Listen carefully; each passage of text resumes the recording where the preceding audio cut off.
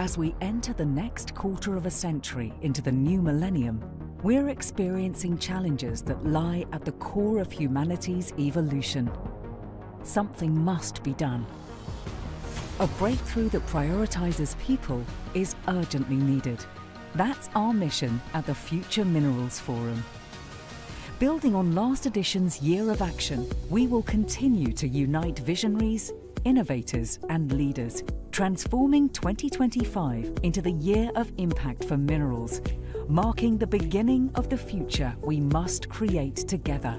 Get ready to take part in a unique multi-stakeholder initiative, convening governments, businesses and other stakeholders from all over the world around one goal: enabling the creation of resilient and responsible minerals value chains capable of positively impacting industries, markets and communities, starting today and for generations to come.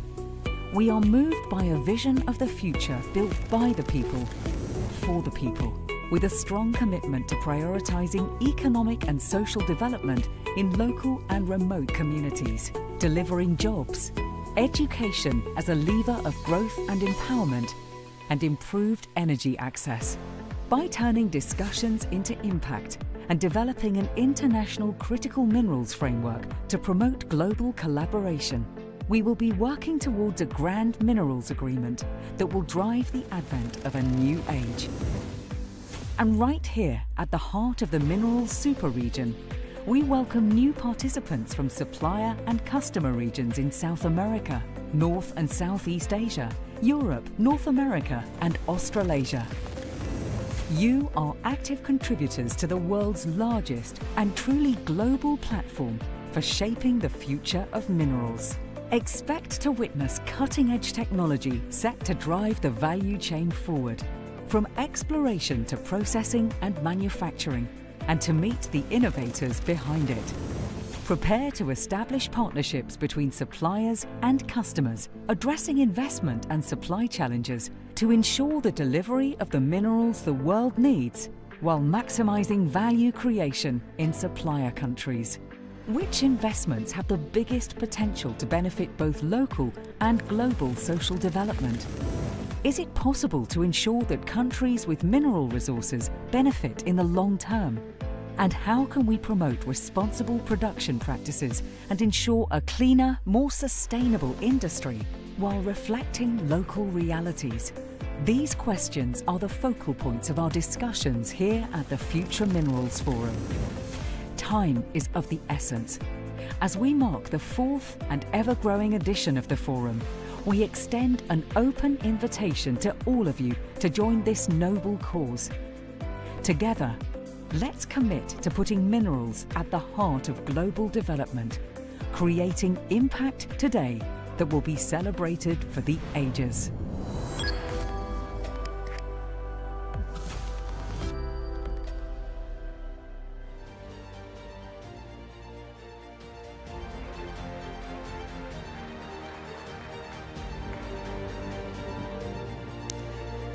Good morning here in Riyadh, and indeed where you're joining us from around the world. This is day 2 of the Future Minerals Forum 2025, if you were here yesterday.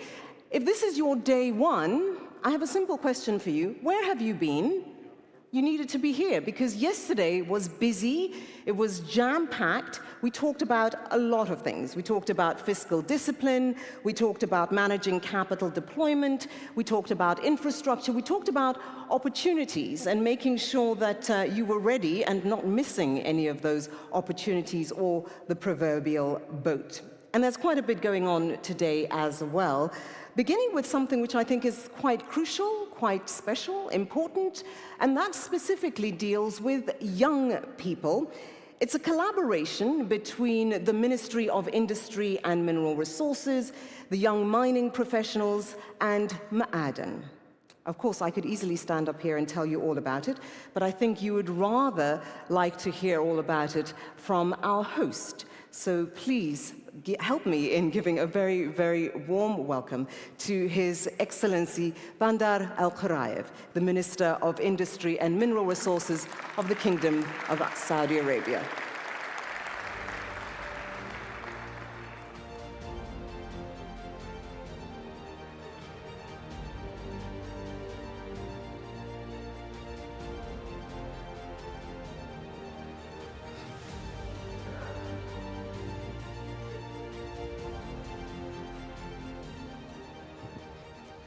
Thank you, Tommy.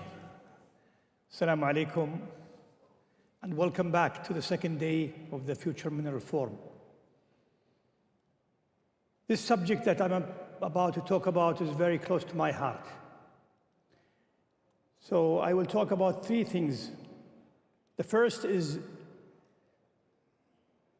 human capital is the most important asset that we have in this country. We are blessed with a lot of resources, oil, gas, minerals, but the true asset of our country is our people. And today, I'm proud that we are focusing on our most precious assets and their future. The second thing I want to talk about is that in our Vision 2030, we are very keen to ensure that everything we do, from an economic or sector development, is touching our people, is designed in a way that impacts people, people's development, people's opportunity for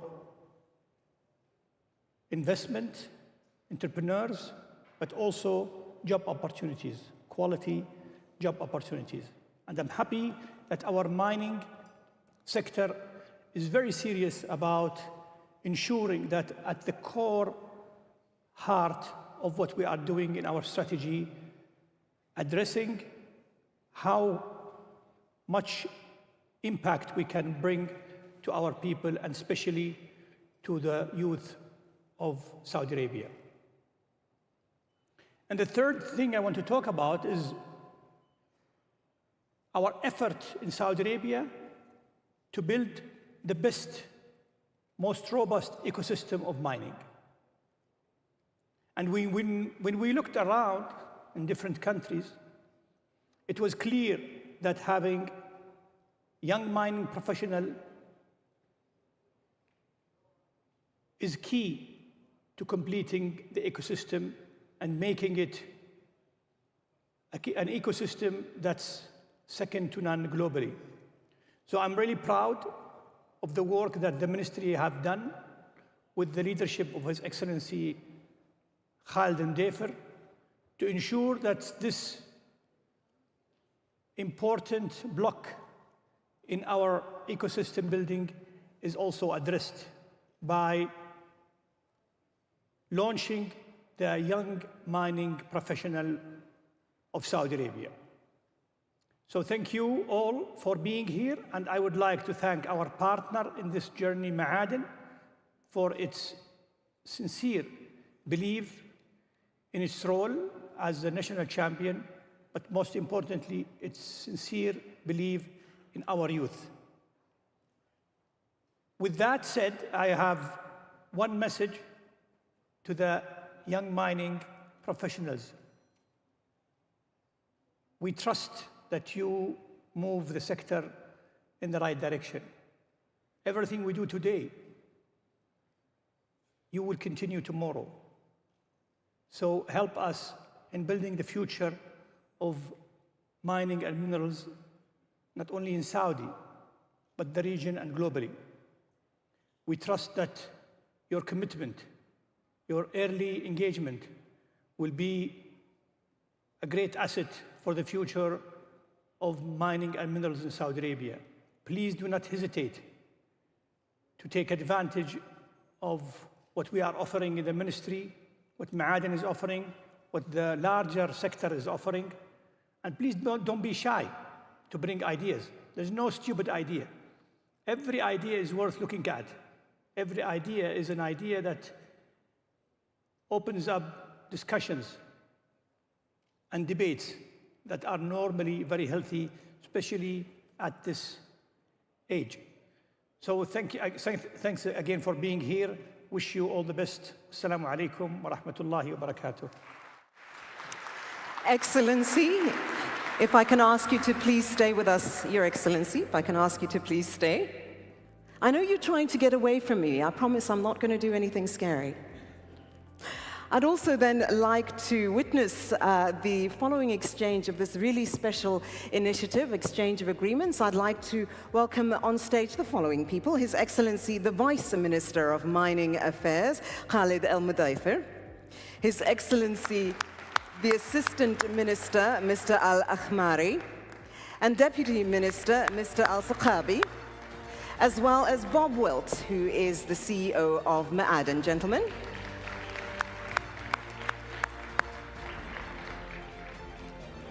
Good morning, always good to see you. Good morning. Good morning. Yeah, thanks, Bob.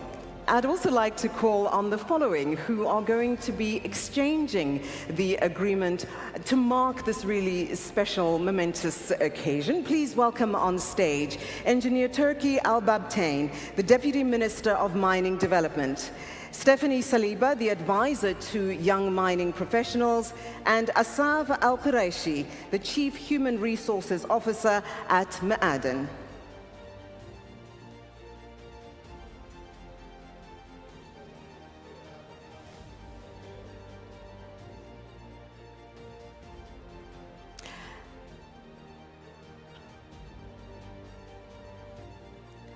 And if I can ask you then to please proceed.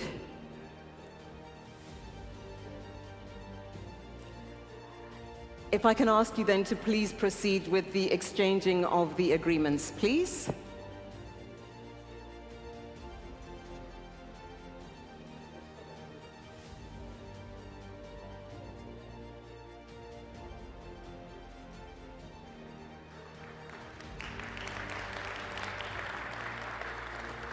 Congratulations.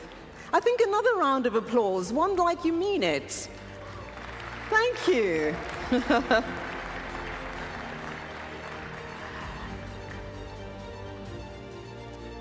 Now, of course, this isn't just about those people who have created a conducive environment for this program to take place.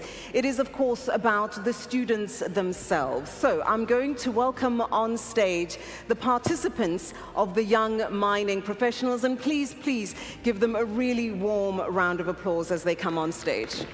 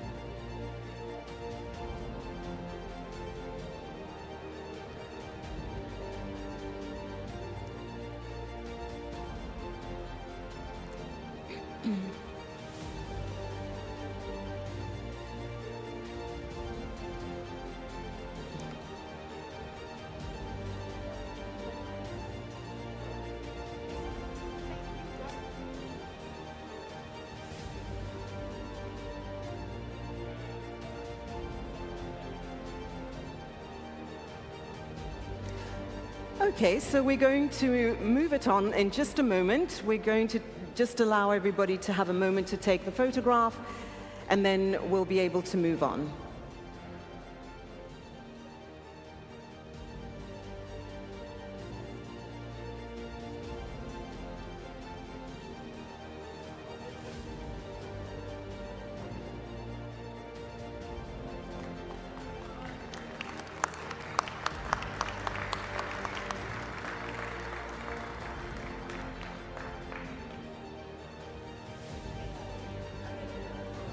Thank you, everybody, and congratulations once again. Thank you.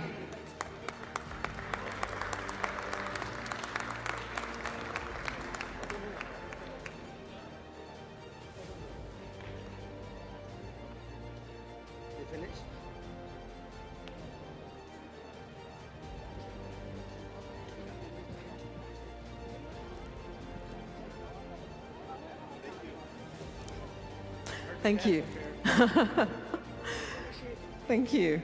Congratulations to all of you.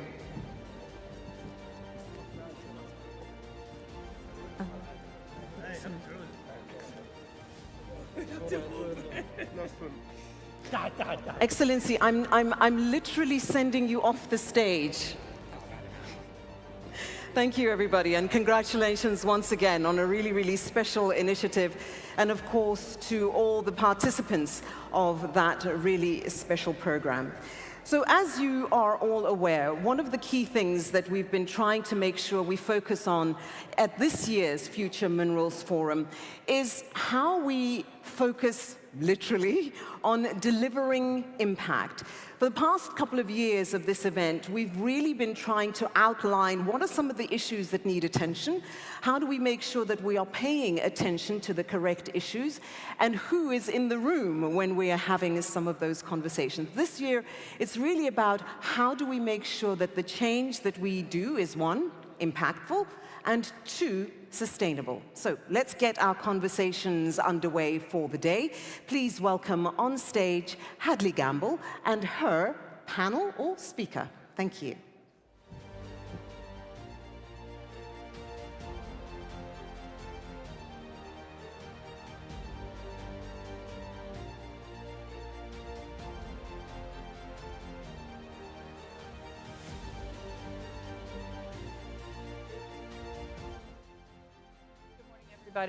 Good morning, everybody, and once again, welcome to the Future Minerals Forum. I'm thrilled to be here and joined by the president of King Fahd University for Petroleum and Minerals, Dr. Mohammed Al-Sagaf. It's great to be talking, frankly, about a subject that is very close to my heart as someone who's covered the progress of the kingdom for, frankly, 2 decades now.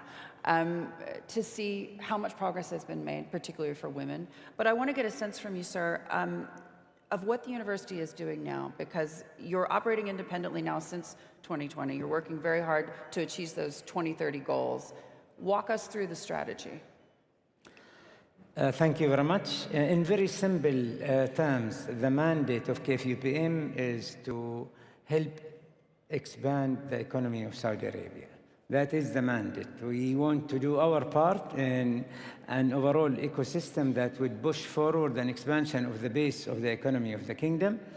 And whenever we talk about something like this, of course, somebody says, oh, that is very easy to say. Okay, how is it going to be achieved? And when we talk about an expansion of an economy, one can ask, how is it done? And the answer is, you cannot expand an economy by focusing on one sector. For example, you cannot expand the economy of Saudi Arabia by focusing on the oil and gas sector alone. It is already the largest sector in the world. What type of expansion are you going to achieve anyhow? You can only expand an economy by creating and nourishing new sectors, and hence the relevance of this forum and the relevance of the mining sector and other sectors as well. And the next question that comes along, and it has been partly answered by His Excellency in his speech just 5 minutes ago, is that what do you need to create these sectors? And as we heard, and as we often say, you need 2 things. You need investment and you need talent. And many a times, strategists and planners and so on focus a lot on investment, getting FDI agreements and so on, but talent is, if not as important, even more important than the investment. And without it, you cannot actually achieve sector development in the way that the Kingdom and Vision 2030 wants. And when we say then investment plus talent, to emphasize the point that I just said, that it is important, we often say, as mathematicians, that it is actually wrong, investment plus talent, because the relationship between them is not additive. If it were additive, you could make up for talent by adding investment, but that is not the case. In fact, the relationship between them is multiplicative. It is talent that amplifies and enables and allows the investment to achieve its goals. And without that talent, you will be multiplying by zero and you would be achieving nothing, zero sector development. Yeah. When you think about how you are training young engineers for the future, for the jobs of tomorrow, for the jobs of today, what is the strategy involved there? Talent comes in many different flavors and shapes and archetypes, and it is a very general and sometimes a generous word to describe graduates of institutions of higher learning. And in our view, there are three types of talent, or three types of graduates of academic institutions. The first type is the economy burdening talent, those graduates who are unable to have the skills needed for today's or tomorrow's economy. And then they become a burden on the economy. They have to be re-skilled, or they take on menial jobs for which they spent years and they don't need that training. If not, they become disgruntled because they are poor and unemployed and so on, and in general, they are a burden. The second type, which is the largest type, is the economy maintaining talent. Those are all the engineers in Aramco and SABIC and everywhere, all the physicians, all the professors, all the bankers, all the lawyers who strive to maintain the progress of the current economy, because the current economy has to continue to evolve and survive, and they are the largest portion of any economy, this type, and they are essential and needed. But the most important type, as far as we are concerned, at KFU Beam, our niche is type 3. That's the economy creating talent. Those are the few who are going to go on to create the future jobs and create the future sectors. And this is why we tell all our students, and we have a number of our students in the audience today, when they get into KFU PM, you are not here to learn to get a job. If you get into KFU PM, it's a very tough school to get into. You are implicitly guaranteed a job. That is not the objective. You are not here to learn to get a job. You are here to learn to create a job.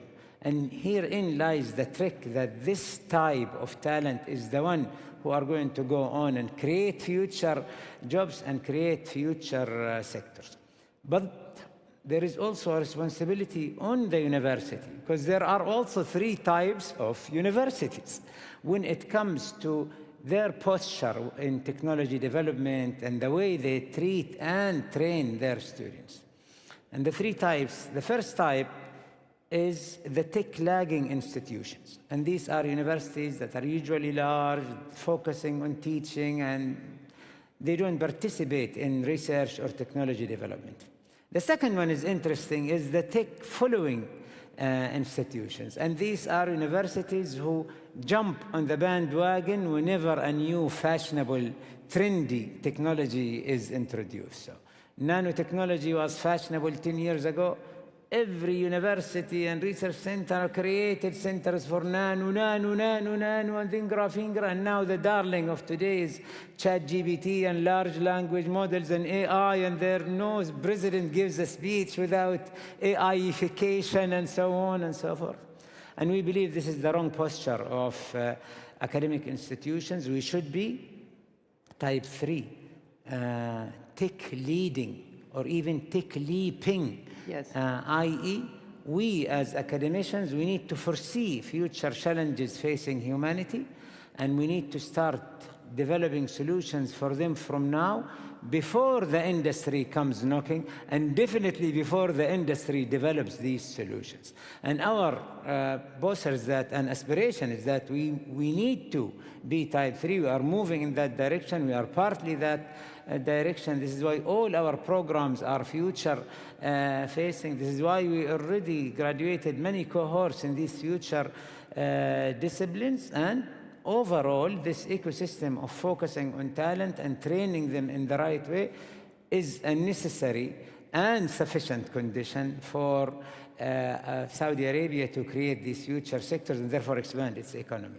One of the criticisms that's often been leveled at the kingdom over the last few years on that journey to Vision 2030's goals has been whether or not you'd have enough people in this country able to execute. You've got the brilliant people at the top, but are there enough people who, as you say, are skilled and can be reskilled for those jobs of today and tomorrow? Is that something that you believe is still a challenge for the kingdom?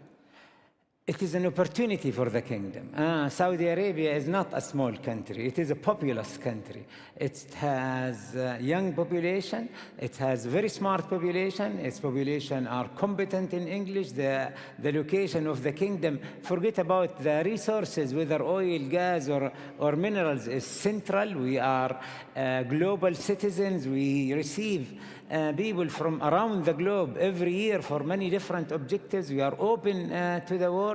And so we do have the numbers, we do have the quality, we do have the caliber. The trick is how to put the ecosystem together, how to match those coming out from university, and before they go into university, and convince them to go into the disciplines of tomorrow by availing the opportunities for them when they graduate. Because some would say students are naive. They are not naive. They are very pragmatic. Yeah. The first thing they ask you when you talk about something interesting in the future is, where are the jobs? Yeah. And many times, if we are not careful, we end up in a catch-22 situation by which companies come to the kingdom and say, where is the talent? Show us the talent. Don't give us subsidies. Give us talent.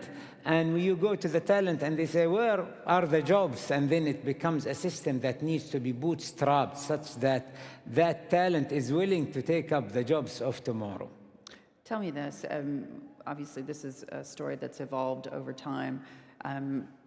Just a few years ago, women's employment in the kingdom was around 17%. And at Q4 2024, just late last year, you have reached over 35% for women employment in the kingdom. It's a massive change. It's very exciting.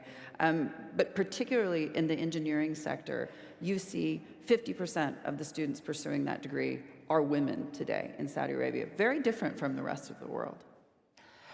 Yes, and we are consistent with the overall vibe coming from Vision 2030. You cannot win a game with half a team. You cannot run an economy with half the population. We have to tap in the talent of everybody in the community and in society to chip in to move this economy forward. And this is what we have done at KFUBM. Our university has been a men-only university for nearly 60 years. And we have graduated some of the best alums. Many of them are leaders today, including Mr. Al-Mudafer himself, who is an alum. And, but we want to graduate the best students from both genders. And so we started 4 years ago, and we said we are going to open admission for all genders, for male as well as female, and in all disciplines, and in the most hardcore of engineering. And we did that, and women took up the challenge, and our ladies came into KFUBM and populated all the disciplines. One of them is mining, science, and engineering. And they are exceptionally competitive. And when I meet, and we have some of our male students and female students here, and I meet the male students, I tell them, God help us, God help the boys, because the women are coming and they're very competitive, and they have absorbed the culture and the spirit of KFUBM in a fantastic way, and parted their own values as well to the university. Our position right now is one that is enviable in the world. KFUPM has the highest enrollment of females in engineering anywhere in the world. Anywhere in the world. At 50%. And you know, if you go to the most advanced of the Western economies and you go to any university and ask them, what is the female enrollment? They will say 50%. But what is the female enrollment in engineering? And it is 10 to 15%, maybe 20% in the best of technical universities. And we did that because support from our leaders and because of the impetus that our ladies have to be competitive, to get into the mining sector, to get into the oil and gas, to get in geology and get into mechanical and petroleum and every sector and every discipline at KFUPM that will be a future sector or an existing sector that will go to bigger heights in the future. We are very, very proud of our male students. Don't get me wrong. We are also exceptionally proud by our female students and exceptionally proud by the Saudi population that demonstrated to the world that we can do things that others cannot do. Yeah, as you should be. Your Excellency, Mr. President, unfortunately, we have run out of time. Thank you so much for joining me. Thank you. Thank you very much. Well, Dr. Al-Sagaf and Hadley, thank you so much for addressing one of the critical areas, which is how to maintain the development of the talent to enable this move towards a green transition in the first place. And what we're going to do now essentially is develop the theme about the importance of what the forum is about, making the green transition work, getting the critical minerals in place, but doing it in the right way. These have to be minerals that are responsibly sourced. That is the demand now of the users, of the end users. And the challenge in terms of governance, certification, traceability, enforcement has never been more apparent than it is today. And those are the issues that we're going to discuss in our next panel. And we have 4 expert speakers to join us from different parts of the mining sector. We're just setting up the chairs to enable us to do that. And I think if we can move now, I'll go and take the first chair, in fact, and invite my panel to come and join me. So we have in this panel, ladies and gentlemen, and please give them a decent welcome, Matthew Chamberlain, who's the CEO of the London Metal Exchange. Elaine Dorward-King, a non-executive director of Sibanye Stillwater, also of Kinmar Resources and Novo Gold. Brian Manell, who's the chair and CEO of TechMet. And Carmina De Noia, who's the Director for Financial and Enterprise Affairs at the OECD. You're all extremely welcome. Thank you very much indeed for joining us. Thank you. Please, take a seat. Matt, thank you.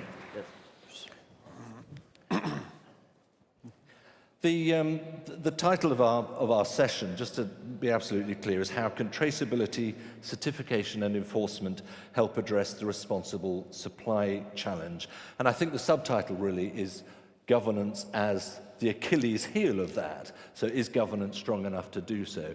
Let me start, Carmina. I'm going to go right down to the far end to start, to give us a bit of a framework as to how you have OECD guidelines, of course, but how to frame the demands of certification and traceability. What do you point out for, indeed, all our colleagues?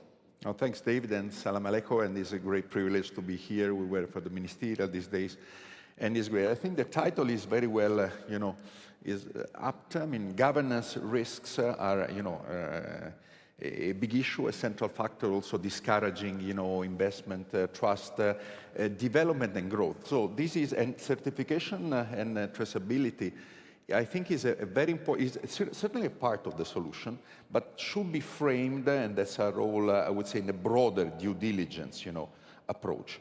And actually, we are a Future Minerals Forum. This is an area where there are no boundaries because there is a global market, global for investors, global for companies, multinational, and no boundaries, but also we cannot tolerate too many differences also in the engagement in local communities, workers.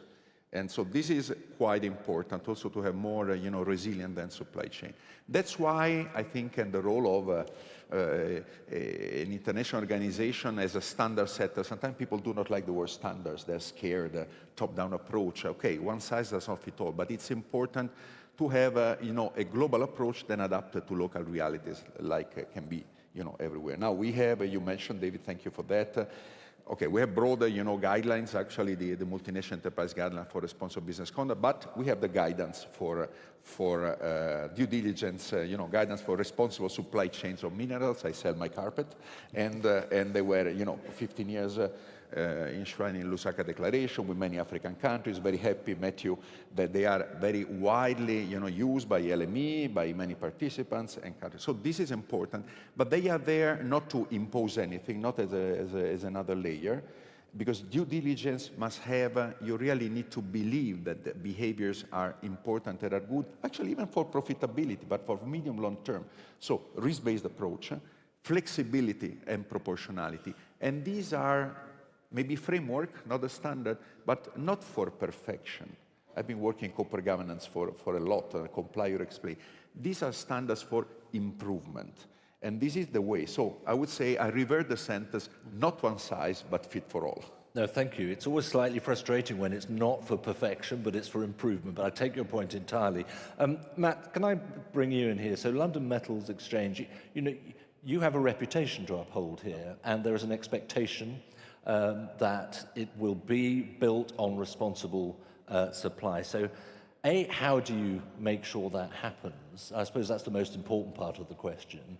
And B, would you accept that the onus is on you to make it happen, or do you accept that the guidelines that we'd get from ICMM, for example, would be sufficient? Yeah, I think it's a fascinating question, and I think the answer is the onus is on us to reflect what the industry wants.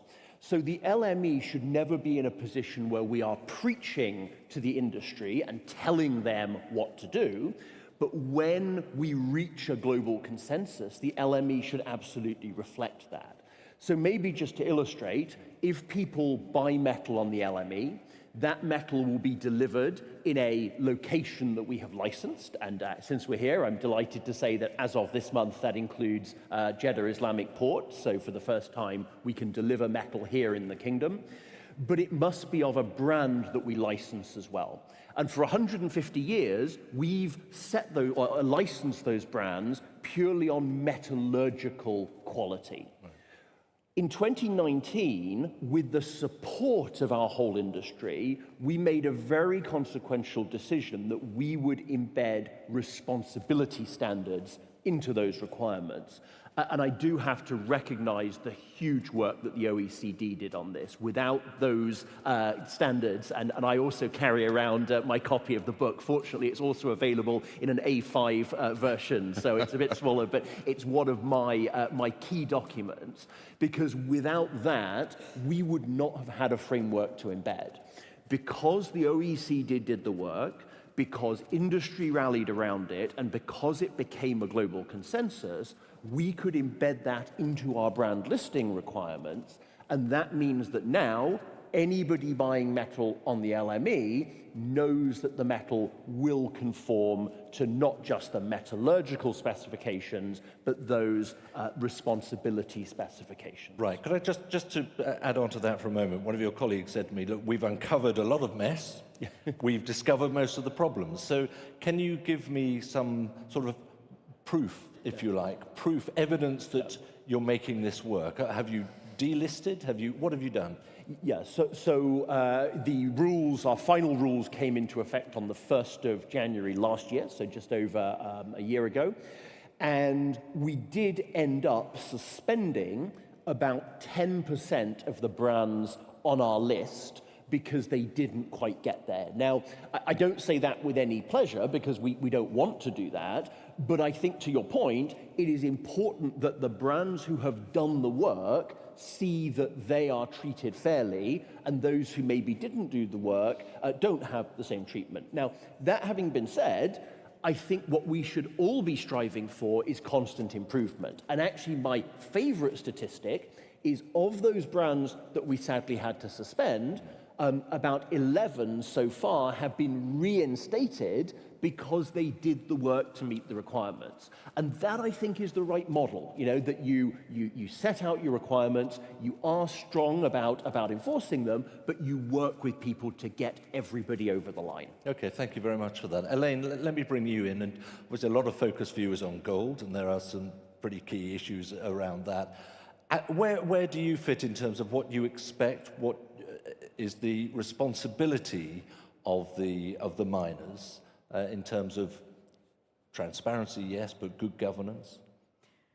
Well, thank you, David, and thank you to the Kingdom of Saudi Arabia for having this event and having this conversation, because it's so very important.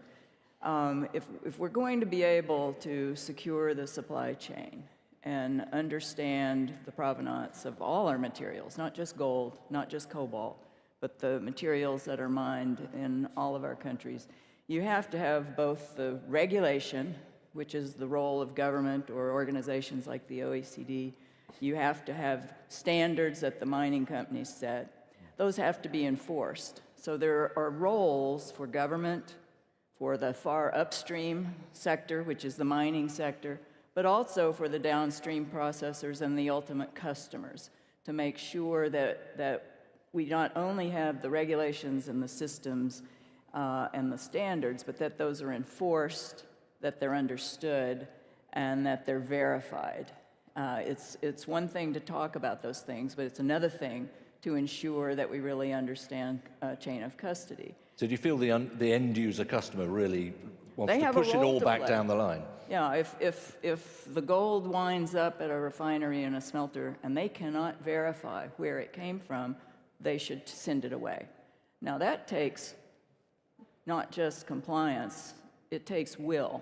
It means you have the political will or the economic wherewithal to do what we all want to do. We're talking at this conference about mining being a force for good, creating a better world. And that takes not only system and regulation, it takes all of us playing our part and having the courage to do that. Brian, I want to bring you in here. TechMet is about sourcing these critical minerals to provide the wherewithal for us to move to a green transition. So the purpose is perfect. We've got examples that we've had from Carmina there. We have a number of standards out there that companies are expected to comply to. I'm not sure you're entirely in tune with what those demands are. Are they too much? No, I'm certainly fully in tune with the objectives. The issue is the mechanisms to achieve those objectives. And we have to see traceability and governance standards in the context of the energy transition and in the context of the geopolitical landscape surrounding critical mineral supply chain security. So there's an imperative for us to transform the metals and mining industry in three ways. One, in terms of volumes, because we need many, many multiples of global supply of lithium and nickel and cobalt and rare earth metals over the next 2, 5, and 10 years. The second is in terms of traceability and standards and responsible engagement with environments and communities and low carbon footprint. And the third is to transform our industry in such a way as to balance China's overwhelmingly dominant position across all of these global supply chains with all of the national security, industrial competitiveness and jobs and growth and national and international geopolitical implications for Europe and the US and elsewhere. And there are trade-offs, and there's some real challenges in balancing these three imperatives. So particularly the third one, if we're going to build competitiveness of industry in the Gulf, in the US, in Europe, we need to produce competitively in order to not undermine the ability to generate returns when you're building electric vehicles or batteries.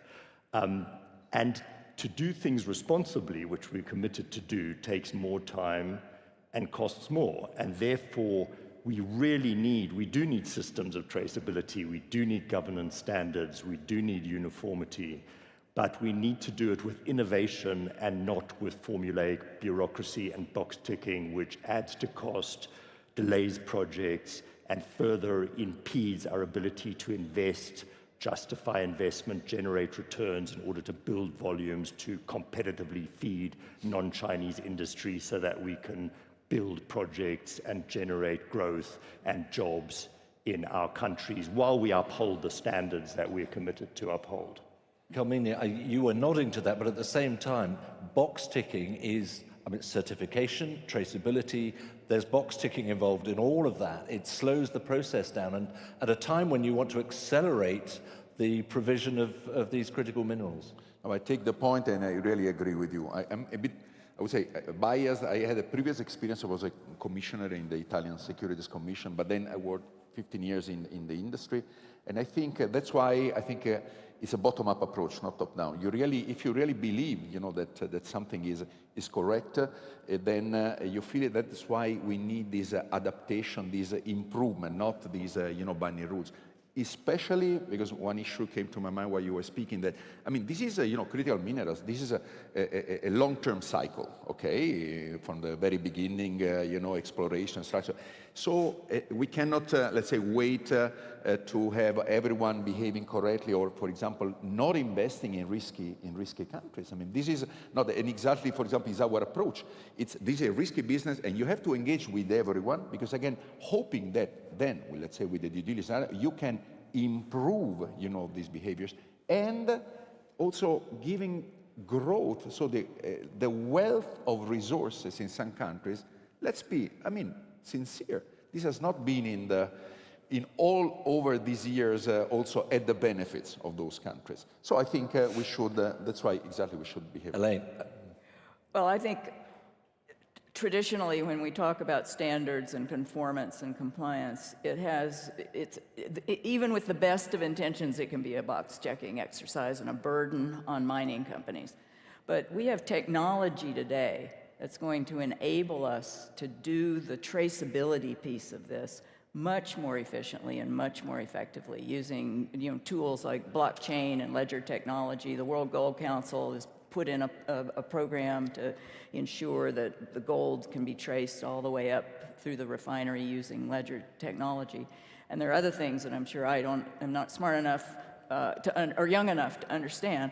But I think we have an opportunity to do things differently now that we didn't have a decade ago when it comes to compliance and conformance. Matt, I'm going to bring you in on that, because gold is one thing, and perhaps traceability is possible. I think the figure is about 20% of gold mined is illegal or illegally mined. Or artisanal. Artisanal, which is obviously slightly different, but a portion of that would be. So there's still a huge chunk that is a problem there. But perhaps gold is a very simple commodity compared to some others. If you're dealing with all of them, is traceability a realistic approach for everything?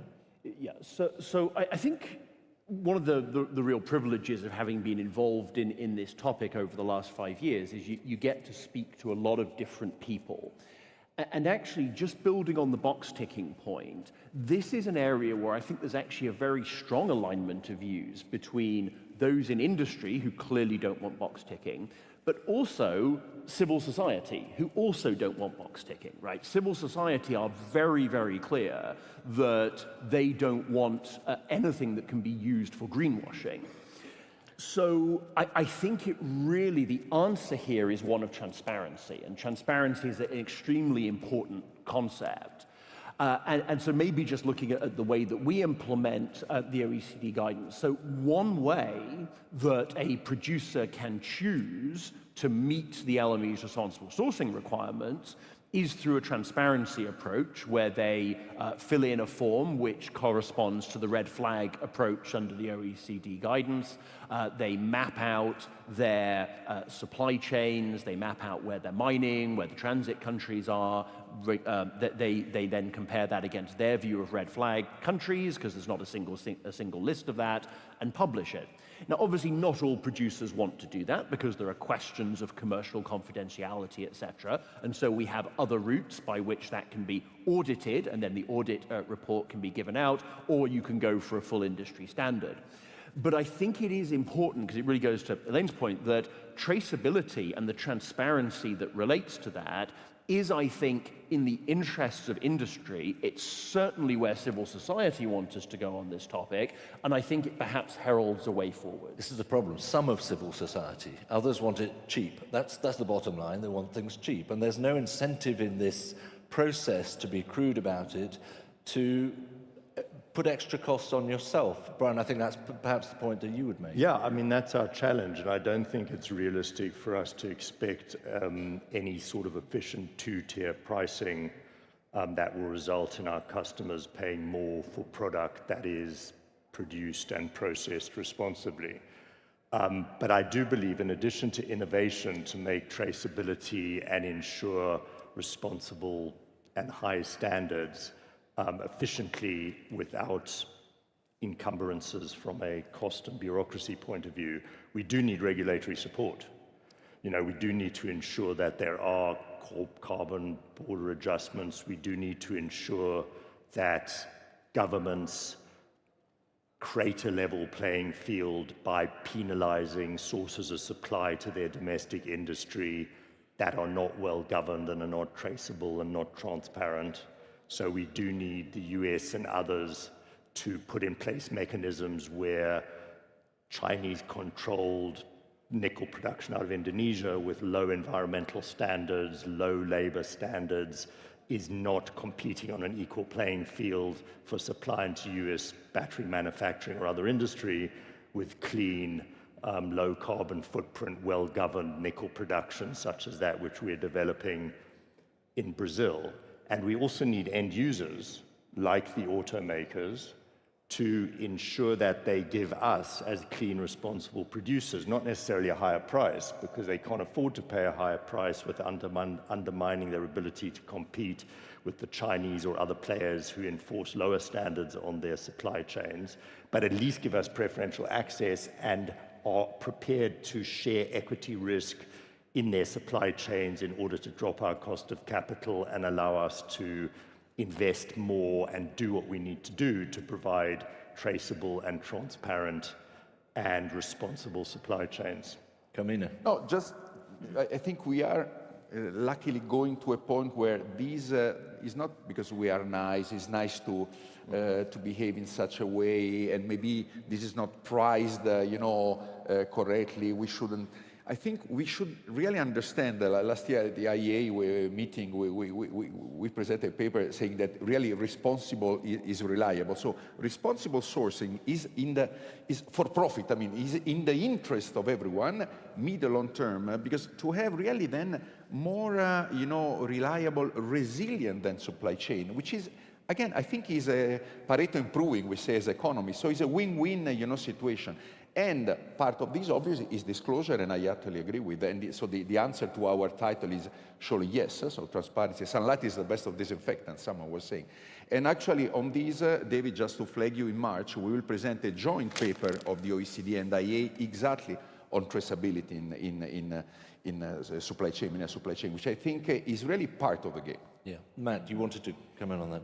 Yeah, so just on the pricing point, obviously, as an exchange, pricing is a core topic of what we do, and I think it is this fascinating question, and it's absolutely the right challenge, is are responsible producers being rewarded for what they do? Now, I would argue, and unfortunately, because there are many other factors driving price, I cannot prove this, but I would argue that us having embedded the OECD requirements into the brand lists means that the LME prices, all else being equal, are higher than where they would be if we had not done that. Because the LME price, by definition, is the price of the least valuable unit in the system. That's how physical contracts work.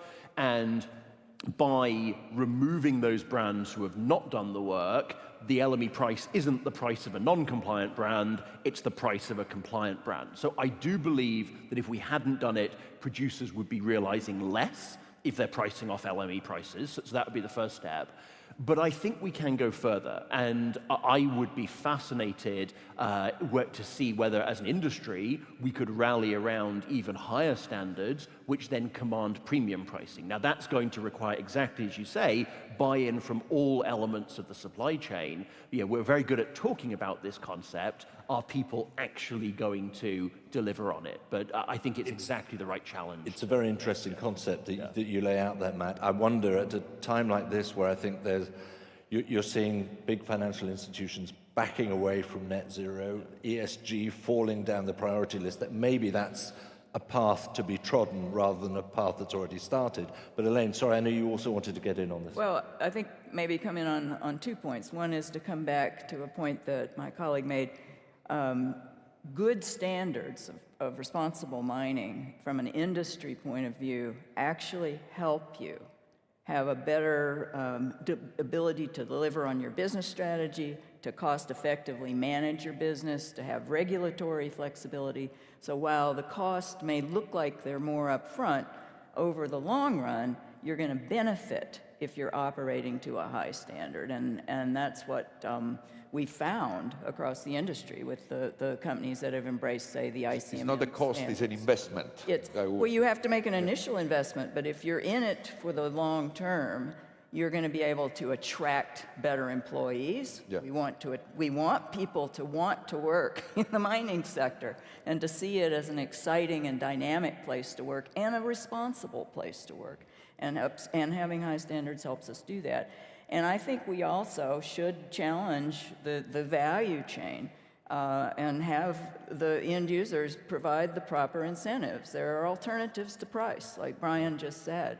You know, why shouldn't they pay a fair price for a responsibly produced material? Can I just say, sorry to interrupt, we're quite short on time. We've talked a lot about mechanisms here, certification, traceability, etc.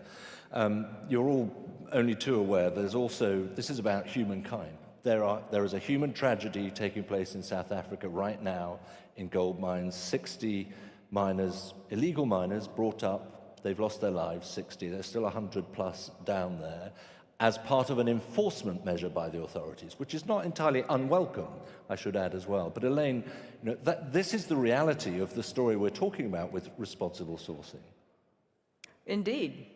I mean, there are a lot of people in many countries that are working in appalling conditions, illegally and also legally, but under standards that aren't being enforced. And it's an issue for the larger industry to have a role in dealing with that, but also governments to do better at creating opportunities and to enforcing things before they get to that kind of stage. But it's difficult. It's very, very difficult. There's not an easy answer to this. It's easy to be critical of what's taken place, but that's been a situation that's been building for a long time and really hard to solve. But this opportunity for traceability and the standards and certification provides a venue for governments to better formalize some of the artisanal and small-scale mining, for large mining companies to be incentivized to bring that into a supply chain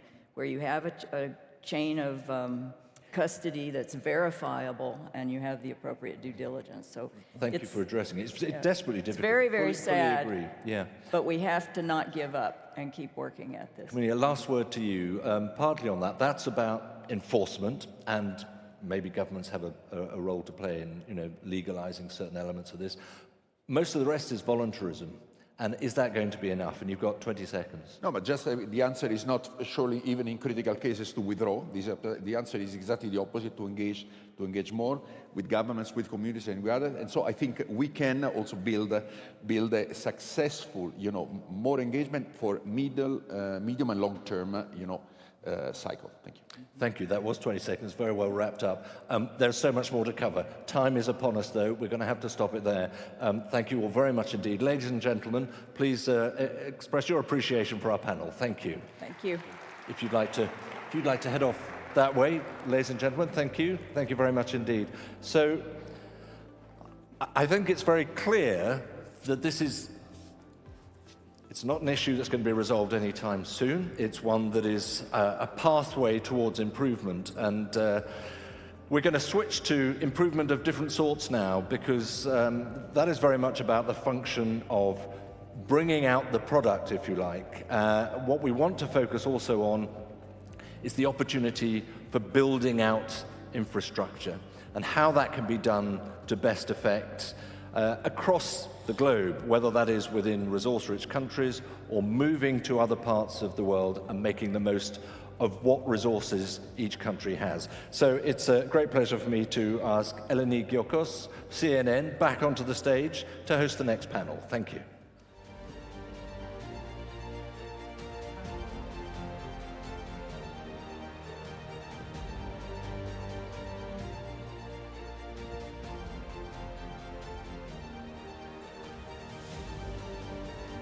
A very good morning to you, ladies and gentlemen. Great to be back with you on the second day of the FMF conference and proceedings, a symposium, I should say, because we've gathered and we've spoken about incredible things and so much more to come.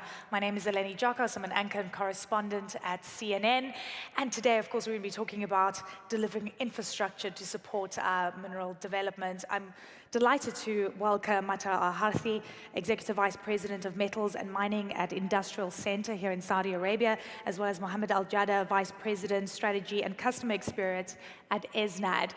And I want to get right into it, because when we talk about infrastructure, when we talk about the water that mining companies need, the power supply, whether we're going to industrialize and create full downstream, what does that mean? How do we do it? But first and foremost, I would love to know, Mata, what you guys do at the Industrial Center and what you focus on. First of all, thank you for having me. And it's a golden opportunity to speak to investor. I think NIDC is very known to most of the investors here in FMF.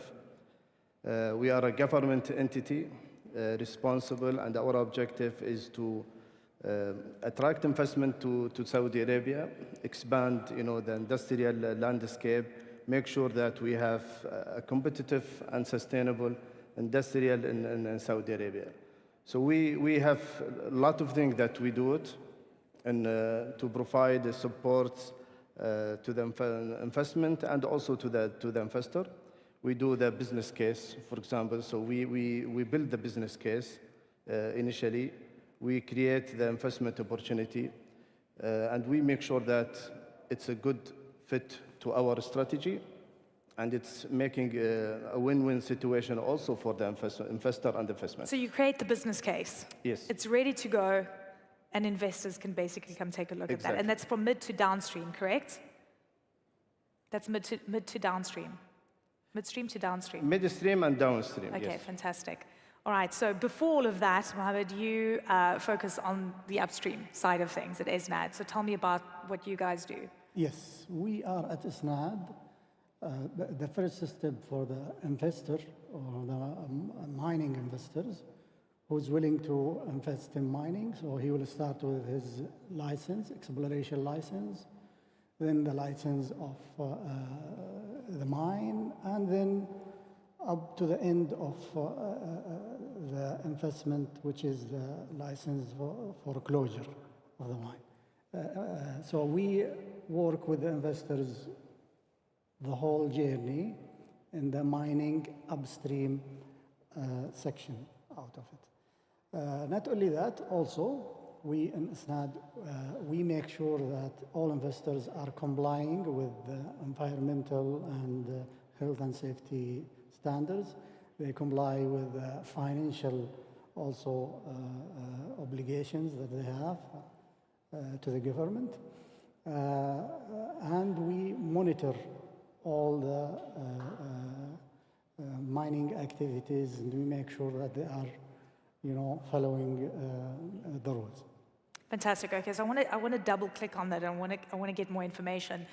One thing we know for sure is that mining industry is very water intensive. Yep.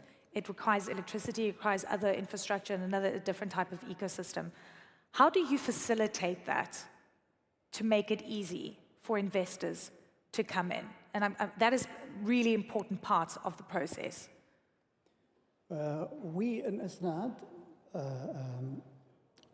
we come up also with business cases for a certain, let's say, complexes that's in need of water or electricity, and we try to commercialize it in a way it will be feasible and financially viable for power investors to come and do an IBB projects, for example, for them, and supply for them water and electricity. But this is all depend on the, the size. And this is partially privatized, and that's really important. This is, as I told you, we are working on. Yeah. But what we have today is most of the mining sites are supplied by power and water from either the grid, the national grid, or maybe we call it isolated islands. So the investor himself, he maybe buy diesel generators or something. So you want to be off-grid basically as well? Depends on the locations. Depends. The location, yeah. Okay, interesting. One thing I'm curious about is how many people are knocking at your door right now for these opportunities? And tell me about the minerals. I think when you speak about 2024, we have already completed 12 business cases worth approximately 14 billion US dollar. And today, when you talk about the pipeline in Saudi Arabia, we talk about roughly 99 billion Saudi riyal, and for 17 different investment, mainly in steel, copper, aluminum. So when you talk about how many investment, I think we have a lot of them, they come and we speak to them, and they are in our pipeline. You just, for this conference, I think we have like 43 investors looking to meet with us, and we have already scheduled them during the conference. So you can imagine 43 for 3 days, and overall... Is that a record? Normally, the success rate for most of the investment is high. So we need to compare for the upstream, when you talk about the primary industries, which is capital intensive, we have limited, because when you talk about steel plant, it's only 1 or 2 steel plant you can do in Saudi Arabia. When you talk about aluminum, for example, we are looking for 2 or 3 smelters in Saudi. So roughly, when you talk about mega projects, they are limited in kind. So it's not something that we can create a business every day. But when you talk about the downstream, the small industries, I think we have a number of industries that we are working with them. What's the business case? I'm curious about this. When you say you're looking at business cases and you're looking at whether it's economically viable, would you say that Saudi Arabia is in a position to compete effectively with other countries, mega processing places like the likes of China and so forth, from an economic perspective? And do the numbers make sense? Yeah, of course. I think once we make a business case, it should be a viable business case and competitive, because we are looking to make a competitive industry, and we need it to be to stay for long, and it's sustainable. So, for example, when you talk about different industries, that it's not positioned very well in Saudi Arabia, we rather not to involve in that industry, but we have so many industries, many commodity that we can explore in Saudi Arabia, and we have already a lot of discussion with the investors. As I told you, many of them in primary industries, but also in downstream. So when you talk about a business case, I just want to highlight this one. We created internally just to make sure that we have a sense of how much it costs to make this investment in Saudi Arabia. So we need the cost from perspective of enabling this investment in Saudi Arabia, but also to see how much it required from land, from maybe power, from gas, from other utilities, So for us to be prepared for that investment to be realized in Saudi. So you're like ready to go, basically. Okay, Mohammed, I want you to jump in here. You know, His Excellency the Minister was talking about over $2.5 trillion worth of potential mineral and resources in Saudi Arabia. And I guess you're looking at it from a very different perspective because you guys are the ones that are going to make it happen operationally and the infrastructure that's required. In your estimation, how quickly can this happen, do you believe, the infrastructure, the support, and is that translating into, you know, real opportunities, people knocking on your door and saying, look, we're really interested, we think there's prospect here? It can happen very fast, but very fast the mining industry is Yeah, it takes different. 10 to 15 years, but some people do it quicker. Yes, yes. But when it's come to, for example, a real opportunity and the investor start applying for his license until he start really mining and then processing and smelting, it will take something between 5 to 10 years. What we do and in ISNAD, we help the investors by the services that we offer to them, and we are using the latest technologies in terms of platform that investors can come in and apply for the license and apply also for all the declarations on the platform. And also we are using the latest technology from compliance point of view to, you know, make sure that all the sites, mining sites, are complying with the, you know, laws. So it's financial compliance, environmental compliance, yes, exactly, safety, and so forth. So we will help them from this point, from licensing and making sure that they comply, and from the either financial or environment. And this is very important because, as I told you, we are using the latest technology, and all of it is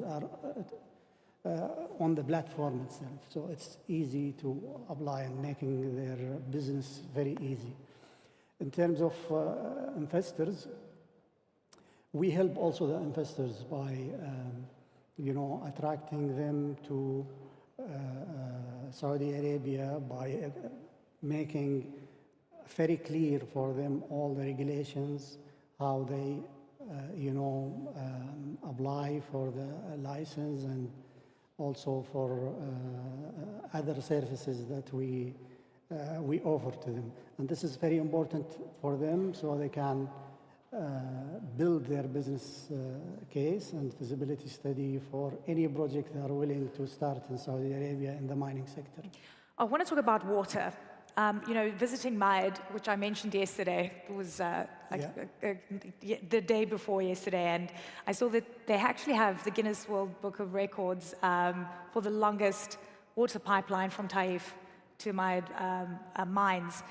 And it dawned on me that obviously the water issue needs to be solved, and that's a big infrastructure cost as well. Is that your biggest worry, would you say, and biggest challenge from an ISNAD perspective? Yes, it is very important, you know, to have all the utility available for the mining site, and without water there is no mining. You know? Yeah. It's really very crucial. In ISNAD, what we do, as I told you, part of our business development activities is to explore the idea of supplying water to the mining facility or mining complexes by doing maybe an idea how we can make it privatized. So we can build an IBB or IWBB that can supply all the investor in one mining complex, maybe also using treated water, and then using it for the process in the mining facility. Also, we help, you know, entertaining the idea of using maybe a closed cycle process in the water itself, so you can use So it. you're thinking about the environmental side of Yes. things constantly, the water Yeah, scarcity. and this is part of our also what we do in financial compliance. We make sure that all the resources that's needed for the mining facility is up to the law and standards. There's a new way of looking at mining, and everyone's going, look, we need the critical minerals. It's going to help decarbonization, but we can't take away the fact that mining is still dirty. It's energy intensive, it's water intensive, and that's going to be a reality. So how are you guys looking at it mid to downstream? Because that's actually very energy intensive. I think it's a very good question. Doing a business in metals, it's not always straightforward. Yeah. It's complicated, capital intensive. It required a lot of utilities. In respect to critical minerals, we just finalized our study, so we made our plan very clear and where we to go in critical minerals and how we do it in Saudi Arabia. So some maybe we explore it and we take it from our our land, but some maybe we bring it from outside and we process it in Saudi. So we could be in a critical supply chain and somehow. So maybe in some metals like lithium, for example, we could go for lithium refineries in Saudi Arabia. So you're ready for lithium refinery? So we do lithium refinery now. We work with several investors. They are looking to explore this business in Saudi Arabia. So we work with them. We make sure that they got the right required land. They position themselves in a way they become more competitive so they can also export. So it's not only for our local market, but also they can target the export market. So very quickly, we've basically run out of time. One last question. Do you think the way that you're positioning this, right, because you've got a plan, you know exactly how you're going to target investors, Yeah. you're making it as easy as possible. Do you feel that you can be competitive on a global scale, capturing that entire value chain? And I'm talking about competing against the ones that dominate, and that's over in China, yes or no? I think in most of the commodity we can do. Yeah? And we are working on it. We have some investment that it's competitive and also competitive in export landscape. So We have what it takes to be competitive, and it's going to be a very tough competition, but we are up to it. all right, fantastic. Round of applause, ladies and gentlemen. Mohammed and Matar joining me today. Thank you so much. Thank you. Thank you. Thank you, Eleni, and your panel. So clearly, as we're having our conversations today, there are various aspects of the whole value chain of the industry that we're exploring. Yes, we can have conversations about infrastructure, but one thing that I think is important for us to think about and perhaps be more deliberate in considering is the impact that minerals actually have in terms of the contribution they make to our society. And by that, I'm not just talking about the technological aspect, but I'm talking about the social aspect. You all know that when you're doing your mining, you're doing it in communities, and there are people who live in those spaces. And how does this affect them is becoming increasingly important as ESG becomes increasingly important. To have that conversation, please welcome on stage the Managing Director of BMO Capital Markets, Rahim Bapour.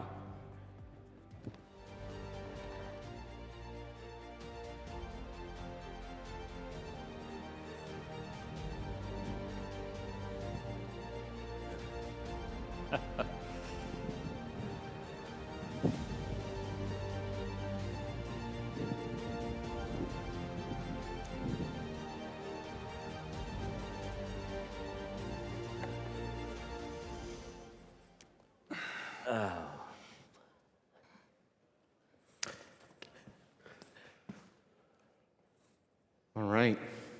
Well, thank you first to our hosts, the Kingdom of Saudi Arabia, to our panelists, to our great audience.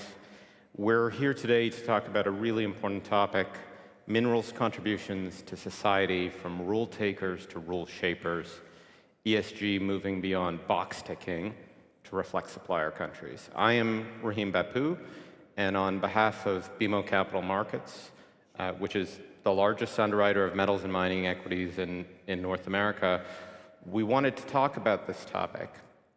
You know, in our role as an underwriter, we've recognized for a long time that mining companies are businesses that focus on coordination and coordinating the world's access to its mineral wealth.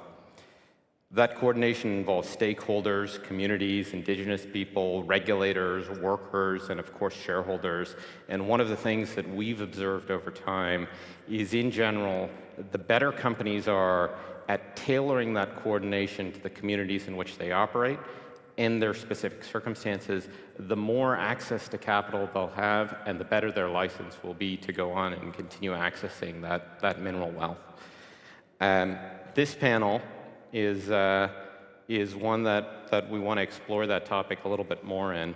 And maybe to start, I'll go directly to Dino. One of the things that we hear about ESG when we think about that as a topic is the idea that it might be a cost to doing business. You have a particular interest in that view of the world, and at Fortescue you think about things a little bit differently. Can you tell us a little bit about that? Thanks, William. We certainly do think about it a bit differently. And first off, thank you to the Kingdom for the FMF. It's an amazing event, and certainly as an organisation, we thank you for all the contribution you've put into this. So at Fortescue, we have an ambition aligned with the 2030 future vision here of ridding ourselves from hydrocarbons. And for us, from the very outset 2 years ago, this plan had to be economic from the start. The technology didn't exist at that point holistically, and in taking some risk, we've been able to demonstrate through the offset of nearly 1 billion litres of diesel in our mining operations, we are actually value accretive in the capital that we've deployed in becoming real zero by 2030, and we're happy to say we are actually on track. And that means completely changing the way that we do business in an open-cut iron ore mine.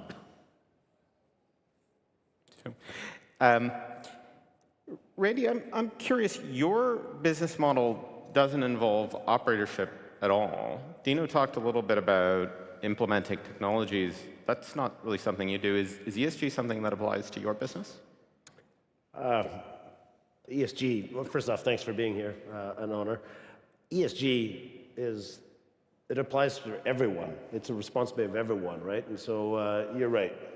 Wheaton Precious Metals doesn't operate mines. We invest into mines. But you know, we've long taken the belief that doesn't exclude us from the responsibility of making sure that there's good benefits delivered back to those impacted stakeholders, those communities around the mine sites that are being generous enough to share that resource abundance with us. And so, you know, I really do think it was just over 10 years ago that we kick-started a campaign of co-funding programs, even though we're not the operator. And I think that momentum it has definitely moved forward. It's something that I encourage everyone. There's a lot of service providers out there that do very well by the operators, but they're also looking for ways to co-invest back into community programs and improve their own ESG performance, their own sustainability performances and stuff like that. And so, you know, just over 10 years ago, we kick-started a program, and we were the first in the streaming and royalty space, and the first sort of third-party entity to actually step up and put money on the front lines in terms of pushing forward sustainability initiatives. And it shouldn't stop at us, to be honest, all the way down to the consumer. We all benefit from the efforts that happen at these operations. We all benefit from communities that are generous enough to share that mineral wealth with the rest of the world.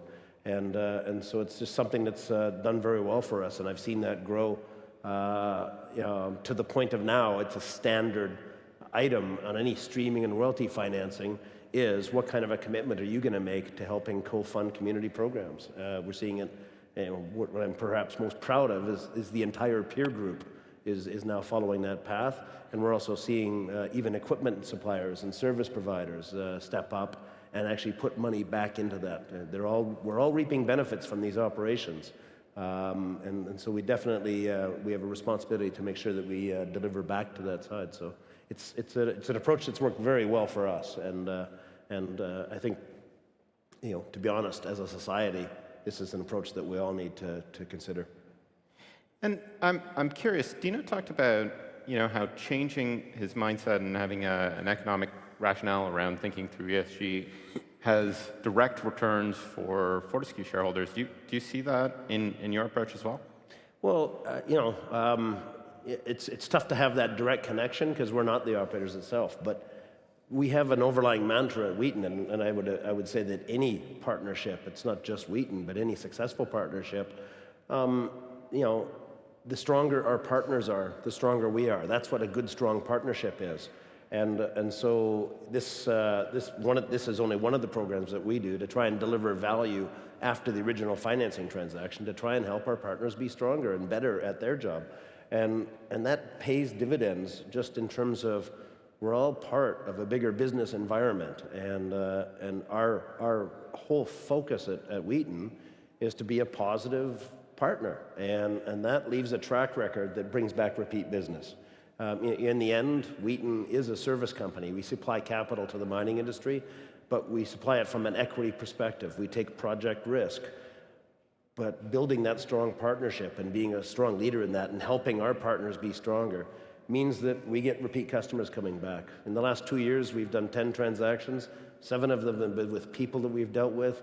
5 of them were non-competitive. They just wanted to come back and work with Wheaton to grow that relationship, and that's a real objective. And so there's definitely downstream benefits to this. I mean, it's just common business sense. It makes sense. Wow, 70% repeat business. That's pretty measurable. Yeah. Sean, maybe bringing you in here. Dino talked a little bit about accessing technologies and how you build new projects. You've got a number of new projects at Valley Base Metals that you're thinking about. How are you thinking about ESG and implementation in your context? Yeah, I think really through a strict social license and value creation lens and risk lens. So, you know, if you think about it, we've got a vertically integrated global nickel platform. We're ramping 3 projects this year up to full production, including, you know, Salobo 3, which we're finalizing. But I'd say I look at it really through a very clear risk and value lens. You know, we're in a very competitive market in nickel, for example. We have to explore better. We've got to get our cost structures down. And we need to be as productive as we possibly can. And with the rate of advance of technology, we've got these centralized systems, these monitoring systems, which are a lot more cost-effective, AI interfaces, and the ability to see what we can do to enhance that competitiveness. At the same time, it's really also about partnerships. So you have to partner with your communities and your host governments to have the opportunity to do what we do. If you do that badly, you lose your social license. That can be catastrophic. And I think as we look at partnerships, we look at technology and that. Bécancour, we've been advancing with General Motors in Pakistan, the first nickel sulfate facility out there, which is advancing well. We did a lot of work with you know, our host communities and First Nations in order to get that social license in the first place. There's a great example with Stobie Pit in Sudbury, which has allowed us to partner with the First Nations and others and the union to be able to bring that online in a cost-effective way and add to our capacity. So I see it as an ecosystem. It's not a cost of doing business. It's an essential part of doing business for us. Frank, Sean's projects are about, you know, some of the very important battery metals. I think the battery metal that's probably the most celebrated is lithium, and Tianqi is a very important, very large producer of the world's lithium. It has often been noted that the production of lithium can involve some significant costs environmentally. Is that a contradiction when you think about enabling the world's energy transition? How is Tianqi thinking about that? Yeah, I know. Okay.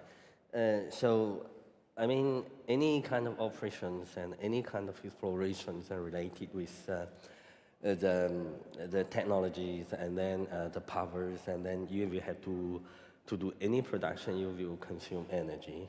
So this is for sure. But we look at the ESG program saying that we have to reach a net zero target in year 2050 or something. And then what we can do is, this is a target, but during the time of production, we will have to try our best to reduce the consumption of the energies. For example, like us, that we both have in the quarries, in the mines, and also the converting plant, that we have a target that we are doing, for example, in the scope 1, 2, 3, that we, in year 2030, that we promised that we will have to reduce 50% of the emissions through the ways that we are using renewable energy, green powers, and then responsible requisitions and all these kind of practice regarding to ESG that we are doing, that we spend a lot of effort, and then we try to optimize the supply chain effect. That we believe this is something not related only with one point or one part of the whole supply chain, but each player has to spill over to each other. So we believe we cannot say that is a contradiction, that is a requirement and an order that we will have to, in what way that we can reach the target at the same time that we will have to reduce the consumption of the energy. And I'm curious on that topic. We're seeing some of the players in the lithium space begin to specifically market their product as green lithium. Are you seeing a pull from customers asking for triple and quadruple green lithium? I mean, we cannot say, but I believe the 100% green product, I mean, green lithium does not exist, at least what is 11 o'clock today? So we say that we see a lot of players and they are trying, like us, everybody's trying our best to make it as green as possible, step by step. Yeah. Do you know, maybe on that note, even more than lithium, iron ore, and specifically low-grade iron ore, has been identified as a significant culprit of the reason that, that steel emissions are such a large percentage of global emissions. Fortescue is a very large producer of that low-grade iron ore, and you noted you were net zero on scope 1 and 2, which is very impressive, but what about the product you're producing? Yeah, it's a great point, and just correction, real zero by 2030, what a distinction. 98% of the emissions in the creation of steel actually come from our scope 3. So our product is burnt with coal, predominantly in China, to make steel. Yes, and you're right, low grade is not the current choice for hydrogen-based reduction. The reality is 97% of the world's known reserves of iron ore do not meet a green pathway. So for us, technology and disruption to technology is the enabler. And I'm certainly of the opinion that humans will be able to solve this. In fact, our own project will demonstrate by the end of this year that low-grade fines out of the Pilbara, it will be possible to use hydrogen economically to reduce that to make a 95% green metal, the first of its kind. We announced that just on a year ago, and many have come along that pathway. For me, it's just about time now where people will develop the technology to demonstrate that low grade can also be able to produce green steel. At the moment, it's only very, very high grades that are not available in significant volumes in order to make that green metal. 10% of the world's total emissions comes from the steel industry. So if 2050 or 2040 or 2030 is going to be real, and I applaud the Chinese for leading the way in this. So they're deploying nearly $1 trillion a year on the energy transformation, eclipses everyone else's activity. We have to solve steel. And I think we're well positioned for that. Do you know who's going to invest in developing that technology? Is it startups? Is it mining companies? Who's going to do that? Look, my view and our experience is there is significant capital available to invest in technology infrastructure. Our organization is putting money where our mouth is, between a $50 and $100 million investment in the R&D specifically. The largest steel mills in the world have mobilized nearly 10,000 engineers just focused on this over the last 5 to 10 years. So for me, it's not about who's going to, it's already happening. Here in the Kingdom, there's already announcements made with some of those major steel mills on using that exact technology. So for me, that ship's already sailed. It's now about turning that technology, scaling them up, getting the cost of the electricity down. Again, we're seeing that here in the Kingdom, the technology coming out of China. It's now certainly within everybody's reach. And our organization, based on the entrepreneurial culture we have, we want to go first. And the other thing about that is we're okay with banking on some of that technology, which will develop. You're seeing we're only at the start of an exponential increase in the productivity and efficiencies you're getting out of energy transition technologies. Can you explain a little bit more about what you mean by banking on that increase? Yeah, sure. So we were criticized heavily about the transformation of our mining fleet from a typical diesel haul pack to a fully electric or green machine. We have over 700 bits of gear. There's multiple thousand pieces of gear. In fact, here in the car park coming in, there are 2 suppliers which have a battery electric fleet available. When we first started this work, the charging chemistry and the battery chemistry only allowed 10, 20-minute run cycles, which is a little bit of a joke, really, when you're talking about mining. Our first generation will be just shy of diesel parity, and our second generation, which will be the majority of our fleet, will actually improve on the economics of the current available diesel fleet. So coming back to my first statement, it's actually a no-brainer to go electric now. Wow, that's a really powerful example. Sean, Dino talked a little bit about investments by the Kingdom in this area. One of the Kingdom's investments was in Vale Base Metals itself, and you've talked and others have talked or speculated about the possibility of raising even more capital to execute on your growth strategy. I'm curious, how do you think about social license impacting your ability to raise that capital? Yeah, look, I think the first thing that attracted me to this opportunity, it's been 3.5 months, is really the quality of the endowment and the portfolio and the potential that it has. So the highest and best use of our immediate time here, we have assets that others would like to own.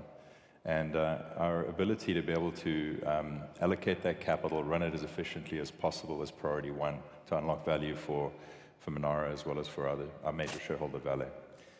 Once we get to a stage where we've been able to achieve that, the question then is, and this will be a question of markets and our shareholders, I think there's discipline, having built a company recently and IPO'd it, in running a business in that way, because you have to run it in a way which will ensure that you've got the highest quality operations, you've got the social license, in order to at least set you up for the maximum degrees of freedom, whether our owners at the end of the day decide to continue with the status quo, IPO it, or do some sort of other transaction at that time.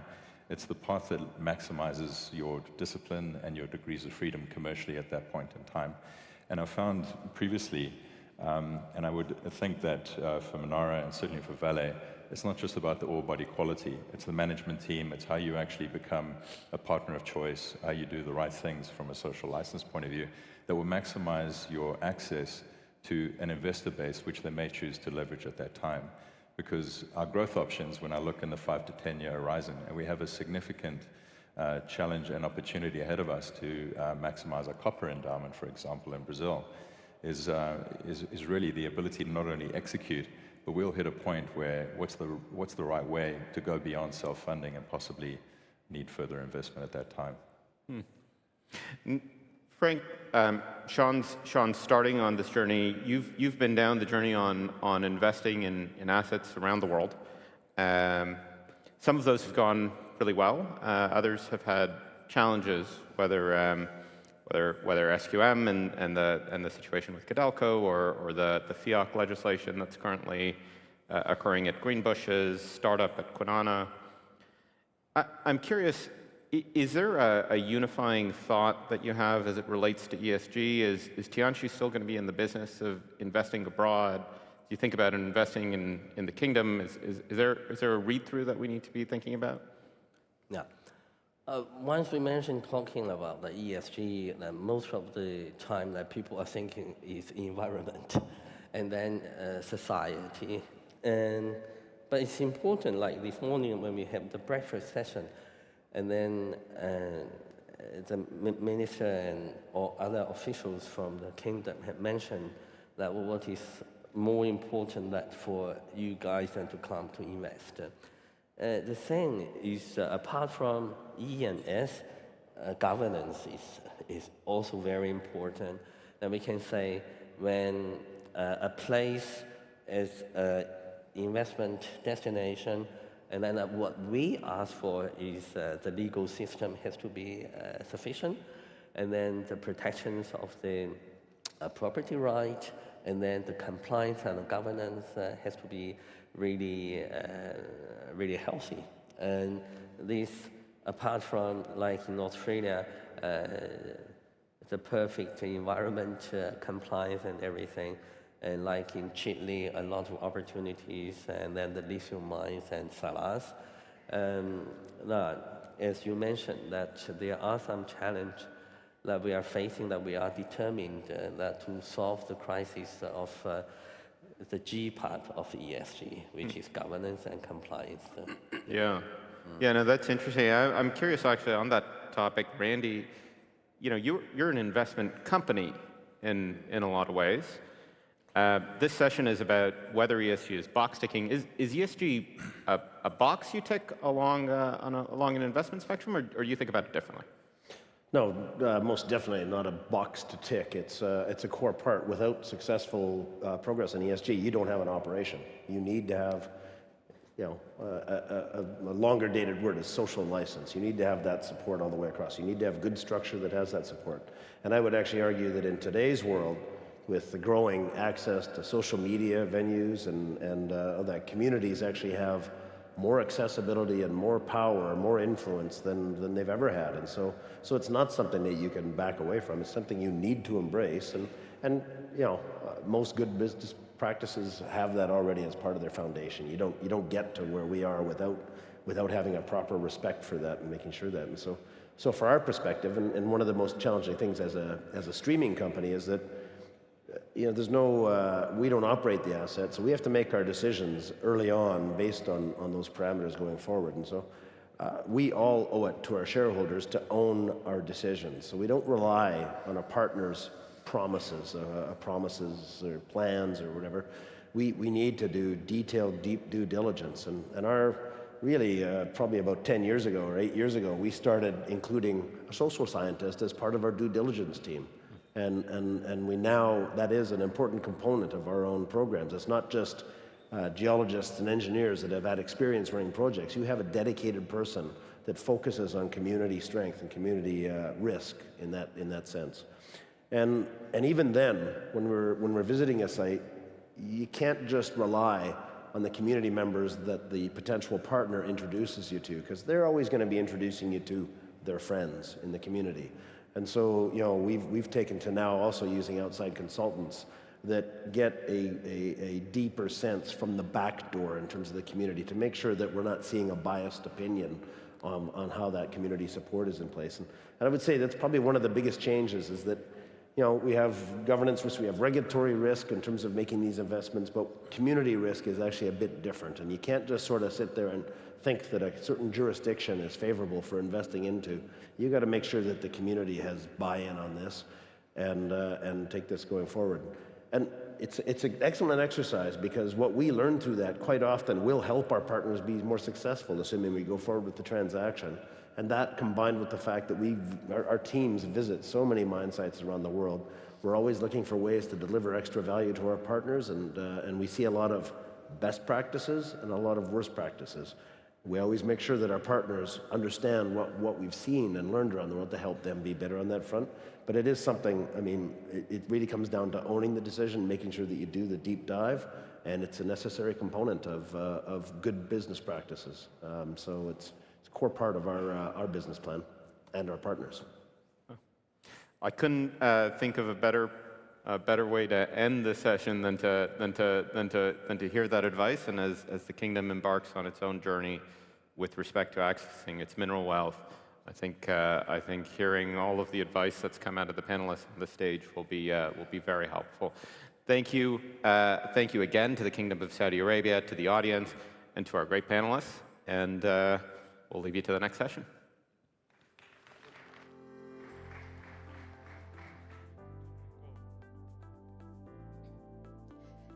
Thank you, Rahim, and your panel.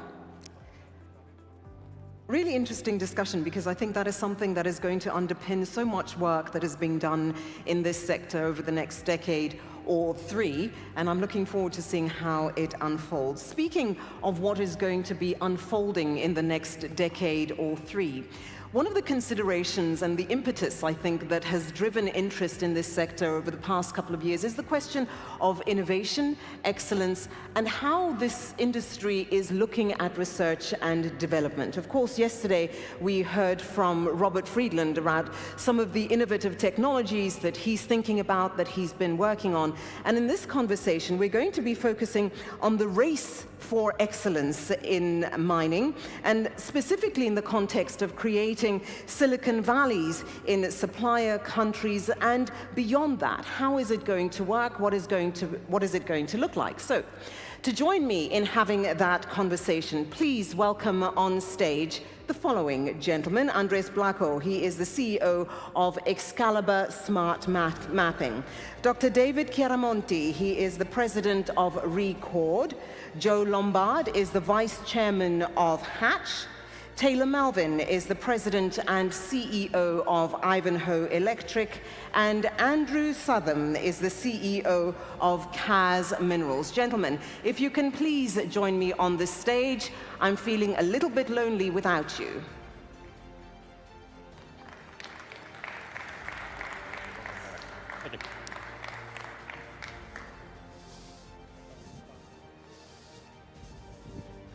Thank you, thank you. Please do take your seats, make yourselves comfortable. So, as I mentioned in the introduction, the question around this industry at the moment is excellence. It's excellence in terms of skills, it's excellence in terms of exploration, it's excellence in terms of how you extract in a good way that doesn't negatively impact your bottom line, but that also makes sure that it takes care of the communities in which you operate. Your industry, or this industry, is known to be conservative. You don't want to necessarily take unnecessary risks because they cost you a lot of money when they go wrong. But the very nature of what you do requires innovation. It requires this sense of, here's a space where I know the technology exists to deliver what I need. Is it realistic, though, to think of a Silicon Valley for the mining sector? Andres, I'd like to start with you answering that question, please. Thank you, Timmy. Interesting question. Actually, we have a hub in Silicon Valley. You have a hub in Silicon Valley? Yeah, working on artificial intelligence and machine learning developments. But I don't know if the question is if you should have Silicon Valleys everywhere, or how you can develop talent around an industry that traditionally didn't have a very good image in the past, which I think is one of the challenges.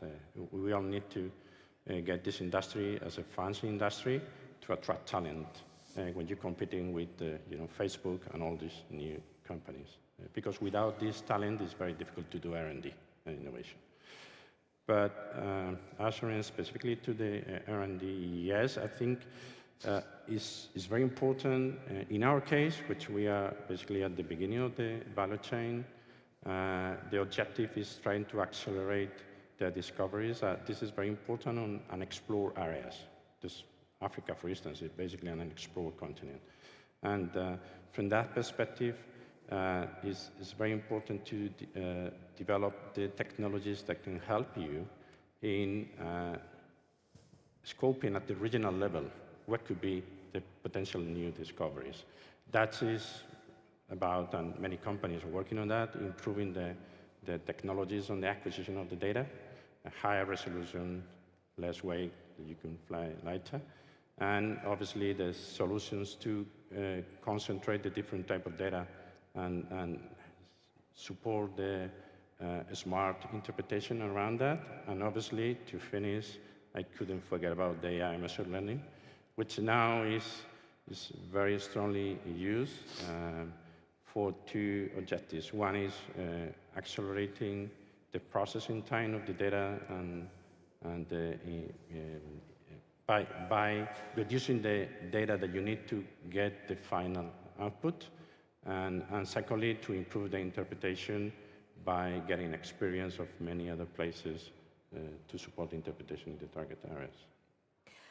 David, if I can then come to you, there is no question about what the needs are, as Andres has indicated. But one of the unique features about a Silicon Valley, the original Silicon Valley, is that it was almost a bit of a bubble, right? So those who were involved in developing technologies, etc., would have to go to San Francisco for them to get the support that they needed. That was at a particular moment in time. Is that something that can be replicated, particularly in some of these supplier countries? And how does it match up or link to the need that exists in this industry? Oh, good point, thanks. Actually, a lot has been done in the past, and in Europe, we are setting up some thematic valleys examples.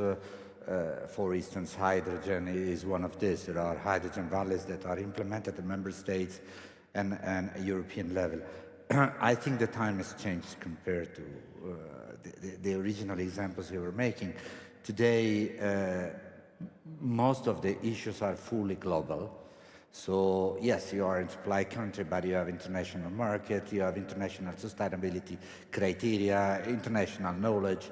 So transferring this information is an effort that has to be carried out by interdisciplinary and with many contributions from different countries. And that is the case, to my opinion, of the valleys, the thematic valleys, or the Silicon Valleys, as you call, where many different stakeholders and many different actors that bring different knowledge all together into one concentrated place is absolutely needed. Also, combining public and private effort can very well happen in these valleys. And the effort is shared like the infrastructures are shared and the knowledge is shared there. So we ourselves are a small example of this in the institution that I chair. I'm from Polytechnic Torino, but Record is a research organization which brings together private and public actors and is just ahead of the industrial application. So finally, the point that the valley should develop is exactly what we call the mountain of death, the point where technology transfer to market, which is far away from academic research. Joe, I think David sits in an interesting position because he's actually doing this right now. But the question then becomes replication elsewhere. I know that you're working particularly in Europe and in some spaces in Africa to try to make this happen. How doable, Joe, would you say it is for us to easily replicate that? In my mind, there is a sensitivity about community, because what may work in one country or in one neighborhood does not necessarily transfer as readily. No, absolutely right. I mean, I think the success of Silicon Valley is known. The local and global impact it had, we experience in our day-to-day life every day. But as an operator, as an engineer, I'm going to follow a really pragmatic approach to it, recognizing that each situation creates a unique solution. I have an example of where an ecosystem and an incubator was established in industry that had expanded, from having a local impact to having a global impact, and that is in the also called something valleys, the Aluminum Valley in Quebec in Canada, where there's a cluster of aluminum smelters, 300,000 megawatt of power, and around that was established what other people might call Center of Excellences, but an advanced version of it, where you are striving to continuous improvement in your operations, and making your products more economic, more sellable, and having in this ecosystem not only operational excellence but also training of people. Universities are really, really important to serve as that incubator of the new technologies and the driver of innovation, and supplement that with suppliers, for example, that also make those ideas, turn them into reality so that you can continue to use them in your operations, but also expand that from an economic point of view. And some of those companies, for example, are selling equipment here in Saudi Arabia into the smelters. I think that's a great example. And naturally, it has to encompass also the community. I think that's a very important aspect of how do we deal with, using these clusters to beneficiate wealth within the communities, and I think it's a great idea to consolidate that. Of course, it needs to be coordinated. You cannot let it just happen it's not going to happen by itself. And there are many other examples of that around the world, where I think here in Saudi specifically, the opportunity is rife to create those kind of all-encompassing ecosystems that will beneficiate locally and globally and have a global impact then as well. And each commodity is different, for that a matter of fact, as well. Yes. Each one has its own market, its own driving forces that will require maybe a different approach. Taylor, the very nature of what your business does requires innovation. It requires thinking differently about the solutions. How are you approaching this view of ensuring that there is a pipeline, almost a continual pipeline, of feeding innovative thinking, innovators themselves, to ensure that you are able to keep pace with where you sit in the market as an innovator, as a driver of change? How do you do that? Is it a Silicon Valley solution? Is it something else? Is it a hybrid? Well, first of all, it's great to me to be back at FMF. This is my third conference, and it's great to be with this great panel today. Our company was founded by Robert Friedland, who is someone that in our industry no one would describe as conservative. He's got a tremendous track record of innovation and technology, a real technology innovator in our industry. And our company was founded on the premise of a technology company that happens to be involved in mining. And this whole analogy with Silicon Valley to me is somewhat more figurative than literal. I mean, Silicon Valley brought together the smartest people in the world from a software technology standpoint. It also brought together the sources of capital, and the banks would go there and fund all this development, and then that would get exported to the world. In our industry, we have to go where the resources are. We have to take the technology to where the metals are. And I think everybody at this conference would agree that the world is in a position where it needs tremendous growth in supply of the critical metals to do all the things that the world wants to do as related to cleaner energy and electrification, et cetera. And technology plays a huge part of that. And technology plays a huge part in how we find these minerals, how we process them, et cetera. And what's so gratifying to me to watch with our company, because it really was a startup that went public in 2022, to kind of go back to a Silicon Valley startup mentality. We've had to hire a bunch of new people, and the amount of young people, smart people that want to come in and work with us using these cutting-edge technologies, whether it's our computational geosciences software or the Typhoon, geophysical surveying platform, and today, I had two young men come up to me, one from Saudi Arabia, one from Boston. You know, one was a graduate mining engineer student, and one was from, I believe it was from MIT in Boston. But they wanted to talk about getting a job in a mining company.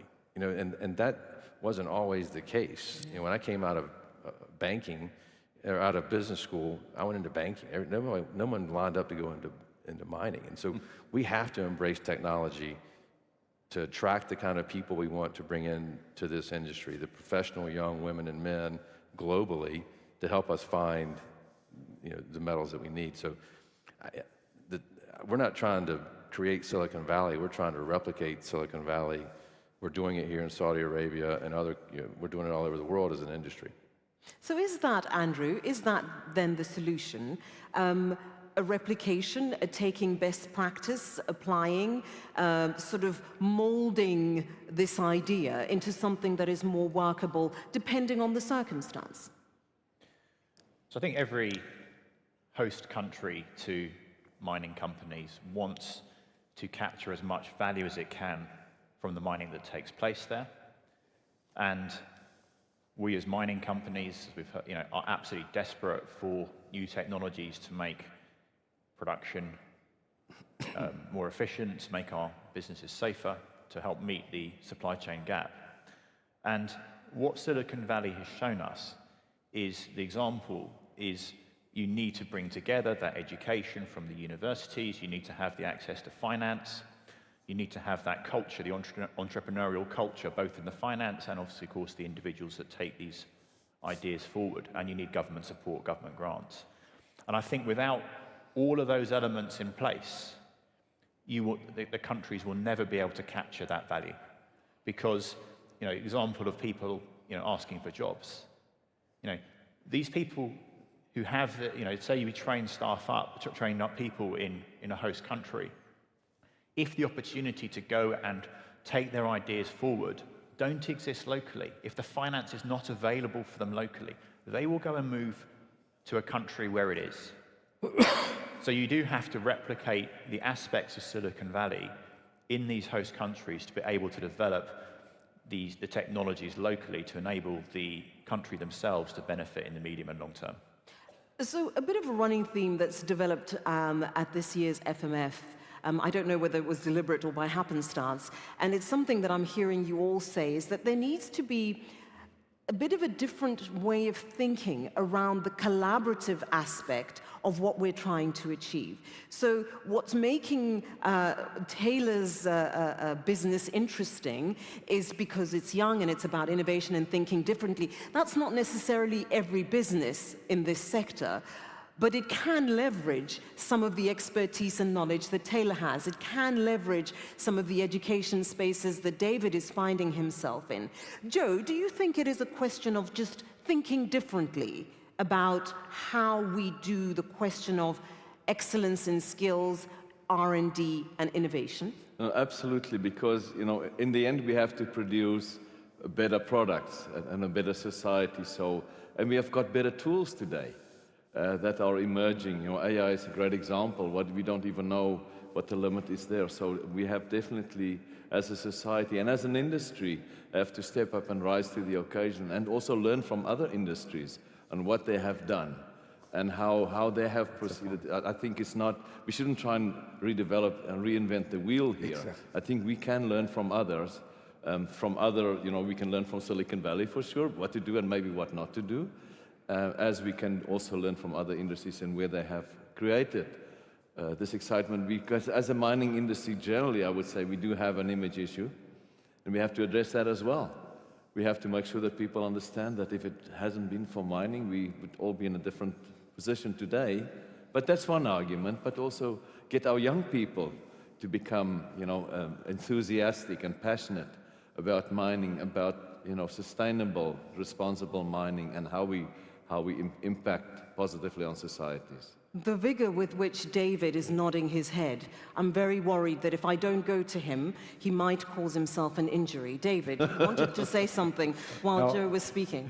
I really appreciate this point. That was actually something I wanted to remark. A lot has been done in other sectors which are next to this one, And a lot to learn. One of my main fields, I'm a mechanical engineer, is biofuels and policy in biofuels. This morning, I heard from the ministers about transparency, certification, traceability, and sustainability as a whole. Well, there's a lot to learn from the biofuel sector to transport here about methodologies, third-party certification, sustainability criteria, and so and so. I know Saudi is very active in ICAO, where I am the national representative for SAF. The same thing could be transferred to this sector. So there's no really need to reinvent the wheel, but rather to learn from decades of work in this area, which is very sensitive to build consensus, because actually at the end we have to build consensus about that what we're doing is sustainable, is good for the future, is stimulating the younger generation. So, and this also brings to what you also already said is about education, that these things goes in parallel, and it's the role of the thematic valleys would be really to stimulate and to support with transfer of information these kind of things. That's really important. It accelerates. Last point, we are working in international market. For instance, if you want to export steel from here to Europe, there will be the CBAM carbon border adjustment mechanism. That's just a small example. So materials are flowing among regions with different regulation, different sustainability criteria, different sensibilities even. And that's what we are supposed to introduce in the Valley. That case is made very clearly, David. Taylor, if I can ask you this then, we understand in many ways that innovation, thinking forward, being a little bit ahead of the curve is very much your bread and butter. So if we are looking at current R&D broadly, not just specific to what you do, and how it is being done, it is clear that's not sufficient for where we're trying to get to. What needs to happen to get us to the level where we're able to produce, one, in terms of volumes, but also in terms of the critical thinking and innovative thinking to sustain that level? And maybe I'm asking you to look in the glass ball, but give it a shot. Well, I think the nature of your previous question or comment about things that we do that maybe all other companies don't do, we need to try to get away from that mentality, because the fact of the matter is most of the world's leading mining companies are doing amazing things on technology innovation. I mean, they're all looking for better ways to more efficiently, more economically, more sustainably produce the commodities that we're all trying to produce. So we were talking about this at dinner the other night. Our industry is really good at getting together at conferences and talking to people who love mining, to people who are in mining, and we all sit there and talk about all the stuff we love. And we need to get out to the universities and colleges and campuses and technical schools, et cetera, and communicate the message that we're all doing really cool stuff that they want to get their hands in. Whether it's computer software programming, we don't just dig holes and extract metals. And I think to get the industry to the place where it wants to be on that cutting edge to produce all the things we need to produce, it's all about attracting talent. And technology is absolutely fundamental to that. So I think it's really breaking that mindset that we're just an old world, a bunch of ditch diggers pulling up metals, that we're really doing amazingly fascinating, cutting-edge stuff, whether it's in exploration or exploitation or processing or mineralogy, what have you. I think it's a huge communication challenge for our industry. Sorry, I'm just making a note here. Bunch of ditch diggers. Taylor. On a more serious note, so yesterday I was having a conversation after dinner, and the person that I was speaking with is it was a lady, and she's incredibly passionate about mining. But one thing she said to me, and I thought, that's actually a good point. She said, why don't we have influencers, as in Instagram media influencers, in the mining sector, in the same way that other industries do? And it sort of made me think around this notion of the approach and how you strike that sort of, we're trying to get to tomorrow. We've been in this for the past 30 years, so we have a peculiarity about how we do things. How do we bridge that gap? Andres, how do you think we could best bridge that gap to make sure that we are being interesting and not a bunch of ditch diggers? Ditch diggers. You know I'm not going to let it go, We should Taylor, just so stop just that live whole with term it. right now, yeah. Andres? Yeah, well, first of all, I would like to comment a bit on the previous questions regarding the innovation.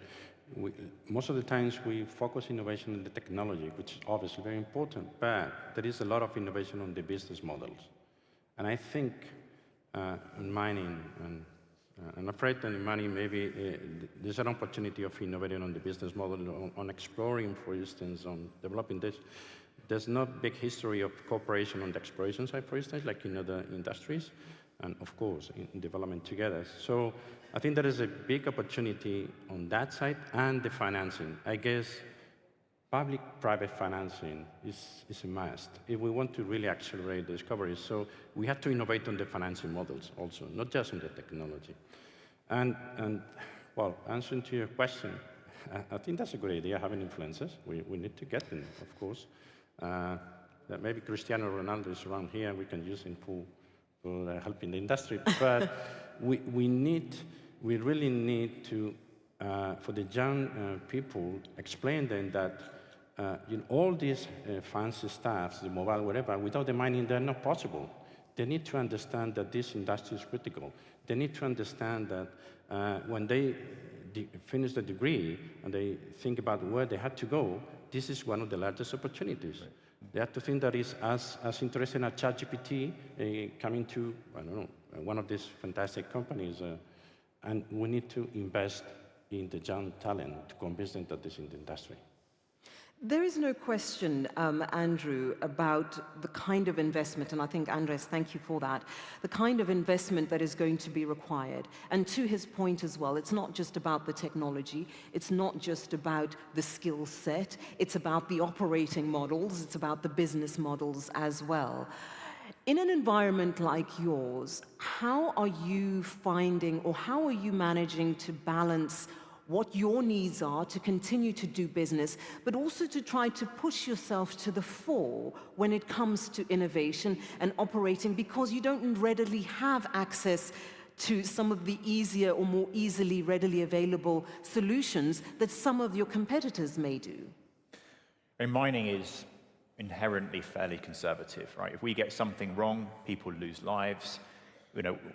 That's fundamentally a deep concern around change. So we want to use technologies which have been tested, which have been proven. We're fairly risk averse. Huge capital goes into our projects.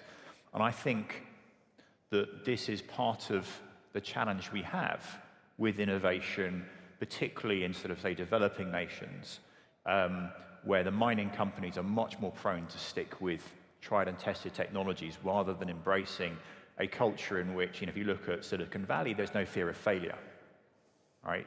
Both in the financing and entrepreneurs. You couldn't get further from that in the world of mining, right? So we have to, but at the same time, we want to accelerate the development of innovation of technologies in mining because we desperately need it. We also want to see that happening local to us so that we are seen as benefiting society more widely and developing skills locally, which potential future workforce and so on. So we have to get those messages across to the colleges. We have to give them some of the challenges that we face so that they can focus as well on those challenges and see that we, the big data, the AI type projects that we want, because we're competing for the same people as other sectors. And then as a business, we need to be open-minded. We need to be open-minded about looking at some of the developments that are happening locally, which may not be as fully proven as established technologies from certain developed countries. So it's partially a mindset change, and that will change our image, and it will change the speed in which innovation happens because we'll have much greater pool to draw upon. Okay, that clock is ticking down rather rapidly, a bit more rapidly than I would like. So I'm going to just ask you to give me really quick responses to my request. And I'm going to start with you, Andrew, because you sat down last, so you get to go first. If there was one thing that you think needs to happen in the context of this conversation to make sure that we're addressing the future needs? One thing, please. What would that be? Image of mining. We need to attract ideas, people to focus on us. Taylor? I think it's, we've all talked about technology innovation, but I think collaboration, and Andres mentioned this, it's Silicon Valley, back to your example, smart people go there to learn from each other. They're competitive, but they're also collaborative. We need more of that in our industry. We've got partnerships with BHP. We're very fortunate to be partners with Ma'aden here in Saudi Arabia. Collaborating, learning from one another, sharing best practices to be commercially successful. Joe? I would like to see that people understand One thing, Joe. Only one. I see you counting fingers. Only one. Mining is cool. You see, it worked. Thank you. We do a lot of cool things. I mean, if you think about innovation, I've been thinking, we got robots, remote robots, mining underground, no people there. That means a lot of technology needs to be in place for you to do that. We build mines where there are only electrified vehicles underground, et cetera, et cetera, et cetera. So it is cool. Awesome. David? I would say long-term thinking, because these are very long processes. Yesterday I heard 18 years from exploration to first shipment, so from the minister. The same happens in the energy sector, so we have to have stable conditions to have the proper possibility to inject innovation with the right time. Time is always the missing point in the discussion. We discuss about targets, but never how much time you need to get there. So long-term thinking, monitor, develop roadmaps, and how these are implemented. And we're almost out of time. Andres? Well, that's not fair. And the last one, so all the answers already given. But, oh, my goodness. Innovative funding. It's all about sure. in the world. We need funding to support everything. We need to be more creative on how to attract more money to the industry. The numbers have turned red, which is their way of telling me that I am completely out of time. Gentlemen, I thoroughly enjoyed that. Thank you very much. To my panelists, please extend your gratitude. Thank you very much. Thank you. And if I can ask you to make your way out, thank you very much for joining us. Yep, that way. Thank you. I don't know, I enjoyed that conversation. I don't know if you could tell, but I thoroughly enjoyed that conversation because I think it really is about looking at how we are changing our mindset. How are we changing how we're approaching innovation, skills development? How are we changing the way in which we look at the end goal, or the end point, for lack of a better word, and how we intend to get there. And I think Andrew's point around making sure that we're thinking differently around how we are doing business, how we are doing skills development and attraction, and how we are doing R&D, research and development, is key. So that's my bit for now, but to come and keep you company for the next session, I'm going to call on David and his panel. Thank you, Jimmy.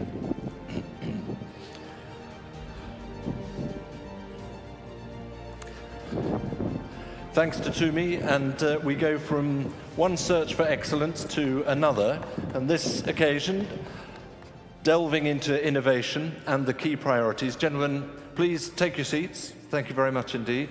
As a very quick starter, let me just run down our panelists here for you. The topic is the minerals industry investing enough in innovation and focusing on the right priorities? And to address that, I'm joined by Engineer Badr Al-Atni, who's the Senior Vice President for Freight at the Saudi Arabian Railways, Christoph Beck, who's Chair and CEO of Ecolab, Dr. Robert Johnston, who is the Senior Research Director at the University Centre on Global Energy Policy, Salah M. Saleh, who is the Vice President of Aramco Transition Minerals, John Stanton, who's the CEO of the Weir Group, and right on the end there, a million miles away almost, Sami, is Sami Takaloma, who's the President and CEO of Metso. So thank you very much, first of all, to all of you for joining us. The title comes in two parts. It's about priorities, it's about investing enough. But I'd like to kick off, Saleh, if I could, with I suppose, a proof point, an example of how innovation is being brought to bear into this sector. And you're coming from Aramco, from a very traditional, essentially an oil drilling world, and you're bringing that into the mineral sector. So give us an example as how that's affecting and introducing innovation into the sector. I can reflect on our experience from Saudi Aramco as a major player in the oil sector. And in order to reduce the exploration cost, increase success rate, and also reduce the cycle time to find discoveries, we as a company have invested a lot of capital in talent development. We took them from early stage, from high school, we developed them into advanced degrees throughout the schools to contribute in finding discoveries in very large areas. We also have a lot of experience in acquiring large surveys, high resolution ones, that can optimize drilling, and by doing so, we were able to, again, increase our chance of success in finding oil deposits, as well as reduce the time to achieve that. Now, we put that engine into use when we decided to move into mineral space by combining our extensive data coverage, like 3D seismic surveys, our advanced computing capabilities. We employed one of the largest supercomputers in the world, and along with our digital and AI, we were able actually to identify aquifers with high lithium concentration that our president announced yesterday, up to 400 ppm. Now, this is one example where investing in talent, data, as well as advanced capabilities, supercomputing and digital, were rewarding to identify not only oil and gas target for the past 90 years, but also identify potential mining resources that we look forward to develop under the potential partnership that we announced also yesterday. So that's the technology, excuse me, at the forefront, but also with a transfer of experience and expertise from another sector. Very direct innovation that comes into play. Christoph, can I turn to you now? I mean, as I said, it falls into two parts in a way. Is there enough invested in innovation, and is it the right priorities? You're from Ecolab. You're all about efficiency of water use. So I have an idea where you might want to come from with this, but your take on that question. Yeah, I love it. The question is not so much, is the industry investing enough, innovative enough within its own industry? It's much more versus the rest of the world. We're the largest water company, focused always more on new technology, high-tech data centers, microelectronics as well, serving 1 million customers everywhere around the world. And interestingly enough, when I think about the previous panel focused on Silicon Valley, we're based in Minnesota, that nobody knows, but it's a place where most of the computing industry started. We were the first Silicon Valley with Cray computer, with controlled data. We missed the transition to personal computing that moved to Silicon Valley, and that was the death of the computing industry in Minnesota. So talking about trends, when I think about the fantastic day that we all had yesterday here, talking about the future of this industry, what this country is remarkably well doing as well, we focused a lot on the energy transition. And when I think about the United States, for instance, energy transition is not even on the agenda anymore. Nobody is talking about it as we speak. And probably next week, it's going to be even less than it is as well this week. And energy transition, which is important, is going to happen in the next 20, 30 years. There's another major trend that's happening, which is called AI. That's going to happen in the next 2 to 3 years. And just to put it in perspective, AI will require, well, a lot of minerals, for sure, with all the chip manufacturing and production of all the devices that we're using then afterwards. But it's estimated that AI in the next 5 years will need the power equivalent of the whole of India and the water equivalent of the drinking needs of the United States in the next 5 years. And I would bet it's going to go even faster than that. So the key question for the industry is really, are we moving fast enough to answer those needs that are huge opportunities? And I think for the kingdom, especially here, well, there is energy, there is minerals, there is great funding for the means as well, for the ambitions that they have here, which are remarkable. Well, there's one big element that's missing, and it's water. And that's one that we should talk about. Just before I move on from that, you said at the start, look, that no one's even talking about the energy transition now. I think there would be a view here that that train has already left the station. I mean, it's not going to turn around and go back again. It's in full flow, and so it's not as perhaps a darker picture as you might paint. It's absolutely, and it's a great transition. We see, so the EV demand obviously is a bit different than most car manufacturers had planned. One exception maybe a little bit in China, but it's very different than we thought it would be 5 years ago. So it keeps moving. This is good. This is the right train. But again, David, it's a 10, 20, 30 years transition.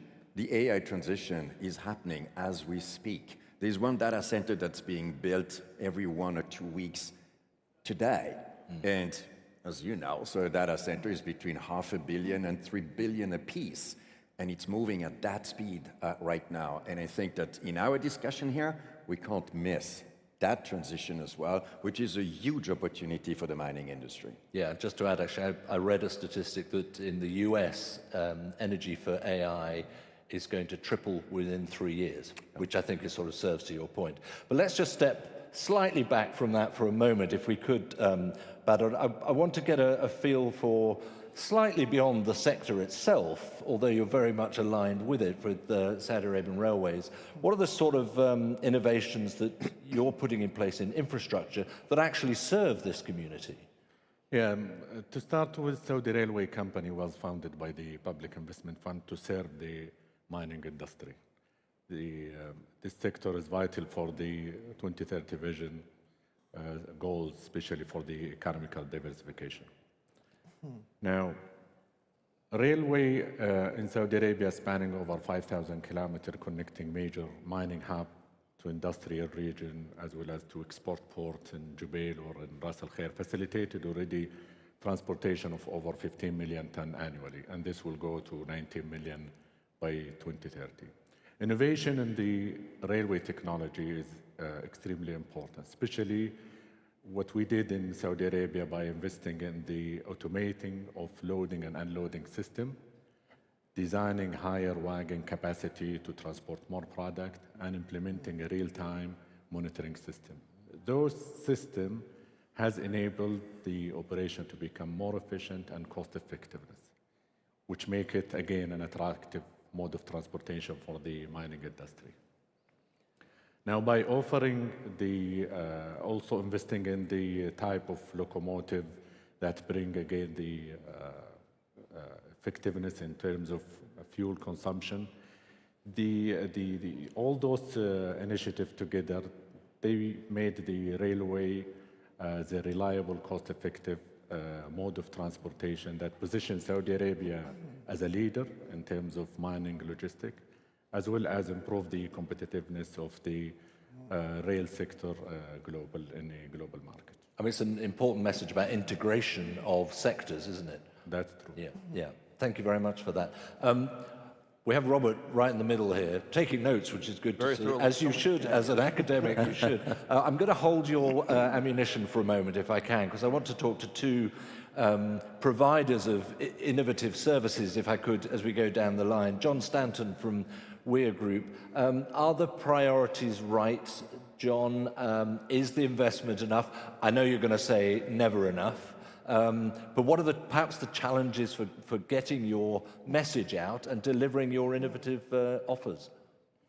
Yeah, thanks very much. Yeah, I mean, fundamentally, the problem is if you take it to the highest level, it's quite simple. You know, the mining industry needs to scale up and clean up. It needs to scale up to deliver the copper, the battery metals, the other resources that are going to be required to enable the energy transition. But it needs to clean up, use less energy, use less water, be less impactful on communities, on biodiversity, and so on. And all of that cleanup piece is going to require innovation, technology, engineering to problem solve and create the solutions that are necessary for the industry to deliver. What are the challenges? Well, we all know the industry is traditionally very conservative in the adoption of new technologies, and that's sort of historically been the case. I think that's starting to change. We're certainly starting to feel that our customers are much more receptive to the adoption of newer technologies, and I'll come on to what they may be. And that's because we do have when you put that scale up and clean up challenge together, it's a real burning platform, right? For the world, literally. I mean, there's huge purpose in everything that we're trying to do. So what we need more of is more collaboration between the industry, between governments, between the suppliers, providers of capital, the broader ecosystem, to ensure that the industry has enough capital to invest in technology, and frankly to take some risks in terms of how mines are built, developed, expanded in the future. And I think, this is not something, when I talk about technology, it's not something that's, the mine of the future or tomorrow. We've heard, AI is here, it's now, it's ready. There are use cases out there that we're piloting right now. And I think we're just on the cusp of something very big from an AI point of view. But it's also in the equipment and hardware as well. There is equipment available today, new flow sheets, new processes, which are capable of significantly reducing energy consumption, reducing water consumption, providing safer and less impactful environmental processes. So I think it's here and now.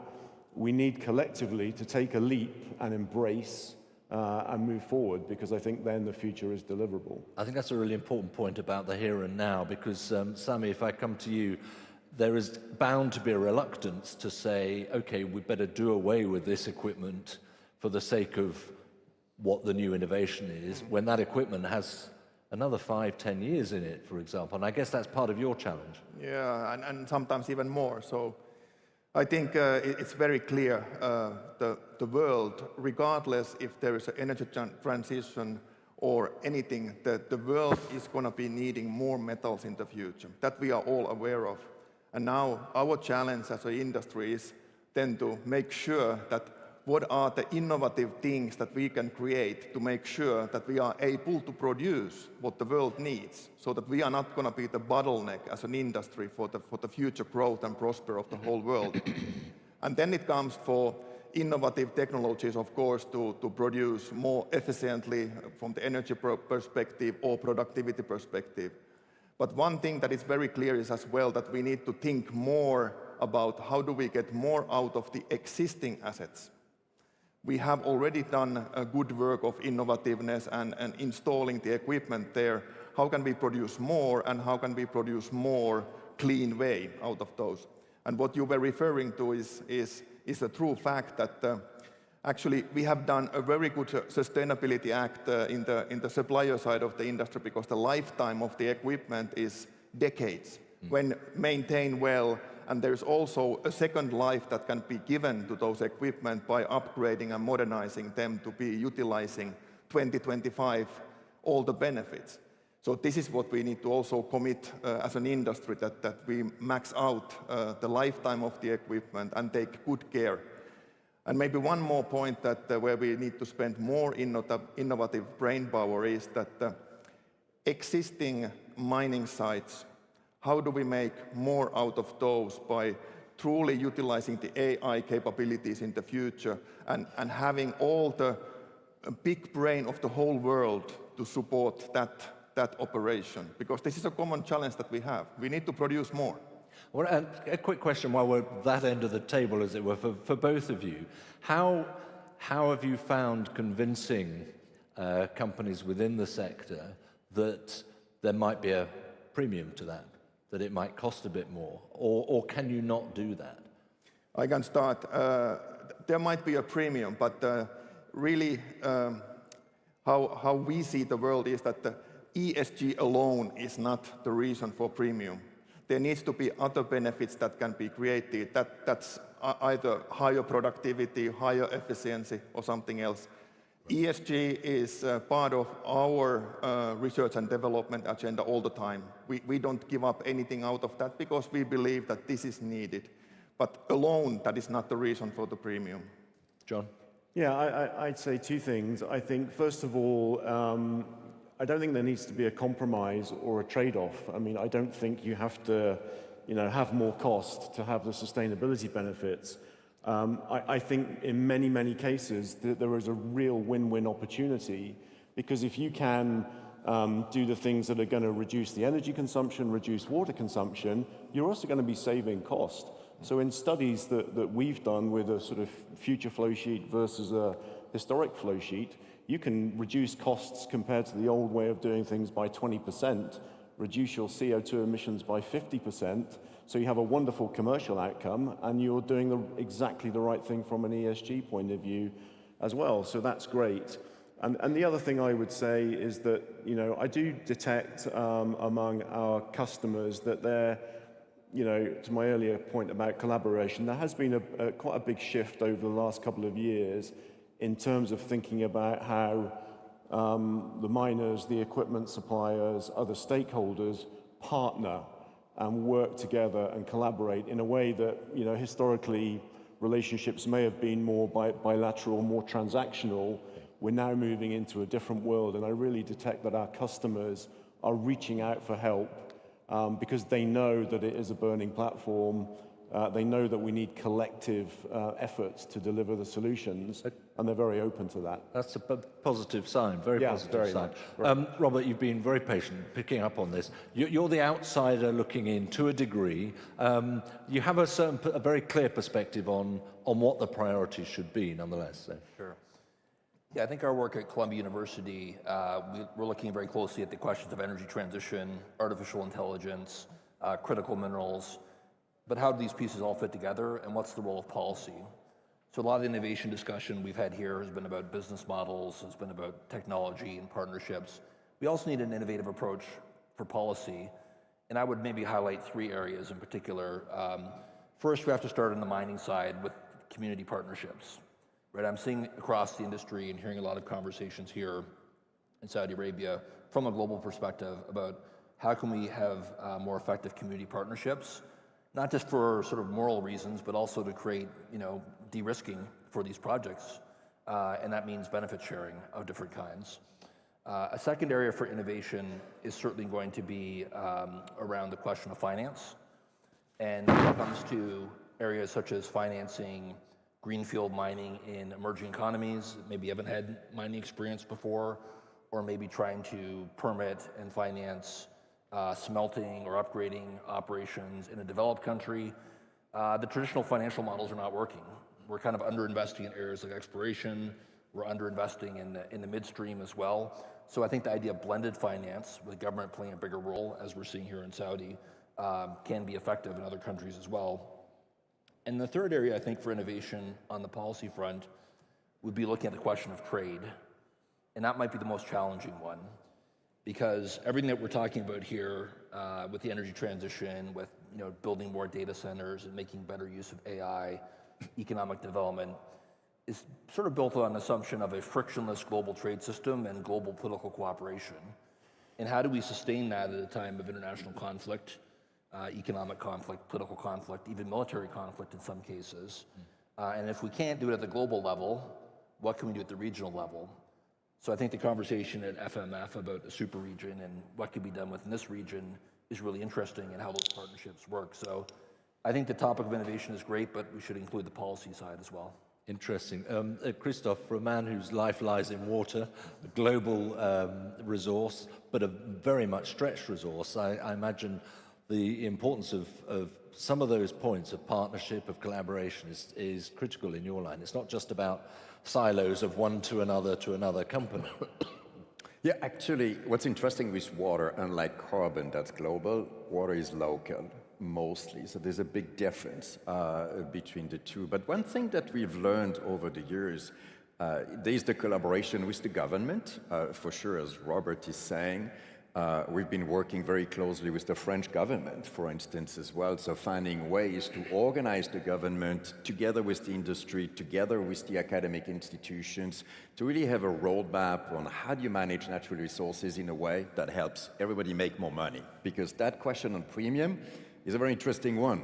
Electric cars that are more expensive than the ICE cars, well, they don't sell.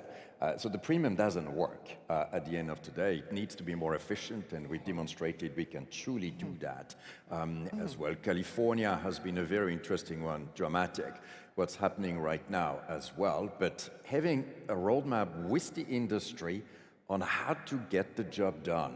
In California, it's to reduce by 26% the water usage of industry in the state within the next 5 years. I've been impressed how the industry has been aligning behind the state to get that done. And last point I'll mention, 150 companies in the world impact a third of the world water usage. 150 companies, this is nothing. We can be in the same room, and we've created that World Water Resilience Coalition just before COVID in 2020. We have 40 companies, started by Microsoft, by the way, that have come together to exchange innovation. What do you do in the food and beverage industry? What do you do in the energy industry? What do you do in the mining industry to learn from each other? It's to work on river basins as well, because that's the way water is managed as well.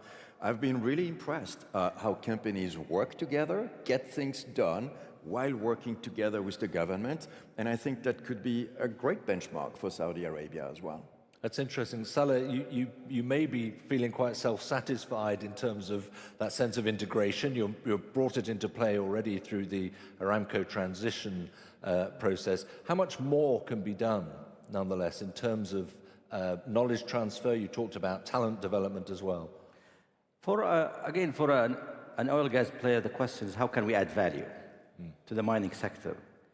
I think one of the areas we're looking at right now, has actually encouraged us to move into this sector, is really extracting minerals utilizing oil and gas technology. We, as a company, are leading in drilling many wells. We have so many rigs in the kingdom right now, and we own companies that can manufacture rigs, so we can customize them. So we can drill, hinging on our advantages again, that we have accumulated over 90 years, and now we can employ it to extract minerals using wells which are potentially, at least, can be low cost and also more environmentally friendly. Now, we are already working on drilling the first lithium well that can extract water brines from our fields. That will be one way where we can hinge on our advantage to produce that resource. Additionally, and this is a very interesting area for us as well, is looking at extracting the hard rocks using a combination of drilling technology and our access to a wide spectrum of chemicals to leach and dissolve some of these minerals or rocks that can be leached with different types of solvents. This is a promising way that Saudi Aramco, with its strong expertise, can really add another perspective to the production of minerals with a potentially lower cost and more environmentally friendly procedures. Right, so there's quite a lot further still to go. But in terms of railways then, and we can come back to an issue which I think everyone's reflected to a degree, technology, digital-driven initiatives that you've put in place there. What might they be, and how might they then apply and benefit the mineral sector? There are a lot of technology adopted today in the railway that has the growth of the railway in Saudi Arabia. Example is the real-time monitoring system that reduces the downtime for any railway operation, and in addition to the utilization of the control system that is the highest in terms of safety as well as in terms of reliability to produce and provide the reliable service.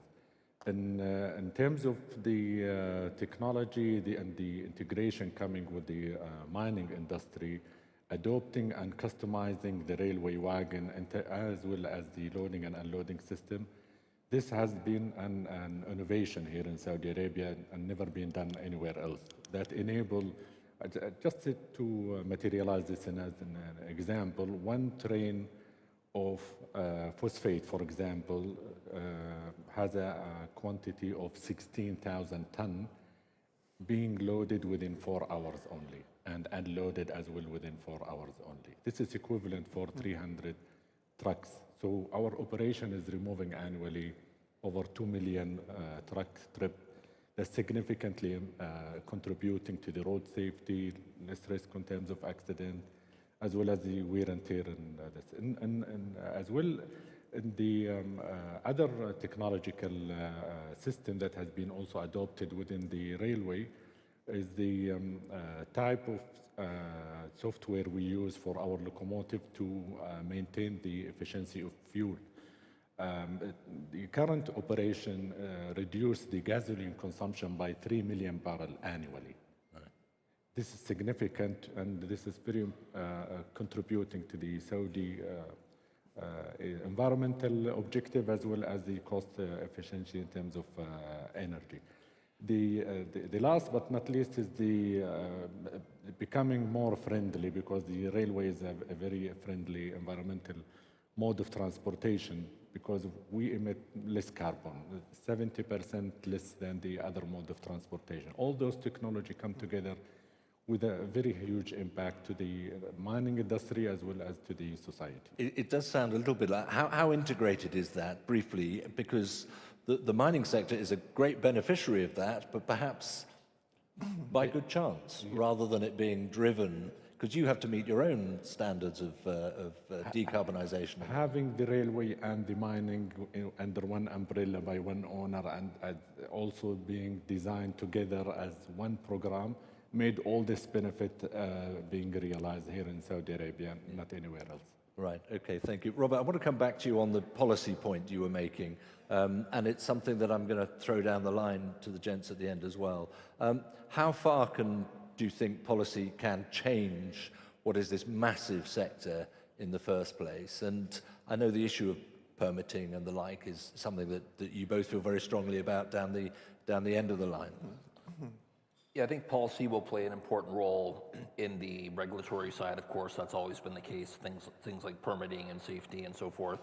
But there's also another layer which is a little bit more strategic, kind of along the lines of what Christoph was saying about big national and global level goals around climate change, around managing AI. How can governments play a role in aligning the industry with other industries and other countries in delivering these kind of outcomes? I do think another area that we haven't talked about yet is building a little bit on what was said earlier, the idea of secondary recovery and getting more out of existing assets and the brownfield sites. You can take that another step further and also talk about the importance of recycling and circularity, right? Then you have the whole value chain from greenfield mining to getting increased recovery from secondary brownfield mining, and then ultimately the end of life circularity and recycling. And that's something that when you look at that whole value chain, including the R&D and innovation at the front end, the customer at the back end, government can, especially in big parts of the world where the government is a huge part of the economy, can play a critical role, I think, in That's really interesting, because if I could put that, so secondary recovery, recycling, those sorts of areas ripe for innovation, I guess. I think even a year ago here, recycling was a bit of a sort of, yeah, of course it's going to be important, but it's not that big a deal. Are things changing? Do you know how fast are they changing? And where does the policy bit fit in for you? Where does the policy have to come from? I think generally from a policy point of view, I agree with Robert. I mean, we need policy to evolve in a way that enables permits and licenses to be granted more rapidly, obviously with the appropriate checks and balances, and we're starting to see that through some of the critical minerals policies that various governments now have. So I think that's quite encouraging. I think broader policy actually around water consumption, environmental concerns could also be a stimulus for technology, which we see in some parts of the world. So for example, if you go to Chile, You are not, if you are expanding a mine or building a new mine, you are not allowed to draw fresh water from rivers or boreholes. You have to use ocean water. So, how does that work? That's a stimulus for technology. So I think there can be secondary benefits from the policy in terms of stimulating technologies. In terms of the point about secondary recoveries, recycling, I think it all has a part to play. I don't think there's one thing that's the sort of silver bullet to any of the solutions. I think we need more from existing mines, we need new mines, we need more recycling, we need all of the above if we're to enable the production of more materials for the energy transition. But I do agree with Sami that there is a massive opportunity on existing mines to drive more efficiency. We think that most mines around the world are somewhat inefficient, and up to 30–40% of what goes through a concentrator is just recirculating load, which is waste. So how you eliminate that waste and eliminate downtime is a massive, massive opportunity for the industry. Christoph, quickly. Yeah, it's a trigger for innovation. There's this example that comes to mind for me in India, a major steel-making site in Jamshedpur, where the government said, you guys want to double steel production? You don't have more water. We made it, because we worked together with the government, brought new technologies in a very old site as well, and the cost went down as well at the same time. So policy can be driving innovation too. Thank you for that. Sami, I want to just bring you on the same, essentially the same point. Yeah, first of all, the policies and regulation is needed in our industry. Let's take that as a positive sign, but it cannot be over-regulated or over-policized. Policies, they make sure that, things are taken good care from the ESG, S and G point of view, and that is also very important to keep in mind. But you referred to a very important point, and the world needs more metals, and we need to somehow solve this challenge. And recycling is clearly one that is maybe not yet fully exhausted from the innovation point of view. Recycling of the old batteries to get more battery metals taken into reuse. Recycling of worn-out equipment or worn-out parts to get, again, the metals. So there is so high prospects of the demand of the metals like copper in the future. We need to learn how to circulate back already once utilized metals from our consumer products. I think it's good in a sector which deals in decades rather than days, weeks, months and years to end on a note of urgency, because essentially that's what the innovation cycle needs to be. Our time is up, gentlemen. Thank you so much indeed for your contributions, for the examples, the real concerns, and perhaps the policy appreciation that isn't necessarily there in the sector. Ladies and gentlemen, our panel, thank you very much indeed. Please go on that way. Thank you very much, sir. Thank you. Thank you, Christoph. So we're going to move on now to, once again, a rather wonderful format. I mean, we've just been talking there about issues of innovation and indeed of timeframes. Timeframes are so important, and we're looking at one of the great long-term investment prospects in industry. We're talking about decades before you might see a return on your investment. And that's a massively big challenge for this sector. Always has been, possibly always will be, but in a geopolitical world we're in at the moment, a very uncertain world, perhaps that concern has never been greater. And that's why we've chosen a topic for our second great debate. The debate is about the investment challenge. It's about issues of short-termism, about shareholder expectations and needs, and whether or not this sector has got it right. What are the opportunities for changing some of those principles? And to do that, we are going to set up, as you can see, the lecterns once again in presidential-style debate for a challenging and open discussion about what can be done to improve, to de-risk, to improve investment opportunities and perspective. Many people say the money is there. That's not an issue. It's the willingness to put it into the mining and minerals sector. That's where the challenge lies. So it's a great pleasure for me to introduce the man in the middle for this debate. That's Jeffrey Lorch, who's partner at McKinsey for this great debate. Jeffrey.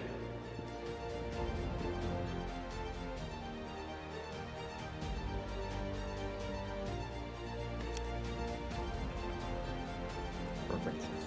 Very good. Thank you.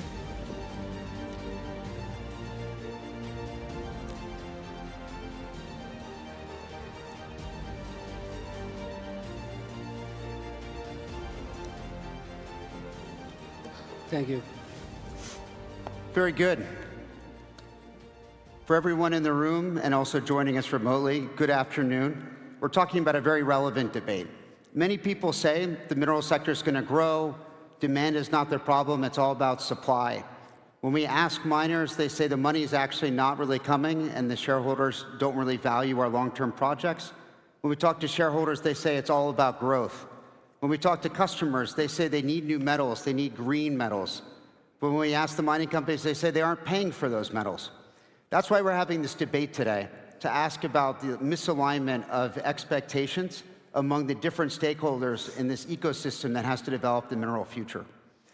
Joining me today, we have Frank Gustra, President and CEO of the Fior Group, Jeff Curry, CSO of Energy Pathways for Carlyle, David Oram, co-founder and director of Sandstorm, the Honorable Frank Fanon, MD of Fanon Global Advisors, Mark Christoph, CEO of Traxys, Munia Boussetta, Senior Fellow of Policy, Center for the New South in Morocco, and finally, Dr. Gracelyn Bhaskaran, Director on the Critical Minerals at CSIS. We're going to do this debate pretty interactively. We're going to give each person a maximum of roughly 30 seconds to give an answer. We're going to go rapid fire style to get a lot of different views here, but also having everyone kind of try to build on each other. As the moderator, I'm going to basically tell people that their time is up and we're going to switch on to make sure we keep it lively and exciting. So we're going to start out the first question. We're going to start at the end and kind of go around. First question, do you think that the capital markets have the appetite for long-term growth by mining companies? Yes or no?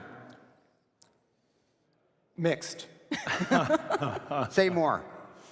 Well, I think capital markets, and I think you in your framing, you mentioned the drive, but the lack of capital that's actually being deployed. And I think that is true, but it's fragmented regionally based on the extent to which there is true long-term thinking, which does not align with an investment cycle, particularly in places like London or New York. Okay. David? Yeah, I'm kind of a hard no on this, especially from where I come, which is really developing that pipeline. Exploration, development projects, early stage projects. The market is really kind of all but abandoned them because of that short-term nature of how the capital markets really look at the space today. So trying to get, we talk about building policy to trade these things.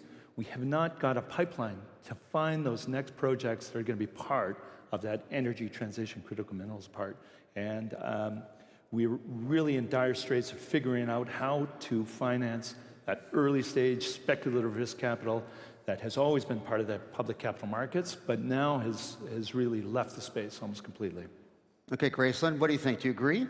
Yeah, there's a lot of tension between long-term national economic interests and short-term fiduciary responsibilities. We see this with the EV industry, which is the biggest driver of base metals demand, and people aren't really buying EVs in a number of markets, and auto companies are really struggling. But we forget that China, between 2009 and 2023, spent $230 billion on subsidies. So ultimately, it's not a sector that grew on its own with that fiduciary responsibility, but through state support and long-term vision. Munia. Yes, okay. For me, it's quite complex situation to balance between stakeholders' expectations or demand, also and requirements of ECG.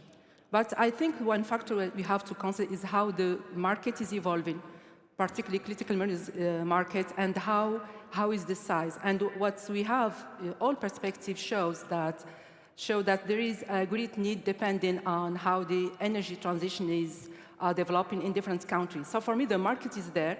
Certainly, there is some conditions, there is some challenges we have to tackle, but one fundamental thing is just the market is growing, and we have many indicators that are confirming that. Perfect. Jeff? Well, I think we can clearly say the market's failing. It's not providing the capital. And the question is why? You can see the story, but they don't act. And the reason is the myopic nature of capital markets. They're dominated by passive players who can't hold a position, algos, momentum players, so on down the line. Because they can't hold the position, they're not involved. Great. Well, I agree. I've been doing this for 40 years, financing mining companies in the capital markets. I've never seen anything so bad as what we're witnessing today. And I think it has a lot to do with investor sentiment around ESG and labeling mining as a dirty business without understanding. These are the same people, by the way, that believe in the energy transition, and they haven't connected the dots yet. You need these minerals. They don't fall out of the sky. And I think it's partially a marketing issue and a PR issue from the mining industry that needs to be remedied. Mark? Yeah, I think from a Western perspective, the capital markets have been broken for 10 years. You've had no formation of equity, you've had no debt availability, and it's had to have been provided by private companies that are in the business, and that's not sufficient to build the infrastructure that we need to service all the raw material requirements. And that's going to linger. We're seeing alternatives, examples in China, where there has been significant support, perhaps subsidy, to help the development. So it's not a fair fight.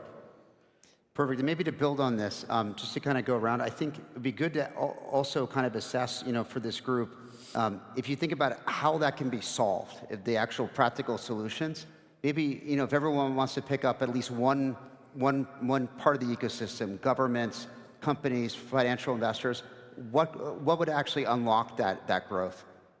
Maybe starting with you, basically, David. Yeah, so I think a lot of it comes down to timelines now that it gets to take programs off the ground. We're finding ourselves as exploration companies stuck in just burning our money in working capital rather than putting it into ground to get actual tangible results out of it. So with the tie-ups and permitting, the issues around even just getting those initial first drill holes to find that next project, that's the real struggle where we sit. Having some more transparency about how that permitting process works, being able to effectively communicate it to those capital contributors is going to be really key. And if we don't get better participation, I think what we want from governments as the groups that are trying to finance those next mega deposits to be discovered is just to have that transparency and smoothness to be able to get the permits and put that work and money into the ground.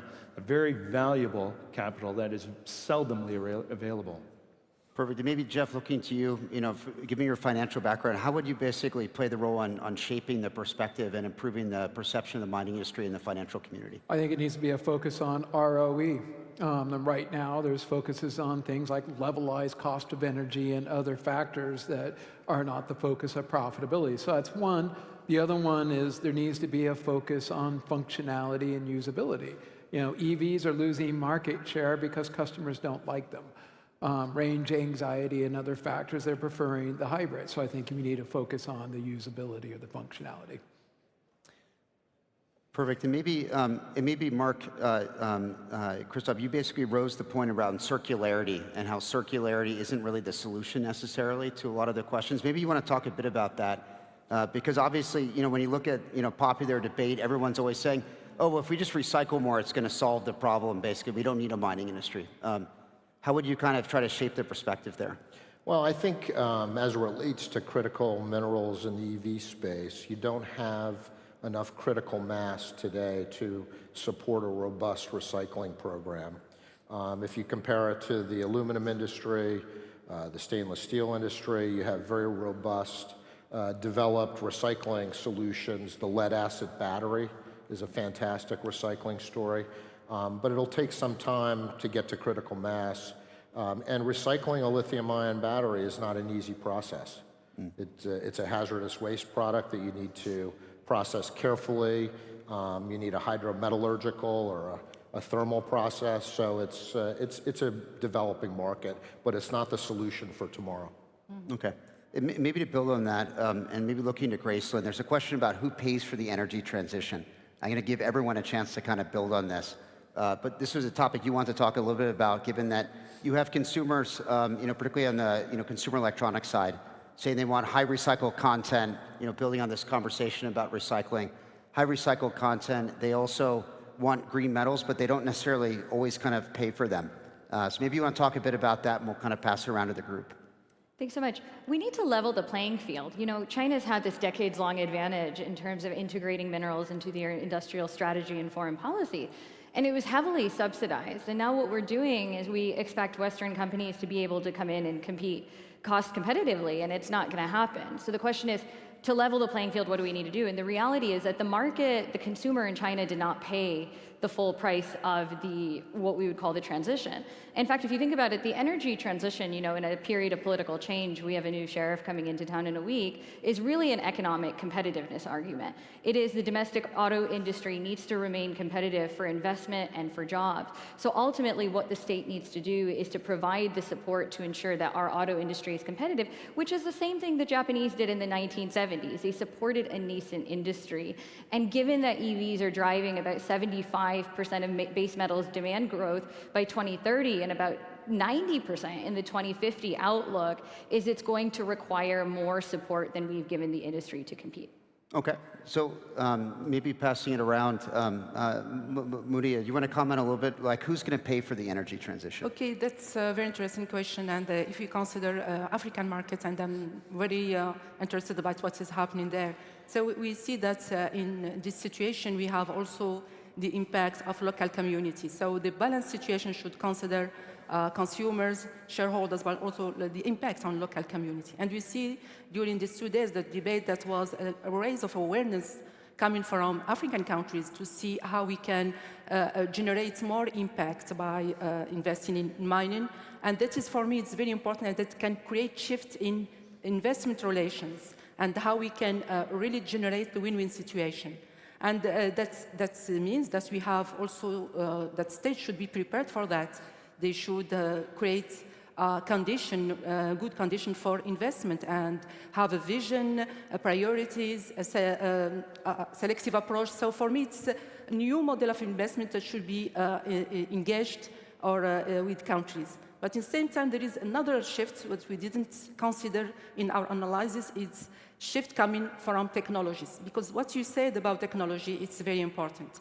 Before 2080, solar and wind wasn't competitive compared to fossil sources. Now it is a reality. And we see that in different countries in Africa, they have generated electricity by solar and wind, which is very, very competitive.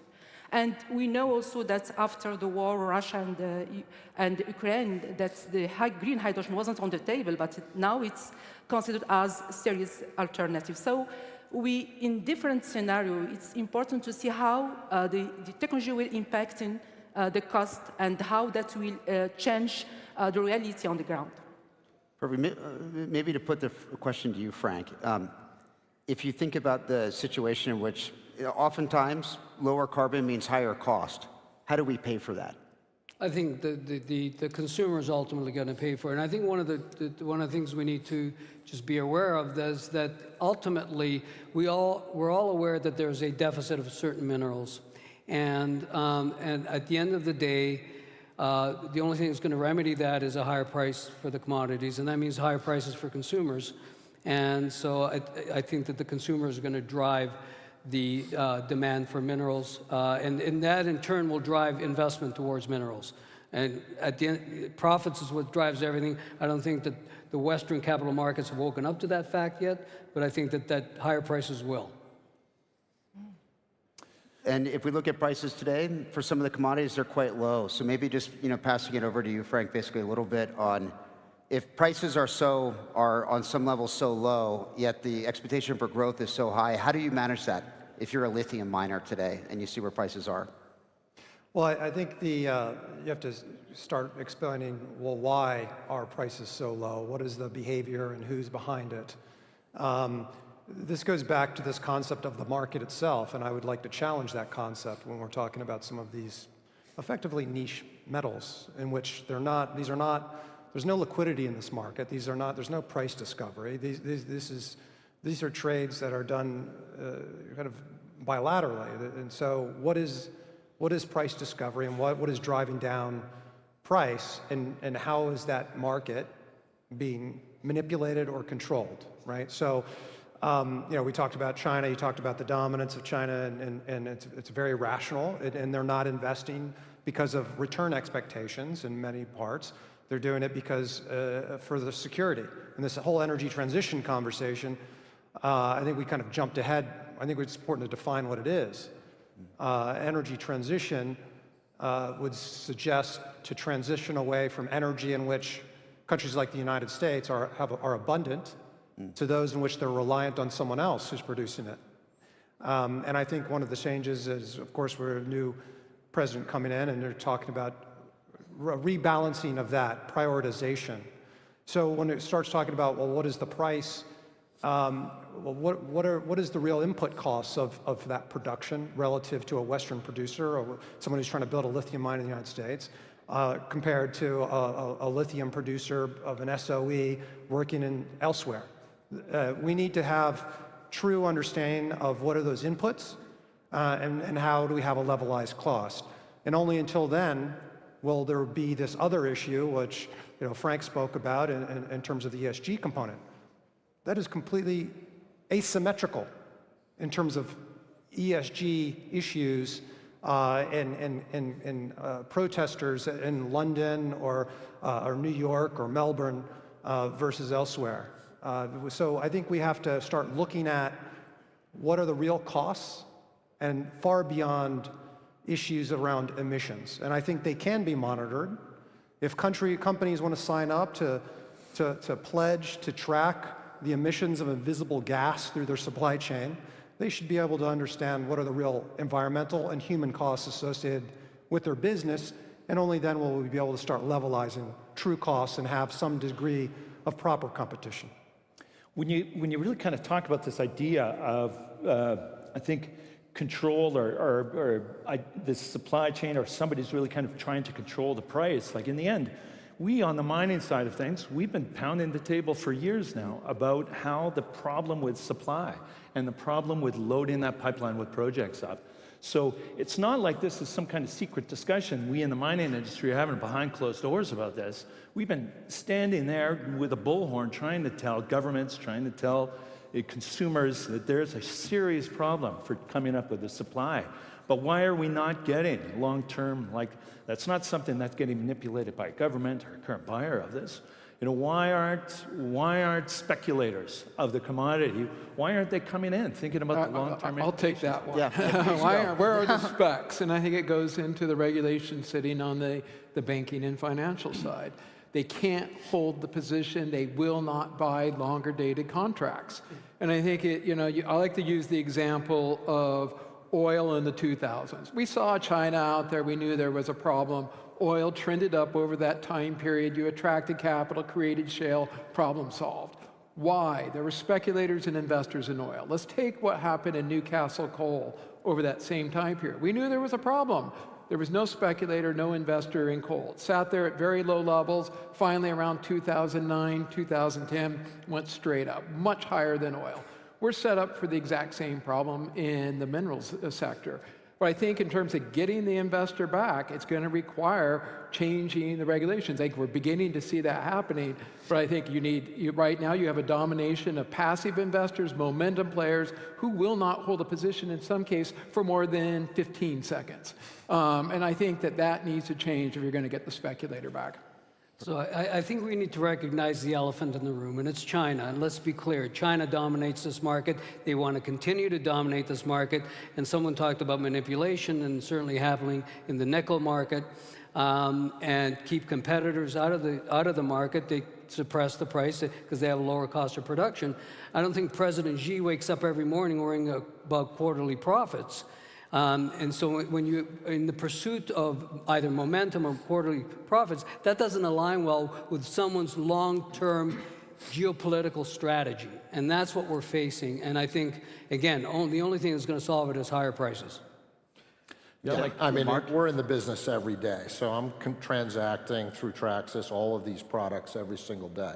We've never run out of anything. It's all about price. And price will bring profitability, which will bring investor capital. But to look at a retail investor participating in the commodity thematic around critical minerals, they can't do it. There's no product to buy. They don't want to put tantalum in their garage, cobalt in their garage. There's no way to really express a view either. But price will ultimately drive supply side. But the price hasn't been there. The market has spoken. If you look at the price deck on lithium, cobalt, nickel, it doesn't justify additional capital investment today. And maybe if you're sitting in the shoes of a mining CEO, maybe just to build on this idea, you see that most people are fired as mining CEOs because of bad capital projects, right? So, and right after commodity prices go down, you're ramping up, it's going to be even a worse market, you get fired, right? So maybe to talk a little bit about this, that's that long-term view you need, and then also even the leaders involved are not rewarded. So maybe a little bit on how we can get the longer-term kind of price views up to actually promote that kind of investment. Is that possible under the existing system, and what would have to change on the regulatory front? Well, you can't get they have the longer term price view. I think everybody around here is bullish. The problem is you don't have any mechanism to be able to lock that price in. And the reason you don't have the mechanism is because following Dodd-Frank and a lot of the regulatory changes that happened following the GFC, we took away the mechanisms that allowed the liquidity on the back end of these curves to exist. And because there's nobody to take the other side of the trade, no liquidity out on the back end of the curve, you can't lock that in, you can't guarantee the investment required. I like to say, long-term markets solve shortages, spot markets solve surpluses. And we have spot markets. The problem is they solved a surplus in the latter part of the last decade. We now have shortages. We need long-term markets, but we don't have the regulatory framework for long-term markets.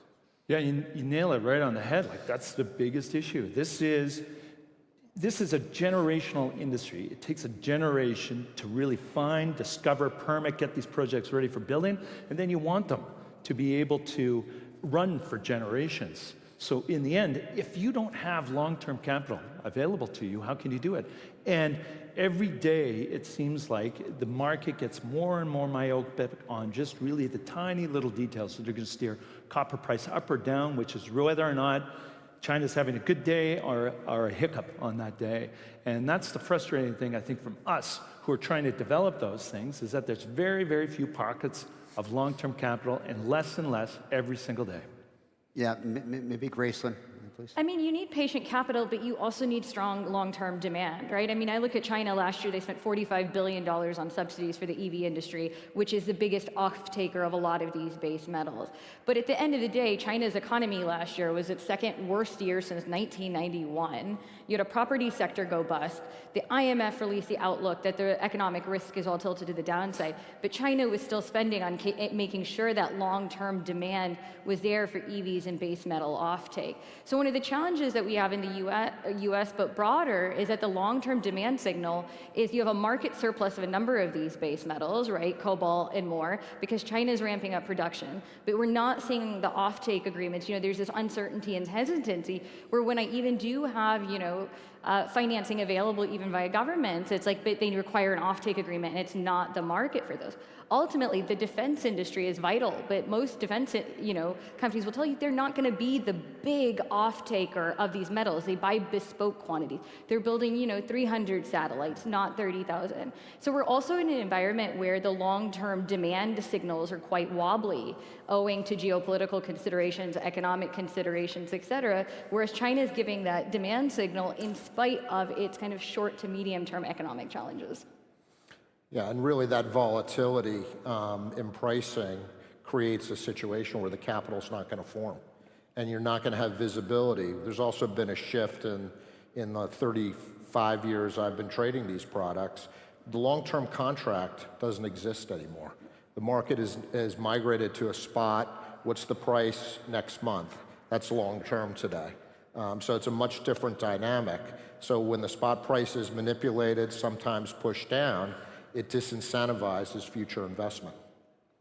Okay, so I think we've all blamed capital markets a lot over the last 20 minutes. Maybe just to, this maybe turn the view a little bit on the miners themselves. You could sit there and say, actually, the capital markets are not rewarding them because their CapEx is always completely over, significantly over, it's delayed, and basically, at the same time, they have a lot of permitting challenges, which really delay their ability to realize the projects. So how much of this is actually the mining players looking back and blaming capital markets when it's actually their own fault? I'm going to start with Mark, maybe on that, and maybe we'll kind of go through. Listen, a CapEx blowout makes every investor upset. And we've unfortunately seen too many CapEx blowouts, particularly in some of the critical minerals. And there's a lot of examples in the lithium business. We bought a bankrupt asset, Nemaska Lithium in Quebec, and it was mismanaged. They didn't execute on their business plan, so that's going to also disincentivize investment in the sector. I think mismanagement is a big part of it in our industry, especially in Western-based junior capital markets. We see so many great projects that are poorly budgeted and mismanaged and then have obvious cost overruns and delays and also. Permitting is part of the process. The uncertainty around permitting always delays and increases the cost, but it's also mismanagement. So that is, the industry is partially to blame. I don't think it has anything to do with the metals and mining sector. It's capital-intensive sectors more broadly, or let's call it old economy. They're trading at substantial discounts to the new economy and the tech that are asset light. And I think that is what needs to change going forward. And that's going to require a substantial shift in the investor focus. And the term, like I say, it's revenge of the old economy. We've seen this playbook before in the 2000s with the dot-coms. In fact, the analogy between internet, dot-coms, and AI in the world we're living in today is very similar. But eventually you run out of this and you see the spiky prices, the volatility becomes overwhelming. Investors shift into the old economy. Yeah, I think one of the issues too is just the ability for the mining industry to adapt to a whole new environment of really what the capital markets look like today has been very poor, which isn't surprising because that's really been, I think, a little bit of a lack of sophistication, especially on the smaller size companies in terms of regards to financial ability on it. So for sure, that's going to be a big issue, but we can't forget just really about the timelines that have been placed in front of so many of these mining companies. Like, how do you manage an enormous working capital to get projects into place when there's so much uncertainty on the permitting side and so much lack of support from most governments to be able to really kind of move these forward, to give certainty on timeline as to how you do this. Trying to juggle all these things, how do you not get a CapEx blowout on this when you're really spending so much time thinking about how this permitting, how these issues are affecting your working capital spend on this as you wait for the steps, the approvals to be able to get these projects into production? Perfect, Munia. Yes, of course, public partnership, and we talk about governments, how we can create conditions to enhance the relation between public and private sector. And I think that is very important, particularly when you are in emergent area like in African countries. We need to set environments to create real ecosystem that enhance the resilience, enhance the competitiveness, and that may attract other private investments, particularly in industry, logistics, services, R&D. So that's when we create all the components that could enhance, as I said, resilience, that certainly creates more condition, competitiveness condition, but also it's give more confidence for investors. Perfect. I think, a CapEx blowout is it's a double-sided problem right now, right? Because you have things like social license to operate. We're sure mining companies can certainly do better in places to ensure mines aren't being interrupted. But at the same time, nobody could have seen 5 years ago probably that BHP would need to put a nickel mine down and Glencore would need to put a nickel mine down in Australia and New Caledonia because we didn't see the market volatility that would be generated by Indonesia's rapid ramp up of nickel. So it's a dual, there's some things mining companies can control, but as a whole, it's a perfect storm in the industry in terms of, incentivizing capital formation to move along. Yeah. Frank? Yeah, I would just like to reflect on kind of going back to places, focusing on places like public-private partnerships, investing in emerging markets.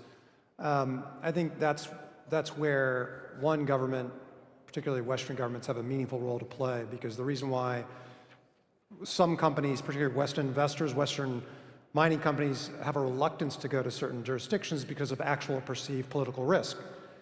Having a partner like the US government be a co-investor alongside helps to address that risk premium, if you will, which also is a deterrent to attracting other capital.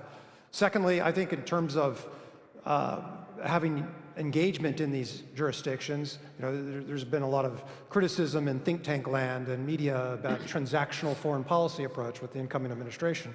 And I'd like to challenge that. I think we need more transactional approaches. If you're sitting across the table, well, first, if you're not being transactional, what are you being? I don't know what the what's the alternative, a philanthropy. Second, if you're engaged in that part of the world and you're in a transactional relationship, it sets the contours for this win-win kind of concept where either side can look across the table and see what's expected of the other, be respectful to one another, understand what the KPIs are, and hold each other to account. And that way we can kind of pull forward on this. But I think that is where government has a meaningful role to play. And maybe just to build on that point, we had a discussion about is cooperation at a global level really important and required to get the mineral supply growing, or is competition in those more transactional relationships to bring about supply more important? Maybe to start with you, Frank, maybe on that, just to build. Do you think cooperation at a global level is required, or is actually more competition and real transactions? Well, I'd like to look at where has global cooperation ever been successful? Very few. I can't really envisage too many things where the UN issues a statement and the world came together and moved things forward. I think what you'll see is either collaboration along regional lines, which really you can break that down based on shared values, whatever that might be, or based on true commercial expediency. Someone has something that we need, we have something that they need, and there will be a coalition of that based along those binding factors. I don't think there's going to be some kind of grand organization that's going to yield anything productive. It will be co-opted, manipulated, and watered down, where it will lack all credibility and therefore substance. Perfect. Does anyone want to take the opposite view? I just want to add to something that Frank said, and I think we're in the perfect location to have this conversation. I think one of the solutions is for long-term strategic players like the Kingdom of Saudi Arabia to partner with the Western public mining companies, which and provide the capital that they need with a longer-term vision. I think that would be a partial solution to compete against the likes of China. Well, and the time to invest is now. I mean, we're sounding negative about this, but the opportunity set in front of us is tremendous because you have had a depressed price market, you've had markets constrained of capital, you have consumer demand that in the West is slower than anticipated, but is still ramping. And the clear supply fundamental analysis says that we're short many of these products, but the price hasn't reacted yet. So this is the time to invest. To add to Mark, I think we have a couple good examples of where I feel, cooperation, collaboration, competition all play. I look at, the U.S. Development Finance Corporation has equity in TechMet, where the Qatari Investment Authority, QIA, also put in $180 million, right? So together, the Qataris and the U.S. government essentially both have ownership over a country that's doing projects in Brazil and South Africa and the U.S. and Europe, for a variety of key commodities. You have the Libido Corridor, which as a whole is a G7 initiative for $600 billion in infrastructure. Some of you in this room know Congo, despite its risks, is a very attractive mining jurisdiction because the copper deposits are 5 times global average in terms of quality and 10 times some Chile's ore grades, right? But $600 billion towards, global infrastructure in emerging markets, the U.S. is aiming to bring in $200 billion of that by 2027, and there is bipartisan support for PGI, right? So again, these are signals that when we co-finance and we work together in these projects, whether the Gulf, Africa, or the Philippines, we actually move the needle toward the dispersion of supply chains away from just China or Russia into a more healthy, diversified, basket. I think a place where collaboration may be possible by the governments is really on the regulatory side. Having good, capable, competent regulatory bodies being able to share that so that when they approach a project, when they look at the permitting of the project, there's familiarity what the asset is. Too many times we go into jurisdictions where the regulators really have to start on page one. So you end up trying to educate them as to what they need to actually know to permit the project. That ends up being a huge, laborious project. Even in British Columbia, in Canada, you know, a province that has had really over 100 years of the mining industry, a prevalent part of it, trying to find capable regulators that can take a look at what you're trying to permit, understand what the issues are going to be, is really difficult. So if there was some kind of collaboration on that part, I think a lot of the other downstream issues would solve themselves. Okay, we have 2 minutes left. We're going to go rapid fire. Everyone, 15 seconds. What will be the biggest unlock to get mineral supply growing? Is it going to be financial market regulation and change and contracting? Is it going to be governments? Is it going to be kind of governments on cooperation or more on regulatory permit, regulatory building? Or is it going to be something else? Maybe starting with you, Mark. You know, I think availability of supply is going to drive the markets at the end of the day. So it's really going to be driven by market reaction to the availability of material, and that's going to move the needle. Again, it depends on jurisdiction in answering that question. I come from Canada, one of the most mineral-rich countries on the planet, and for there, in Canada, we have a policy problem. We need better policies. We need shorter permitting periods, timelines, and that's an incredible inhibitor to the development of minerals in Canada. Private markets, I think, will be a key to the solution. You know, the public markets are driven by passives, which are crowding out active players. Active are going private. Private is where most of the long-term capital exists, and so I think that's going to be a very important part of that solution. Excellent. Okay, for me, we are facing the same challenges in climate change, energy transition, so we still need cooperation to find solutions, to give visibility to investors. But what will make a difference for the next few years for me is the technology advancement. That certainly will change the situation. Ensuring that we're strengthening our demand signals for these, to ensure that I'm not adding to a global base metals surplus, that's going to further drive prices down and potentially risk shutting down a mine.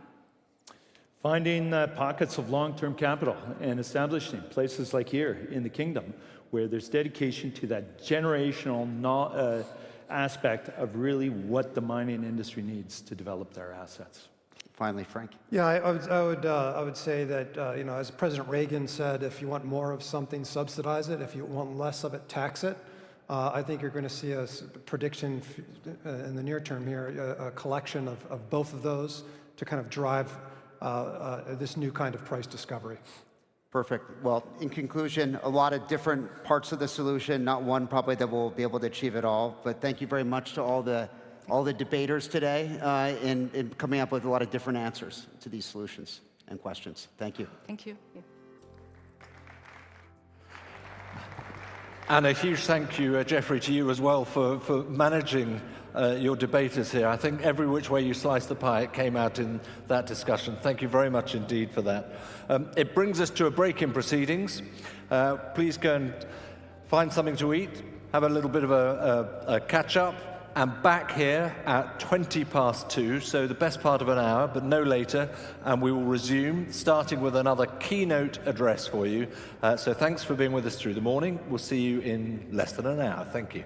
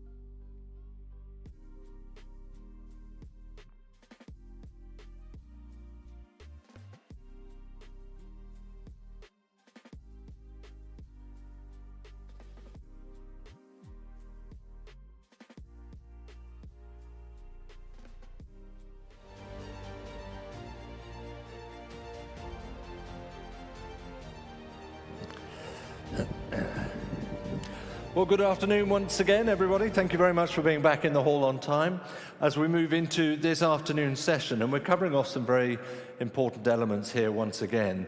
We're going to reflect on what the future of this minerals industry will look like, with a particular focus on the Kingdom of Saudi Arabia. We'll also ask about technological disruption, both for good and bad possibly within the sector. And we will have a session on the reputation, the image of your industry. Is it time for a makeover? Three important elements to address in the course of the afternoon. However, we start with a very important keynote address.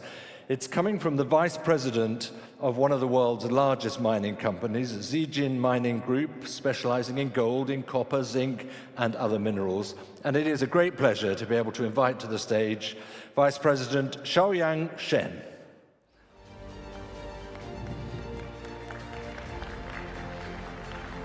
Thank you.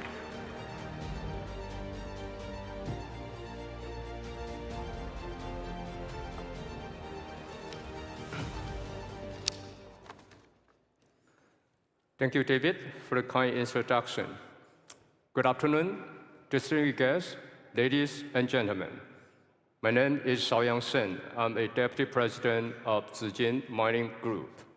It is an honor and my pleasure to speak at the conference today, and I would like to thank organizers of the Future Minerals Forum for providing this great opportunity. So my speech will be centered around challenges that is facing our industry, as well as opportunities ahead of us.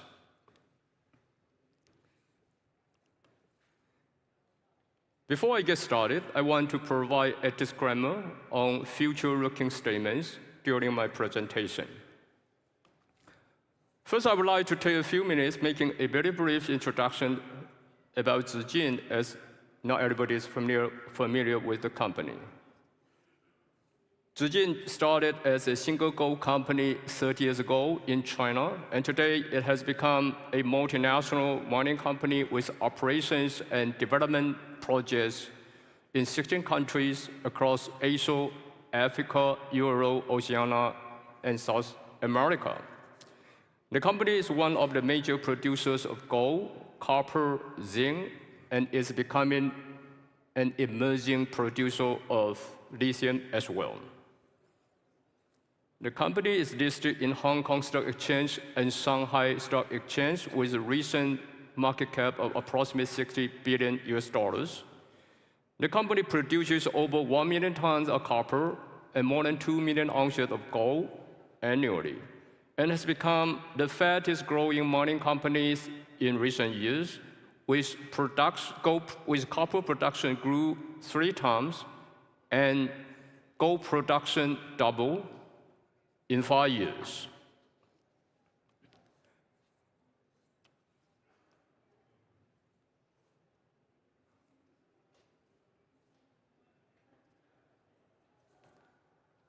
Zijin aspires to be a leading global mining company, and ESG is something we take seriously. The company has implemented an integrated, sustainable, and deliverable policies and practices to address environmental, social, and corporate governance issues that most of us in the industry face. We are taking active steps as part of global actions against climate change. The company has implemented measures across the whole group to reduce the use of fossil fuels in our mines and plants and promote the use of renewable energy and low-carbon technology as much and as practically as possible. By 2030, more than 30% of the energy we use will come from renewable sources. Next, I would like to share what we believe to be some of the most significant challenges that we in the industry face. Among all the challenges, I think the rising uncertainty over global economy is most concerning, as many major economies are experiencing slowing down or showing signs of distress recently. While the negative impact of high inflation and high interest rates are fading, the IMF predicted that growth rates for the world economy for the coming years will be noticeably lower than the pre-pandemic levels, highlighting ongoing structural challenges for many countries.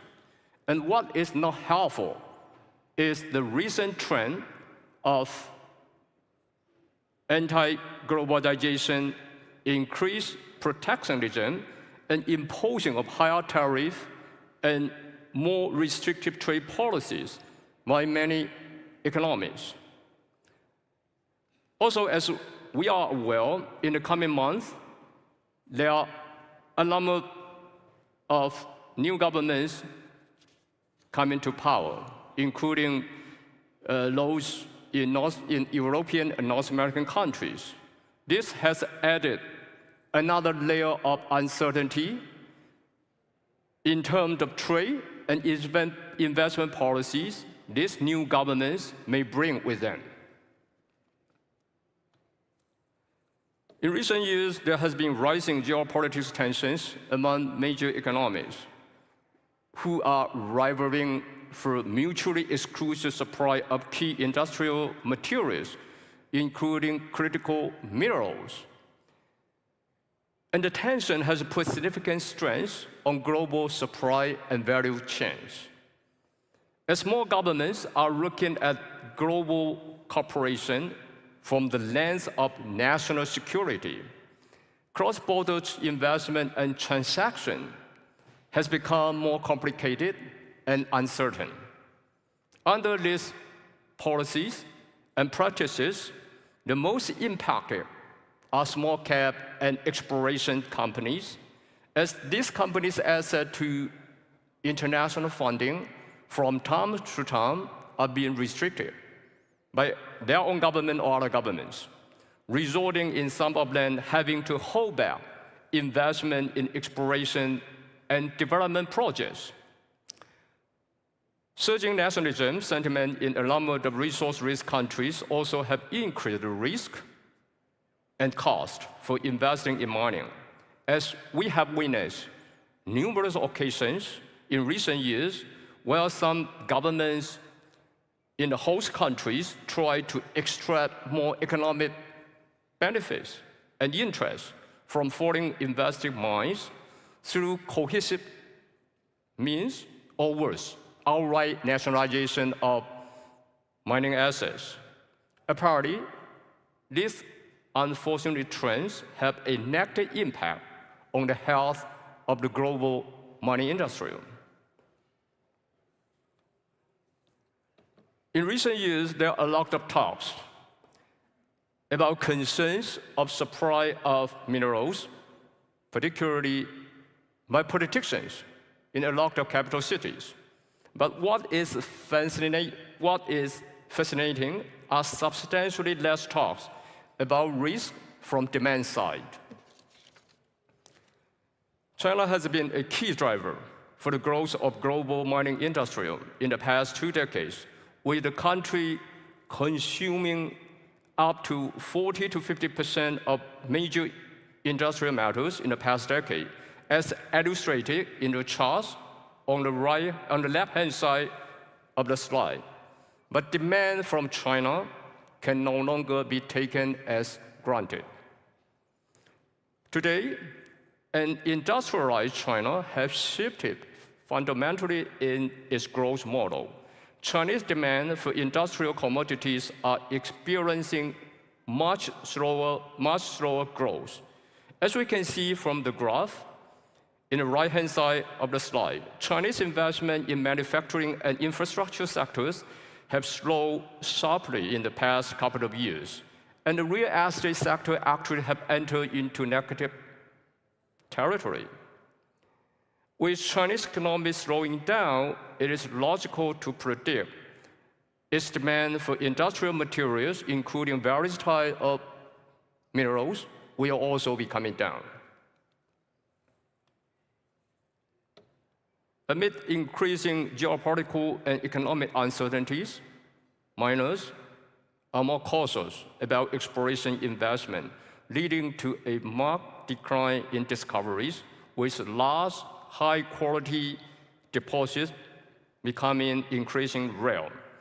The industry faces inadequate resource replenishment, with an imbalance between resources depletion and less new reserve. Producing mines are under pressure from declining grade, while virtually all aspects of operation costs have gone up. Development of new projects has also become more challenging, with CapEx per unit of metal output rising significantly.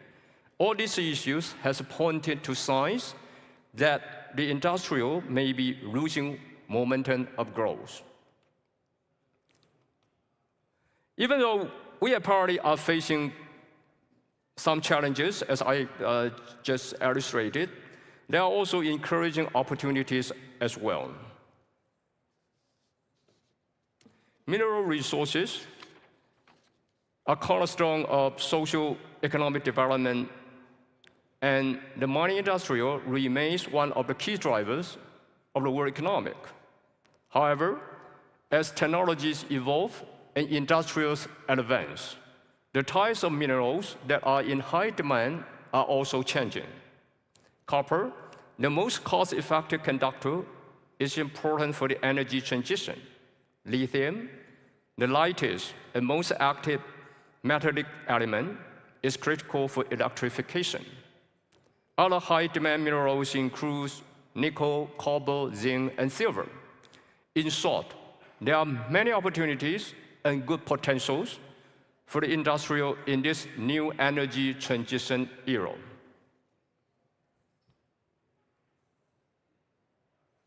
International cooperation is critically important for the mining industry, and indeed, I think international cooperation is the key topic that has got the most talk during this forum. As we all know, mineral resources worldwide are distributed unevenly. On the one hand, developed countries and China do not mine much of the minerals, but consume most of them. On the other hand, many resource-rich countries need capital investment, mining and industrial technology, and operational expertise for more advanced economies. We believe it should be the market that determines allocation of these economic resources. Integral global supply chains, instead of segmentation of markets, is important for robust growth for the industry in the long run, as well as for the health of the world economy. Internationally efficient capital markets are imperative for funding of project development and mine operations. New York, Toronto, Sydney, London, and Hong Kong stock exchanges play a significant role in this regard. It is our view, and I think most of our peers in the industry would agree, that market-based cross-border transactions with no political interference have benefited all parties and contributed to better allocation of resources and funding for project development. We believe international cooperation serves the best interests of all stakeholders, including local communities, governments, suppliers, employees, and apparently investors, and should be allowed to continue functioning as it has been. Now I would like to focus back to the opportunities in the kingdom. Even though Saudi Arabia, for decades, has been one of the world's largest oil-producing countries, the kingdom actually has great mining potential, as the Arabian-Nubian Shale is highly prospective of gold, copper, zinc, nickel, and other minerals. The kingdom is driving a transition toward a more diversified, less oil-dependent economy, and has introduced favorable policies and regulations, improved business environment, and mining is one of the priorities. And this has provided good opportunities for international mining companies. The country has some of the best transportation and power supply infrastructures in the region, and is strategically located at the junction of Asia, Africa, and Europe, and therefore providing an ideal location for setting up processing facilities as well. We believe the kingdom will achieve its goals of becoming one of the most attractive mining and processing hubs globally. To conclude the presentation, I would like to reiterate my strong belief of international cooperation for the mining industry. The fact that so many major players from the industrial and various groups of stakeholders have come to Rio. We are gathering here, discussing issues that are important to the industry, as well as exploring opportunities, gives me the confidence that working together, we in the mining industry will have a brighter future. That's all my presentation. Thank you very much for your interest.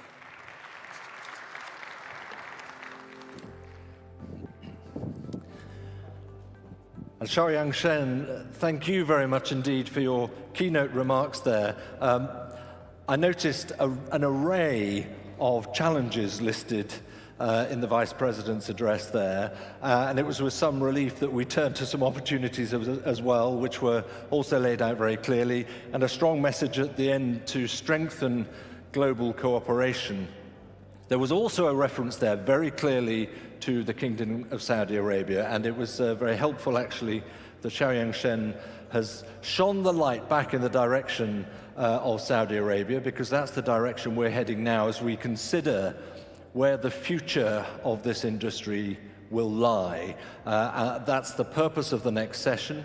It's an opportunity to reflect on the developments, the growth, the changes that have taken place here over the course of recent years, and of course the ambition, which is turning into impact and action, that we've been discussing through the course of the forum itself. It's a panel session with a number of representatives, as you're going to see, and I'm delighted to be able to hand that moderation over to Igor Hulak, who is partner and global head of metals and mining practices at Kearney.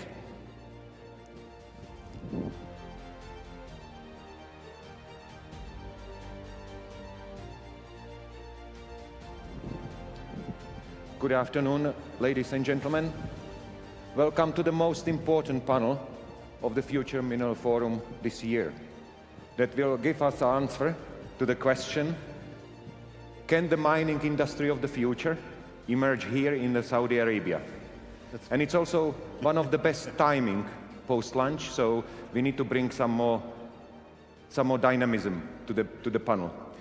Today I'm joined by excellent professionals and enthusiasts for the industry. I think, gentlemen, we can take the seat. And I'm joined by Engineer Abdurrahman Al-Belushi, Deputy Minister of Mining Development here at Ministry of Industry and Mineral Resources in Saudi Arabia. I'm joined also by Abdulaziz Al-Hamav, Vice Chairman, Chief Executive Officer, Modern Industrial Investment Holding Group. I'm also joined by Dr. Daryl Clark, the Executive Vice President Exploration at Ma'aden. I'm joined by John Webster, Chief Executive Officer, Gold and Minerals Company. Also, we have a seasoned professional, Geoff Day, Chief Executive Officer of AMAC, Naif Al-Duraishi, General Director of the Partnerships and Products General Department at Modern, and Suleiman Al-Otaim, Chairman, Saudi Gold Refinery. Although I am joined by these excellent professionals and enthusiasts, we will have also you in the room participating in the panel and those who are following us online globally. We would like you to take an opportunity and use the QR code that will be displayed in a moment to tell us your opinion about whether the mining industry of the future can emerge here in Saudi Arabia. But let me also open with a quick poll among our panelists about the question. So, can I ask you to be brief and on the scale of 1 to 10, to say your confidence about the possibility of the mining industry of the future to emerge here in Saudi Arabia, and what is the one most important thing that you would like to focus upon to make it happen? And can I open with you, Deputy Minister, because I believe it's in your job description, the mining industry of the future to emerge in Saudi Arabia. Well, thank you very much, Igor, for a very inspiring question. And I would refrain from mentioning a number, because that might hurt my performance targets of this year. But if I may quote the Mining Journal, they quoted Saudi Arabia as the fastest global jurisdiction in terms of de-risking mining investments in the world. We have been the second in their permitting index. We were the top 10 in their fiscal regime index. And we were among the top in terms of overall risk, one of the top 10 globally. So with that, I think our focus today is to accelerate the duration from the start of exploration all the way to the production of a mine. That period must be reduced. Today is 17 years on average. This has to be shrank all the way to something feasible, taking 5 to 8 years, something that is manageable, something that will avail all the products that are needed for the energy transition. Thank you. Thank you, Deputy Minister. Can we go to you? I think Mudun, since I'm one of Mudun members, has the mission to implement NIS strategy, which includes localizing high value added factories that consumes mining products in Saudi Arabia. And since the NIS has a strategy to reach number of 36,000 factories by 2035, which is very fast growth comparing to the previous decade, I think this will have its impact on the mining sector by accelerating the growth of mining sector as well. Your level of confidence on the level of? Mine is 9 to 10, honestly. 9 to 10? Yeah. Thank you. Thank you. Mr. Sulaiman. My confidence in the mining sector is 10 to 10. Because we do have the minerals, which is a golden opportunity.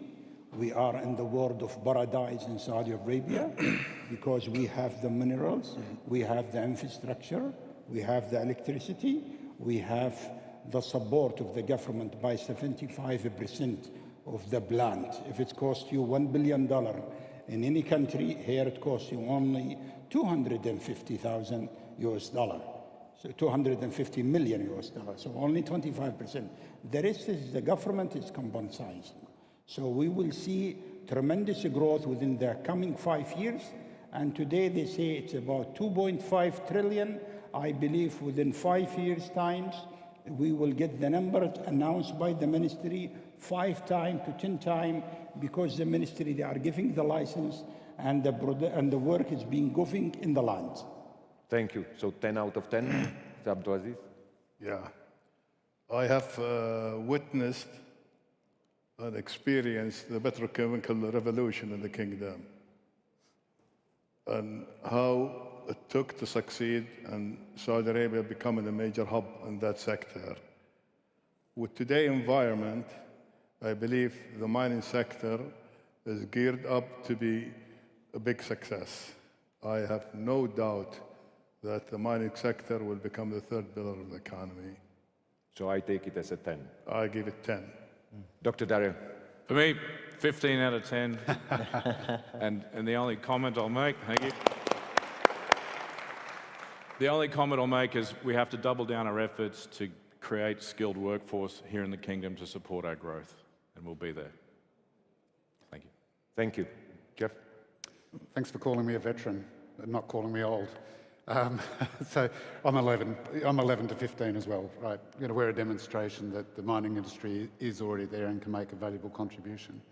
I wholeheartedly agree with His Excellency the Deputy Minister that shortening the time frame from exploration through to production is key to realise the vision. However, thinking more strategically, I think how we maintain societal support for the mining industry is going to be a key thing for the sustainable success of the mining industry. We've seen jurisdictions around the world support the mining industry, society turns its back on the mining industry, and we lose the value. So from my perspective, picking up on your point, training, development, getting people philosophically and strategically, skill-wise aligned with the industry's values is going to be fundamental to sustaining the growth that we're starting to see now. Thank you. And the last but not least, John. For all the criteria that you normally look for developing projects in a country, Saudi Arabia ticks every box. Anybody that's had to deal with the ministry or SNAD or the environmental people sees a highly enthusiastic group of people that are all with the same aim, and that's to encourage the mining industry in Saudi Arabia. So I get a same as these boys, 15 out of 10. Thank you. So we have quite positive panel. Just as an invitation to all of you here in the room, but also online, if the organizers can help us with the QR code, you can use your smartphones, and also to cast your vote and about your confidence and what the most important enablers are for making it happen here in Saudi Arabia. But I don't want to repeat the same thing that we have heard on other panels, and we are no doubt living in the era of the race for critical minerals. Everybody is racing, everybody wants more, everybody needs more. There are very traditional mining jurisdictions that are well positioned in the global mining market. There are more emerging markets in mining like Saudi Arabia.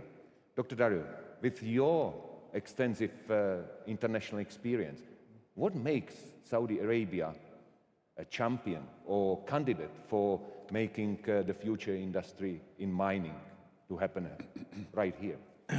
Thank you. Thank you for the opportunity to address the audience with that question.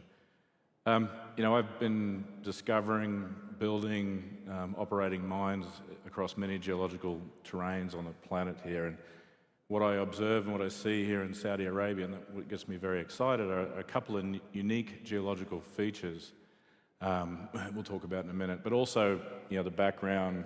We have great infrastructure, we have great stability, mineral endowment, infrastructure, stability are the key ingredients. We have that. Okay, so let's talk a little bit in particular about the geological endowment or the mineral prospectivity and why I'm excited about that.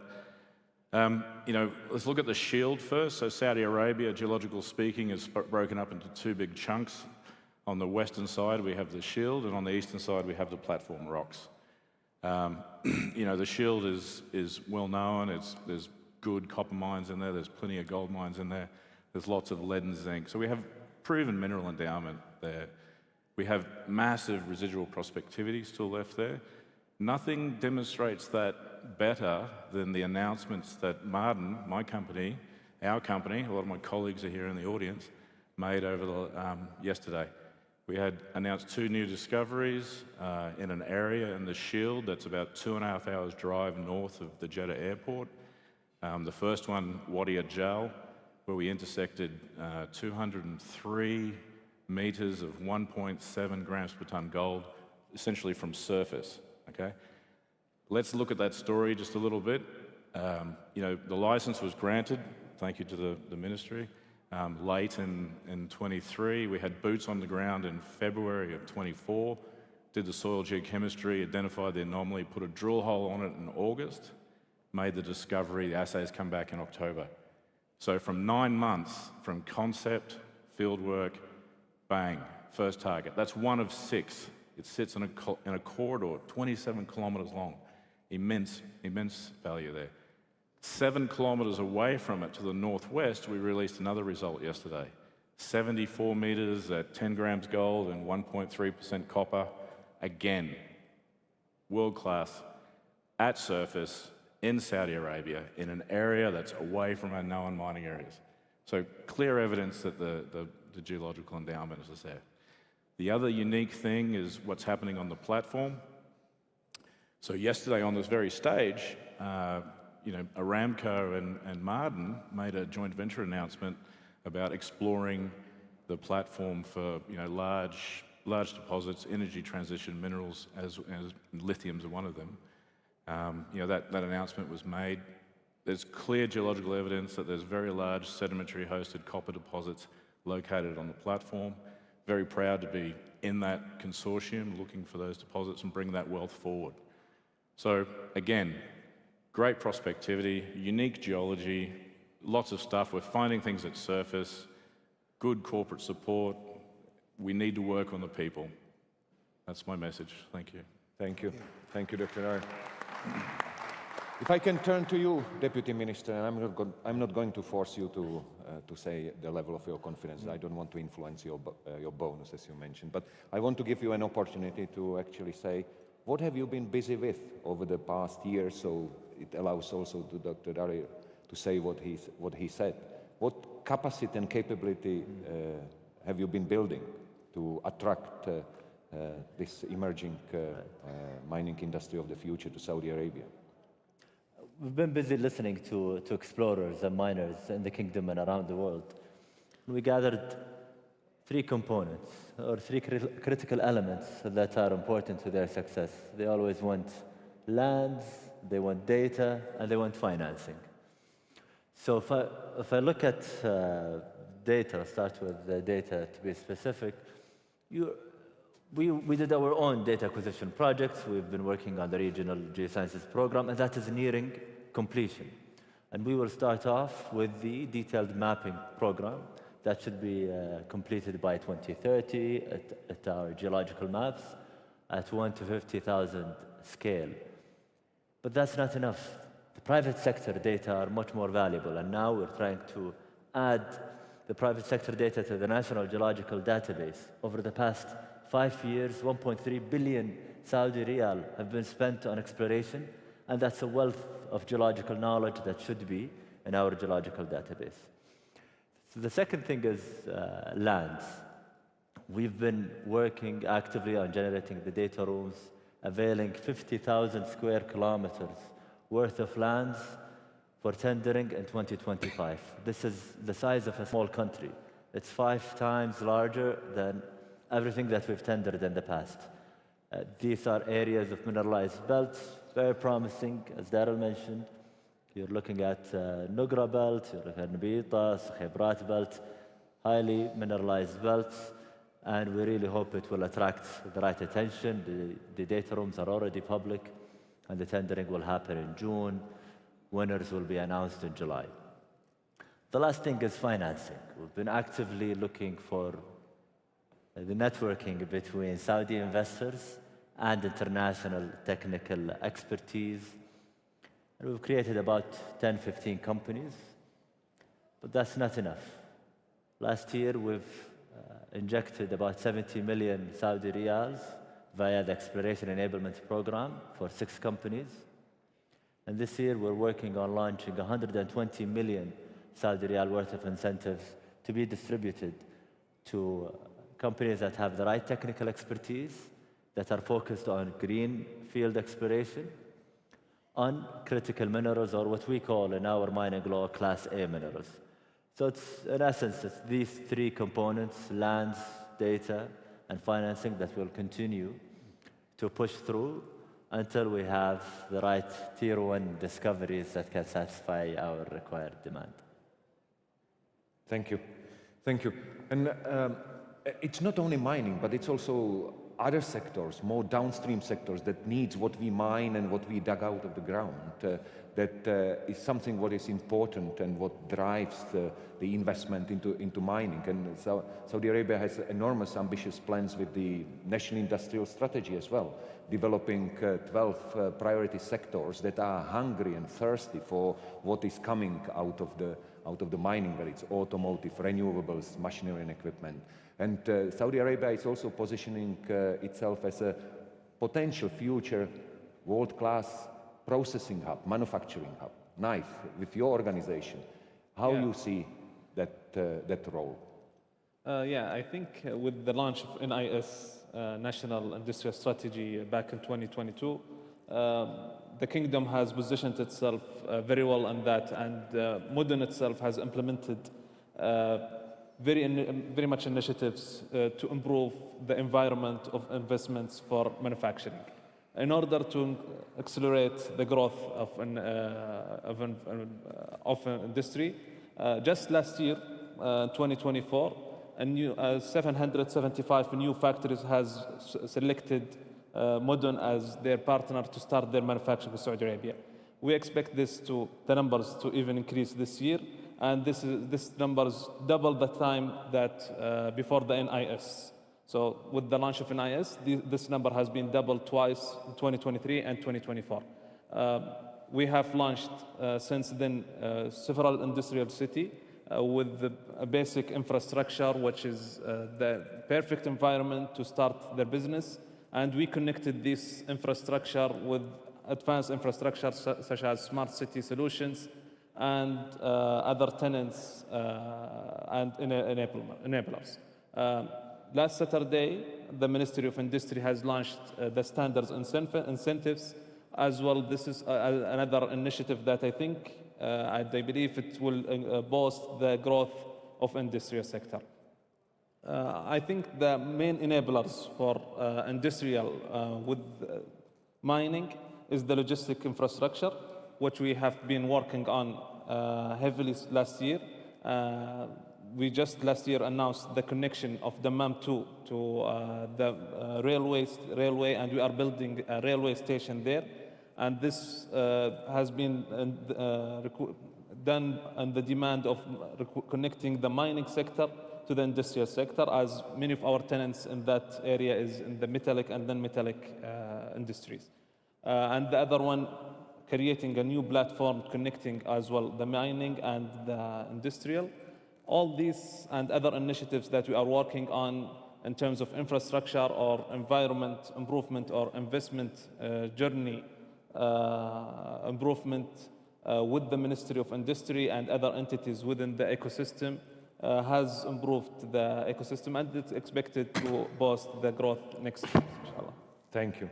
Thank you. And as we know, and as we heard also many times during this great gathering, no one will make it on his or on her own. The partnership is the word of the day, and many stakeholders must work together to make it happen. Let me turn to the local businessmen who have seen it all, from exploration, as we discussed before the panel, to the earrings. Mr. Suleiman, what does it take to bring everyone together to make it happen and to see the success?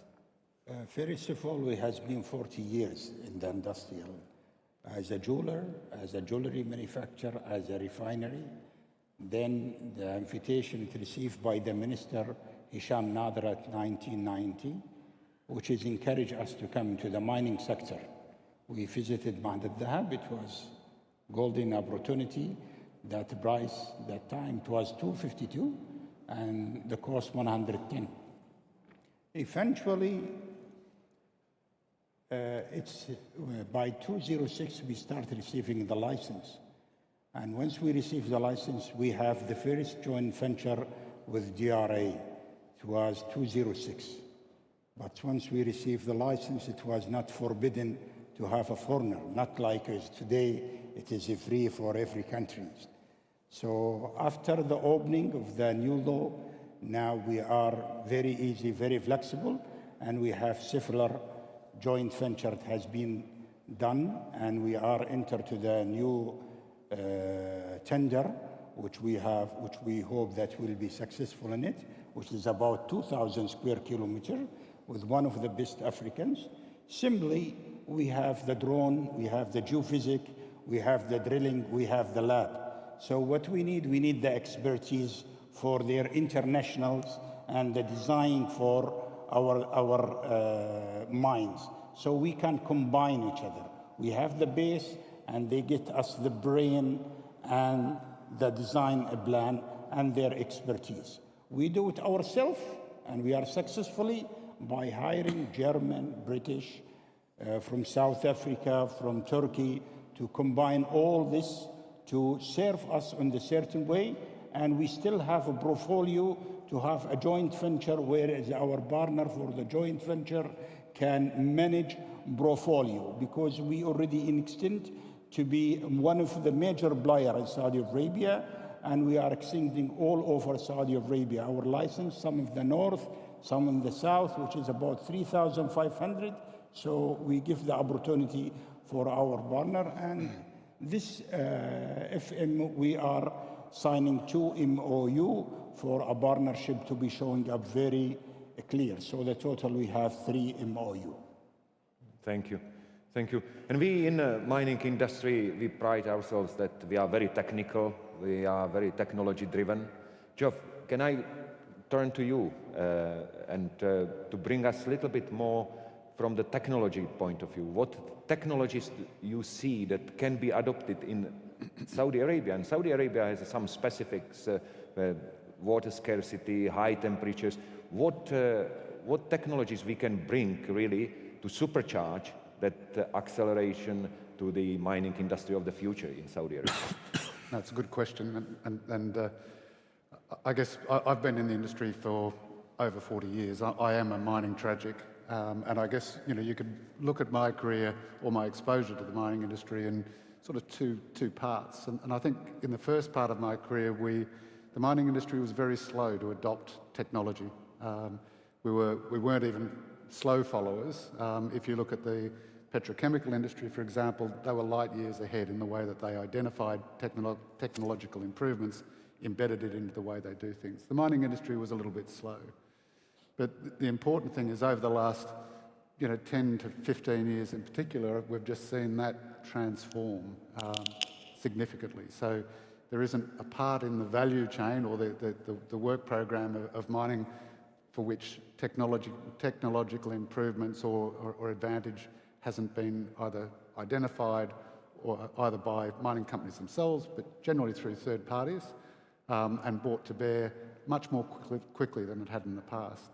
So I think from my advice to the Saudi industry is how you embed that and you provide that nurture for technology development within the industry, within Saudi. So as I was saying before, from exploration, from the very start, from exploration, significant improvements in technology around not only just the traditional geophysics, which is how El Masani, where I work, was found back in the 60s, but the advances in geophysics, downhole sensing techniques, how we log core, it's just improved out of sight. So it makes, to the Vice Minister's point, how do we bring things to fruition quicker?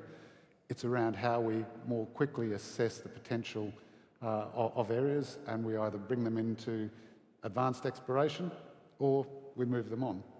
So we then go into resource development. So we're now able to, through things like Reconciler and things like software systems like that, to be able to turn around and almost track mineral endowment from the face almost through to the smelter. Again, things that historically took an enormous amount of time and effort and manpower. In the drill and blast the drill and blast space, the work of our colleagues with Orica in making digital mining a reality, have seen significant improvements in productivity, reduced cost, and improved ability to better predict the best hill of value for an operating mine. You look at the work that Hexagon's doing with Mardin. It's amazing. It is truly, truly amazing.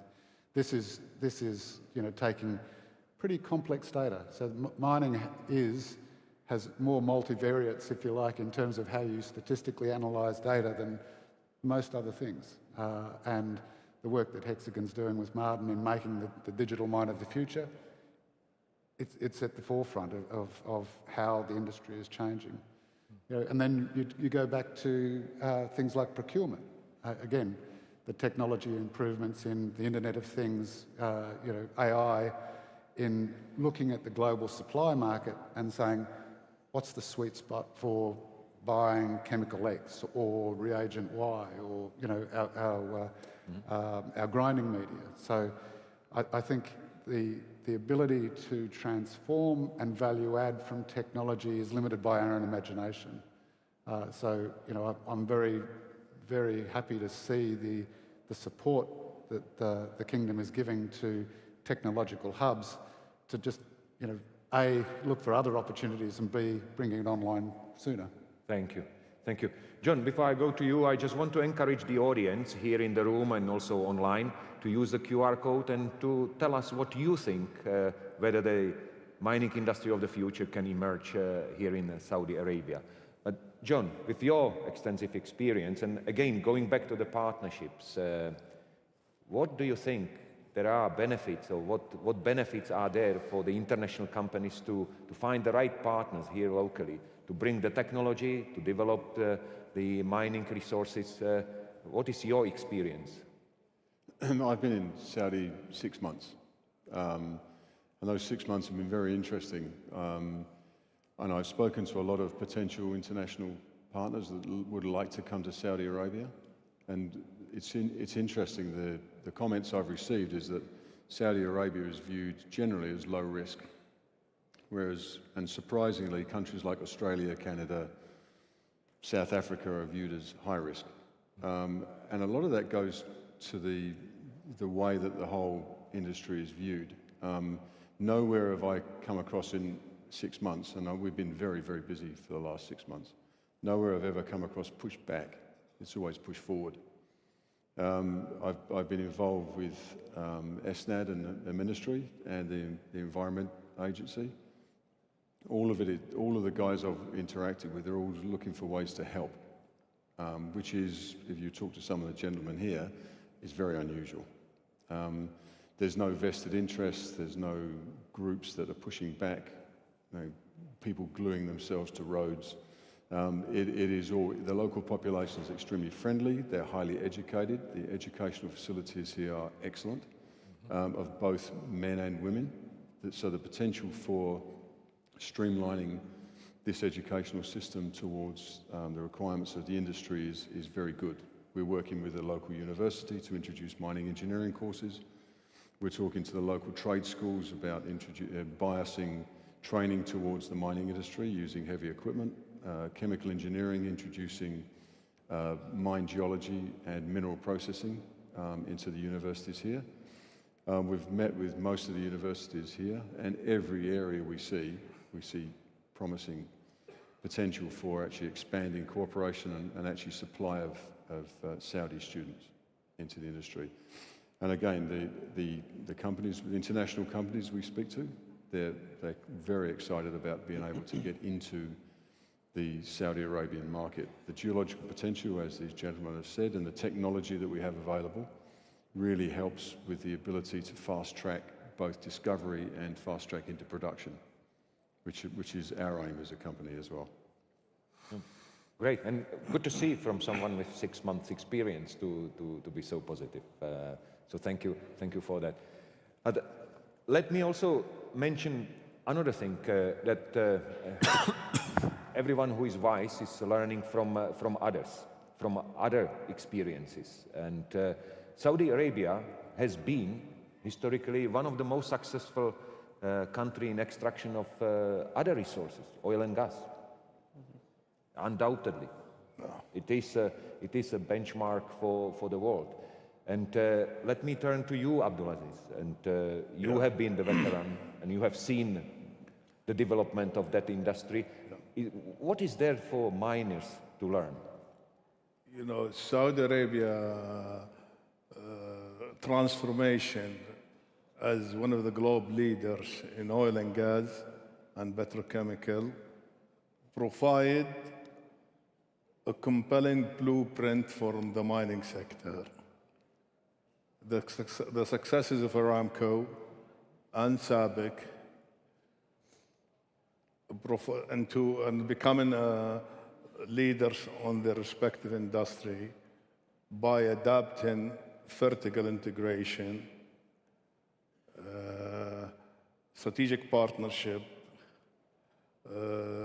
technology advancement, quality human resources development, marketing, provide a good lesson to be learned for the mining sector. And I'm sure the mining sector will succeed by adopting these principles.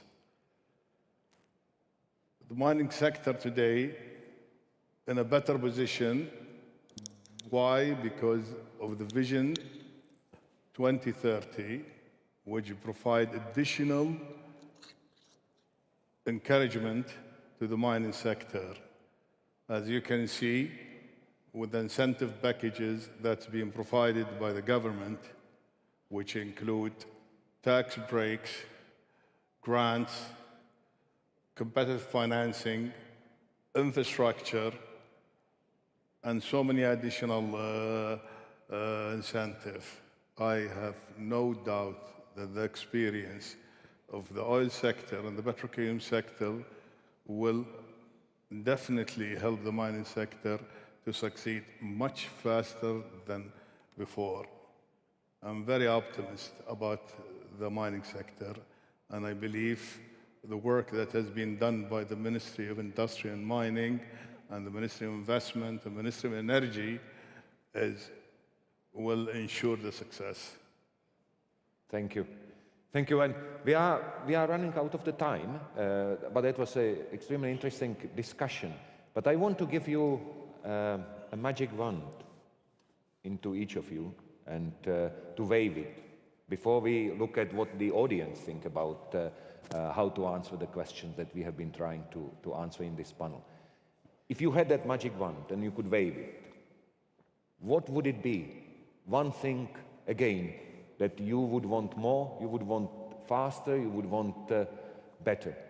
Can we start from the far end of the panel, John? My magic wand would say more young, educated Saudis.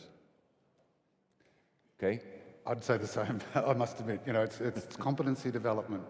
How we, as I said, it's how we develop the skills that the mining industry needs for the future. Not only what we need now, but in the area of technology and all of the things that I was mentioning before. So, you know, if Saudi is going to retain as much sovereign wealth as it can from its endowment in minerals, it's got to be driven by an increasing number of Saudi participants in the industry. So I think it's the strategic advantage for Saudi as a country is in skills development in support of the mining industry. Thank you. Dr. Dari. Thank you. Yesterday, I was listening to a presentation in here from people from Finland. I think there were some ministers here. They described a mining ecosystem in Finland that would facilitate the training, the education, the need, the drive to create the pool of people and the mining services that we need here to realize the mines of the future. So if I had a magic wand, I would create that mining ecosystem here and I would model it after successful countries like Finland. That would be a very long magic wand. It's a big magic wand, and I may need a few unicorns. Thank you. Cheers. Yeah, 2 points here is a continuous improvement of the regulation and coordination between regulators. It's very important. It's very good now, but we continue to drive more and more. 2, ensure taking advantage of the new technology that exists today and the continued improvement of technology. Thank you. Mr. Sulaiman. Without opportunity, there is no movement. So giving the license from the ministry, it will make the race for all the company to run and to achieve the target. Training, technology, fund, money, it is all not a problem in Saudi Arabia. Just giving the right opportunity and let the people work according to the law, they will achieve the target. 40 years back or 50 years back, when Saudi Arabia want to grow wheat, they give loans for the farmers, and Saudi Arabia, they export wheat for the world. They stop because of the water shortage. Today, the Saudi Arabia Fission, they want to get mining. Tomorrow, we will produce copper. As a manufacturer, we'll produce the all consumed. Now we get it raw material, then we go and to make it industrial. That is the vision for the country for the long run. That's mean a product, like we are making the petrochemical. Thank you. Give the opportunity to the entrepreneur, they will make it. Knife? Acceleration of hosting more R&D and business incubators in Saudi Arabia, which hopefully will accelerate the entrepreneurship ecosystem in Saudi Arabia.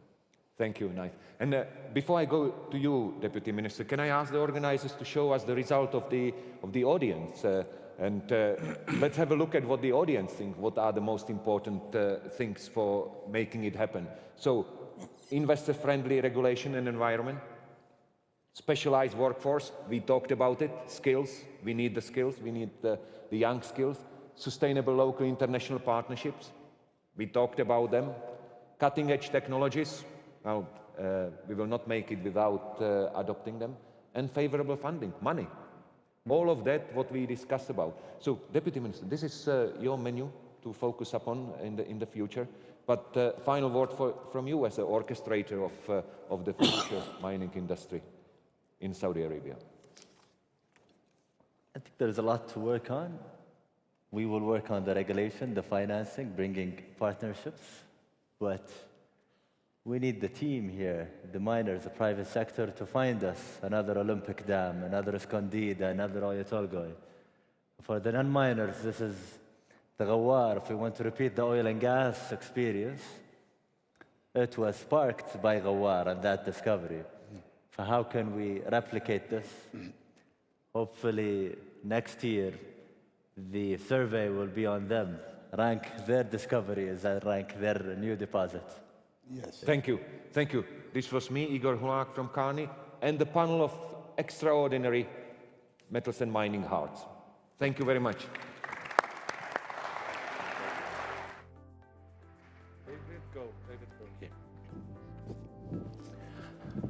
And many thanks indeed to all our panelists as we approach the issue of Saudi Arabia's development, looking to the future. Interesting to see cutting-edge technology coming in pretty much fourth, but with a good degree of support there on the Slido. And thank you for your contributions for the Slido as well. So we're going to focus, in fact, on the issue of effectively cutting-edge technology as a disruptor in the mineral sector. We've heard too many times that this is a sector which is conservative, slow-moving, not often a leader, more of a follower, sometimes a slow follower. So the role of technology is extremely important in terms of the development and perhaps occasionally the hindrance of this sector. So let us move on to our panel. The title is Navigating Technology Disruption: How are changes in technology impacting growth of critical minerals markets? And I'd like to welcome my panelists to come and join me here on the stage.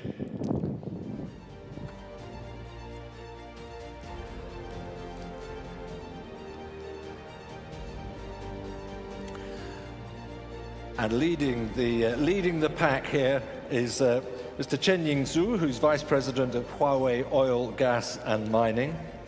Amin Al-Jaber, please do all take a seat, don't wait for me, who is Chief Information Officer at Nesma and Partners. Helena Hedblum, President and CEO of Epiroc. Craig Miller, who's the CEO of Anglo-American Platinum, and Dr. Fadi Trabzuni, who is the Managing Director of Advanced Metal Industries Cluster Company, AMIC.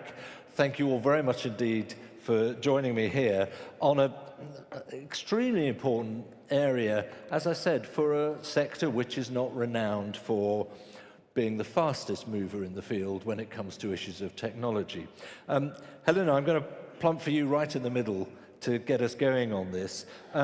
What are if you like, the choice areas? Your job is to bring innovative and high-tech measures into this sector, often for reasons of safety, in fact. Where's the richest seam?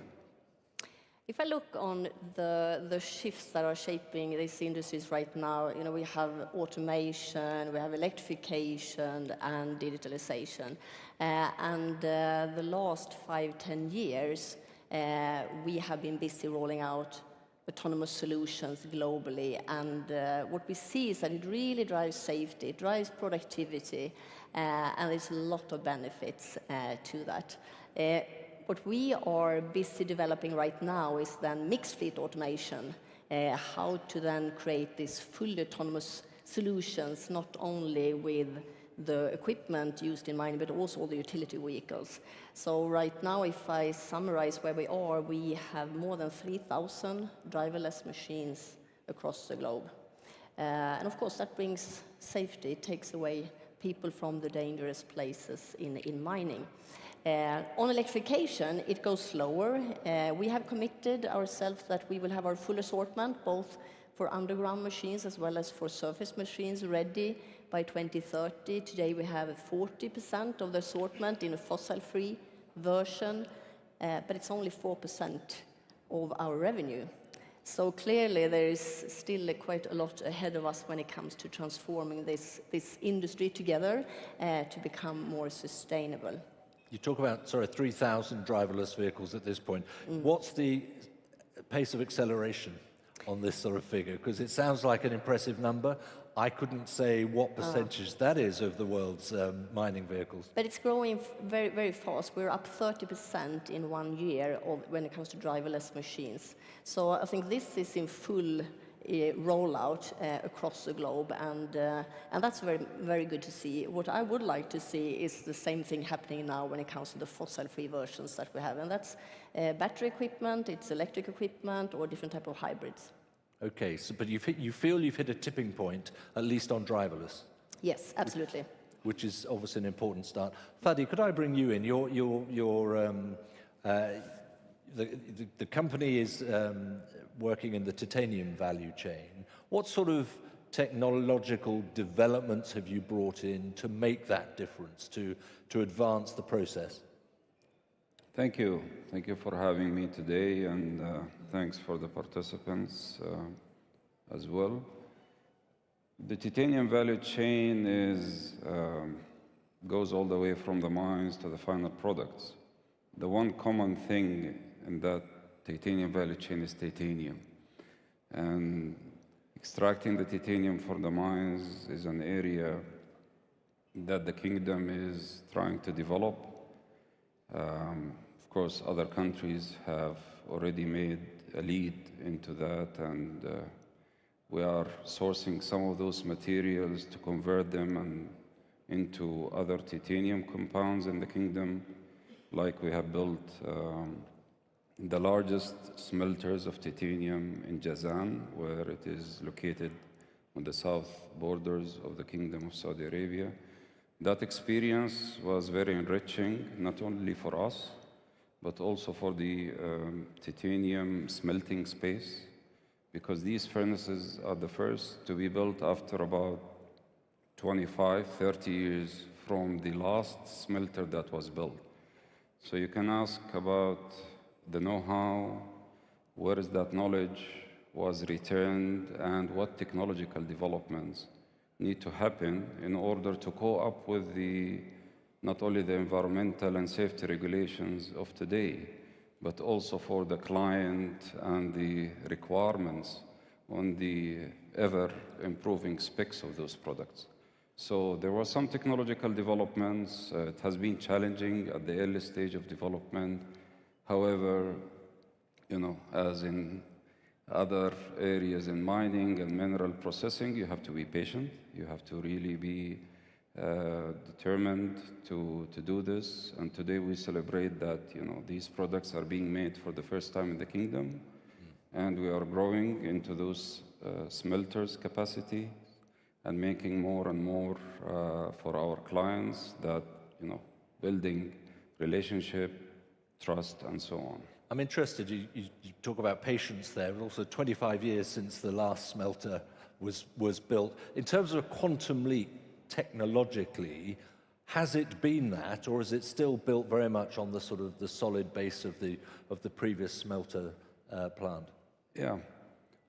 It is not impossible, but it is hard to see every day a development in these sectors.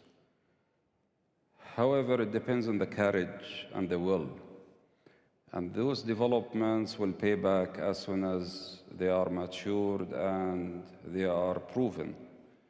There are a couple of developments that we have made in those furnaces that is showing today that makes better yield for the main product that we make and reduce the side products, as well as how to control the products in a way that it meets and exceed the expectations of the clients. Also, that knowledge has been back integrated into the material that we use and feed to those furnaces. So that knowledge is very rich and very important that we learn and start that journey sometime so we can reach to that maturity level that we are seeking. Right, so you can see the advance there. Craig, it's a similar question for you, really, but in terms of Anglo-American platinum, what are can you illustrate the sort of technological disruptors that have come in to enhance your production and your product? Yeah, thanks very much, and it's a pleasure to be here. We've certainly, I think, just reflecting when we were discussing a little bit earlier, what we do as a platinum group metal producer, effectively we take a ton of material and we produce 3 grams of platinum group metals. And you do that through technology, yeah? And so not only through the mining, but through the smelting and the processing. And certainly, I think, as an industry, embracing technology has been at the forefront of what we do. And as a consequence of that, embracing technology going forward from a future demand perspective. But if I can just pick up on Helena's point around, technology, what it's made, certainly helps with safety. And through the sort of the technology advancements that we've seen in mining, we've been able to reduce injuries at our operations by almost 100%. So I think we're down to about 93% reduction over the last 15 years. But importantly, through the technology, through the collaboration and partnership that we have with others, you're able to improve the inclusion of your workforce.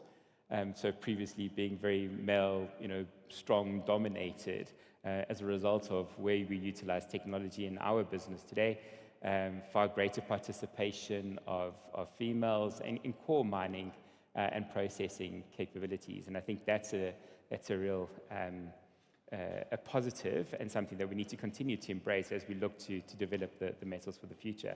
And then finally, just in terms of the future demand, I mean, today, 65% of my product gets used in the automotive sector, in the internal combustion engines.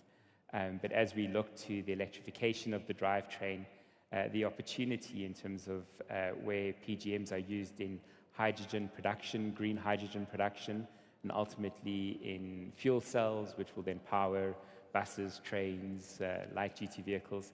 That's really the opportunity, and that continued development of innovation is really exciting for us as a business going forward. So yeah, absolutely embracing it, and it's not without its challenges and navigating that as a mining company.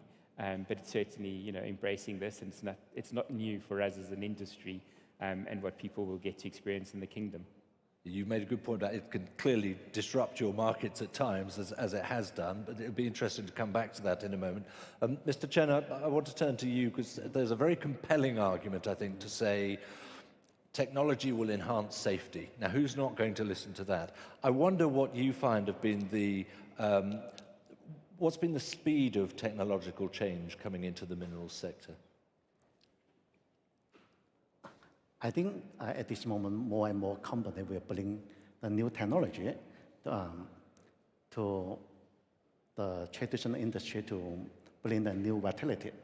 We believe like innovation and cooperation and development will be the only part to stimulate the enterprise potential. So for this part, we will continue to invest more to bring this new technology for the industry. especially like for the mining in the industry. We set up a dedicated mining business unit since year 2021. Right.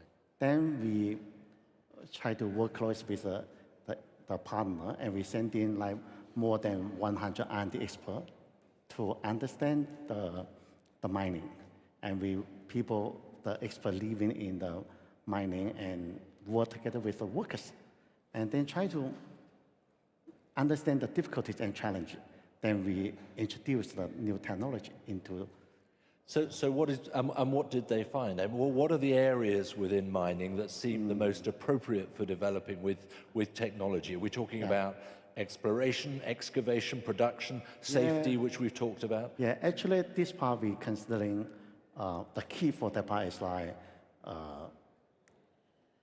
improve the production efficiency, and we need to reduce the power consumption and ensure the safety for people.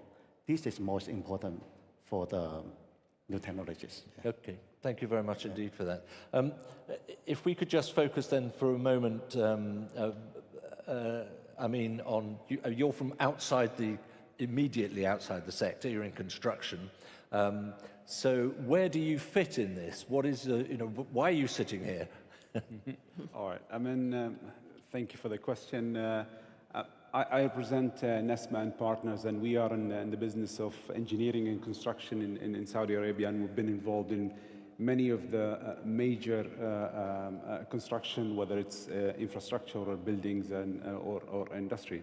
And our role to support the mining industry is basically to support them in the construction of the facilities required for processing and throughout the value chain, obviously. And we're seeing in our construction business a heavy use of technology, whether it's in the form of, definitely in the industrial business line that we're operating in. We've seen a trend in what is called digital twin, whereby it's easier for you to better understand the operation of the facility, to really monitor it, but also which is done during the construction. And once it's constructed, it's much better and an easier way to optimize it throughout the process. And I believe since the focus on certain minerals might change throughout the future, there is that need to have facilities which are what you might call a modular, so it can be repurposed throughout. So that to be able to build that kind of facility, definitely it will involve a lot of technology in place, so you can leverage that investment and really use it depending on how the trend is going in terms of what is required. And can I ask you then, do you see, is construction ahead of the mineral sector, if I could put it that way? Are you bringing lessons to the mining sector, or is it perhaps a mutual learning? I think in general, construction has always been, I think compared to other industries, a bit lagging behind, at least was perceived to be lagging behind in terms of utilizing technology. But going forward now, we're seeing an upscale and utilizing technology. And what we can bring to the table is really the experience that we're getting from various industries that we're doing construction in, and what can any of that be really used in the mining industry. So I cannot say we're ahead of it, but we have the luxury to see it up front in many other industries, and then see what is potentially can be applied in the mining industry as well. Yeah, interesting. Helena, I'm intrigued by the take-up, the interest, the readiness to move into new technologies. You brought up driverless vehicles. And that obviously has to be a decision taken at the top. Bringing them into play and having them operate amongst those on the ground, if you like, that can't be a straightforward proposition. A, you're losing drivers, and B, you're asking them to operate machinery they've not had to operate before, and they're used to diesel. I mean, they know what they're doing with diesel. How difficult has it been to integrate that sort of thing? I do see that our business is, moving away from being transactional to becoming much more of a partnership with our customers.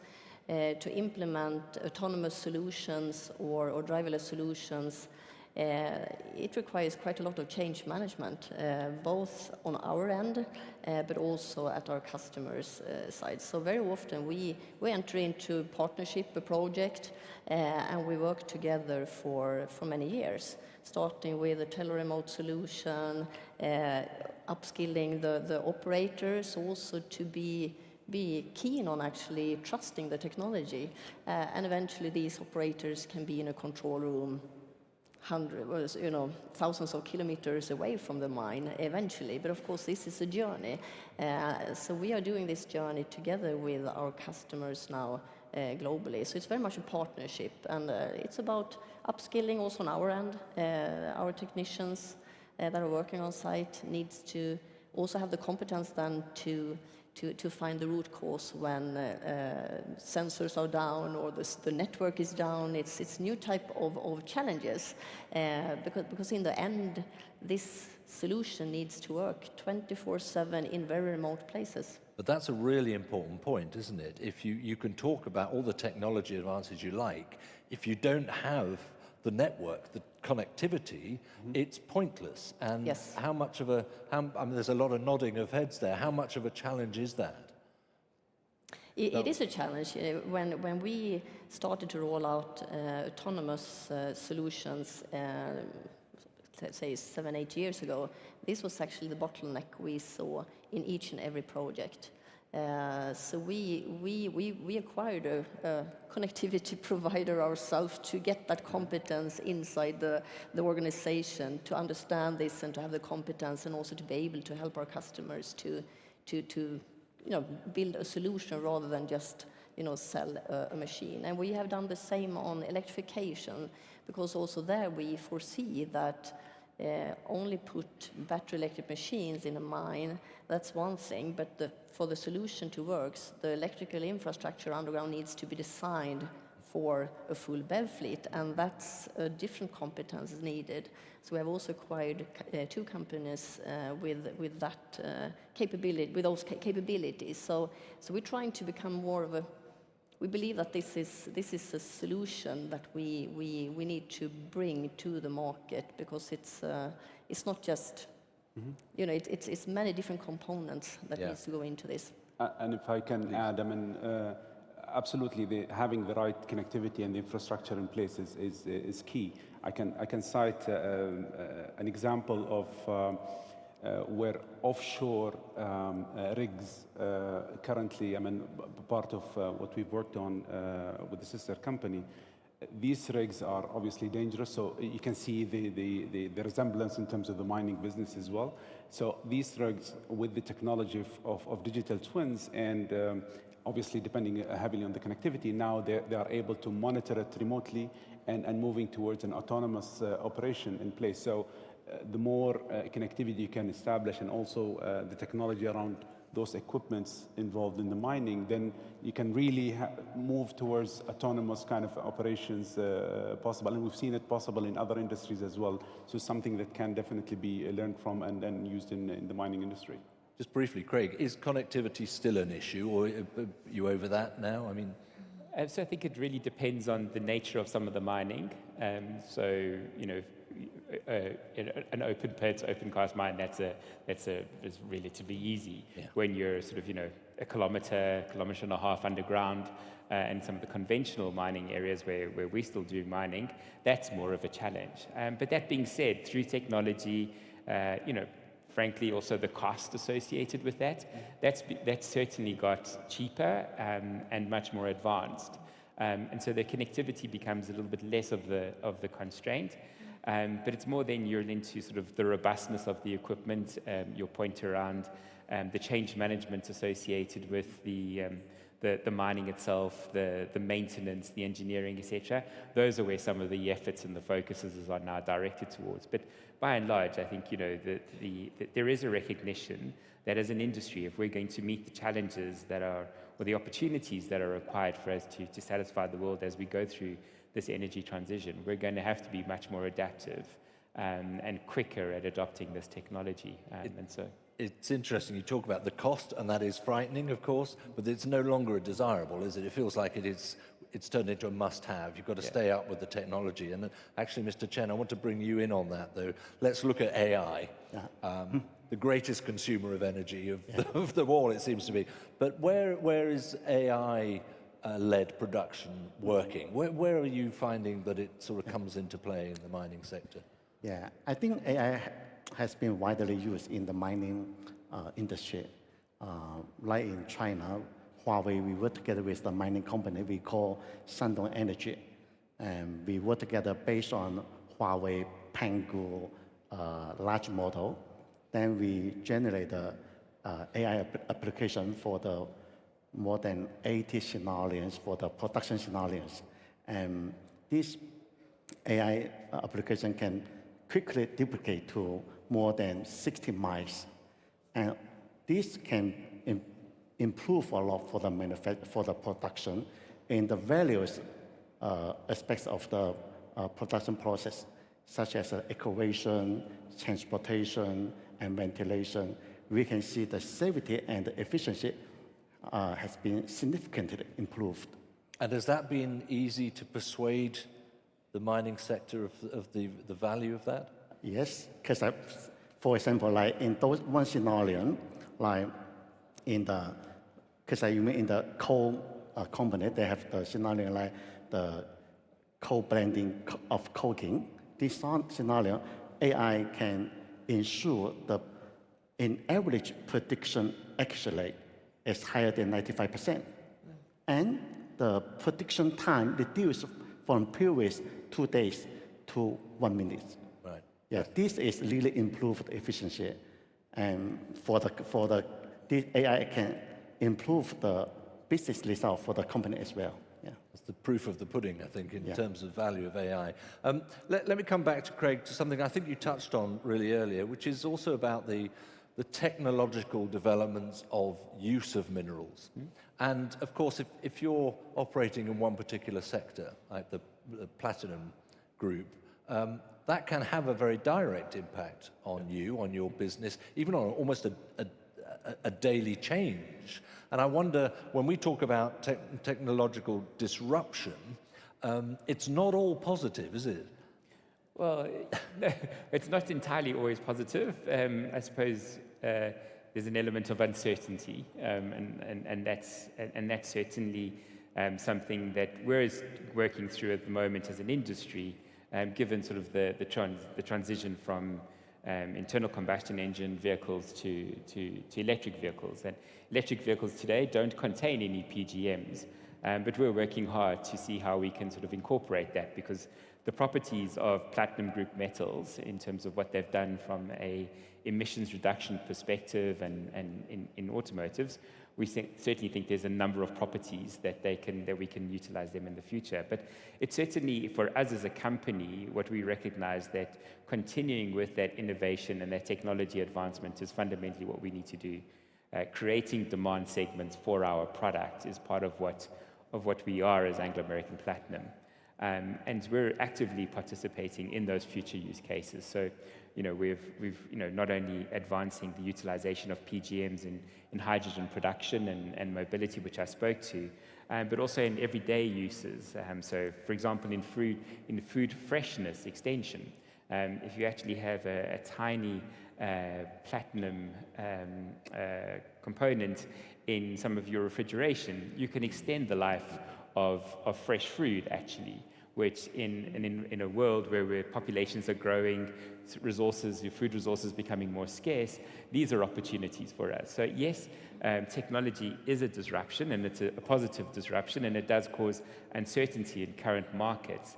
But it is certainly an opportunity and something which we're exploiting quite seriously as a company. Is that a recent discovery?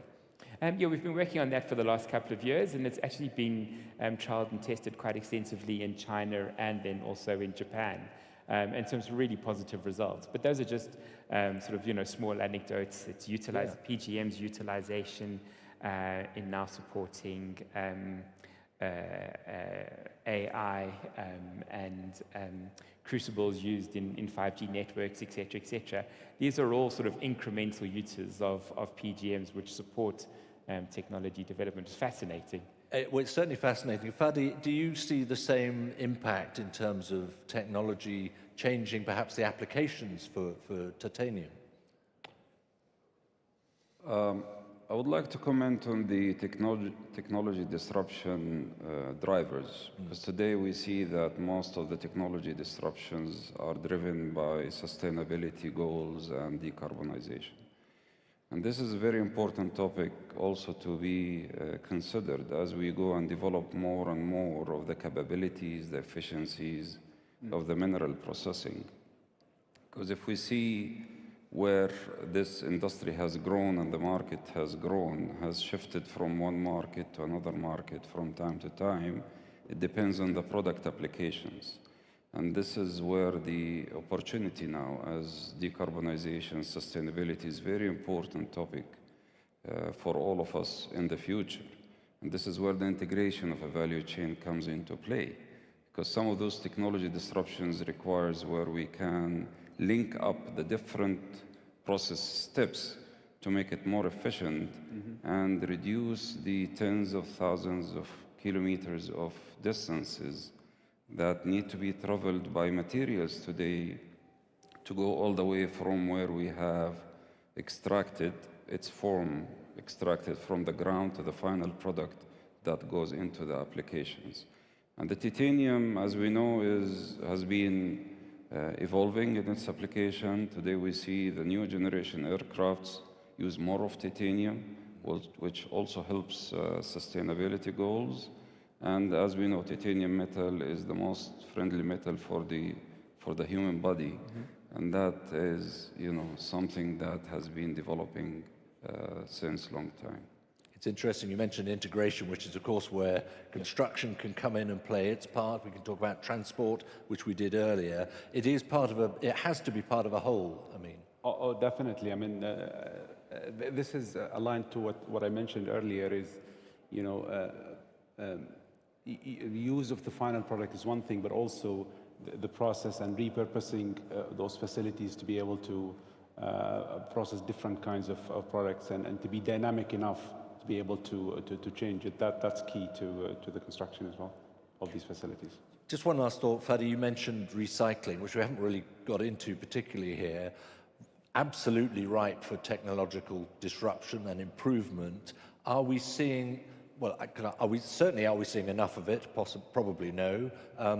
How far can the application go? How much potential is there in that? I don't know who'd like to pick up on that. Helena? I can say some words what we are doing. I see a great opportunity to prolong the life of both mining and construction equipment. So that's a lot of the type of service products that we are developing right now and that we also see are taking off in a really good way.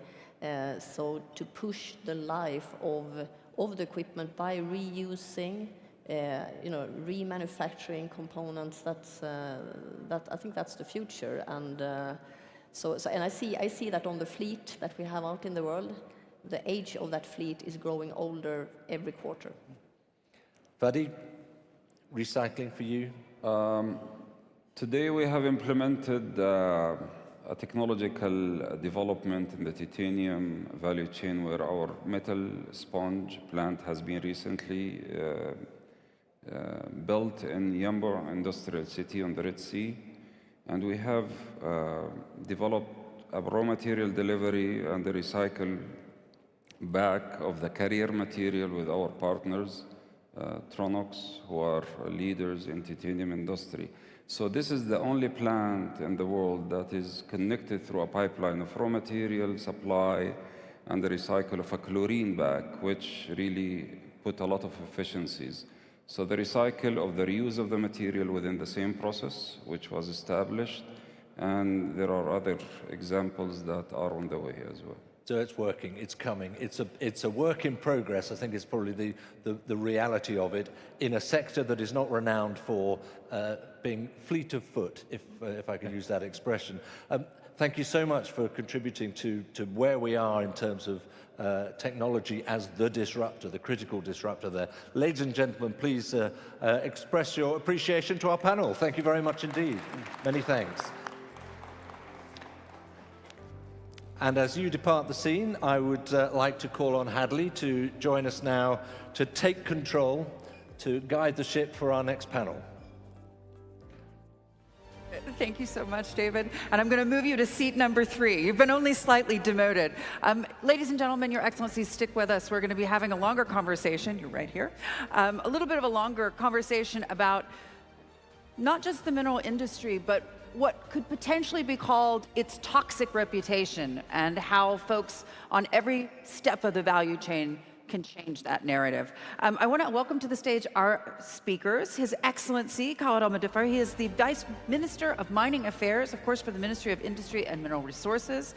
I'm also welcoming Chris Mayberry, the Deputy Chairman for the Bermuda Commercial Bank, Dr. Doris Hayam Galvez, the author of Designing Sustainable Prosperity, and Silly Krukow, Nudge and Behavior Design Expert for Transformative Solutions Consulting. Panelists, welcome.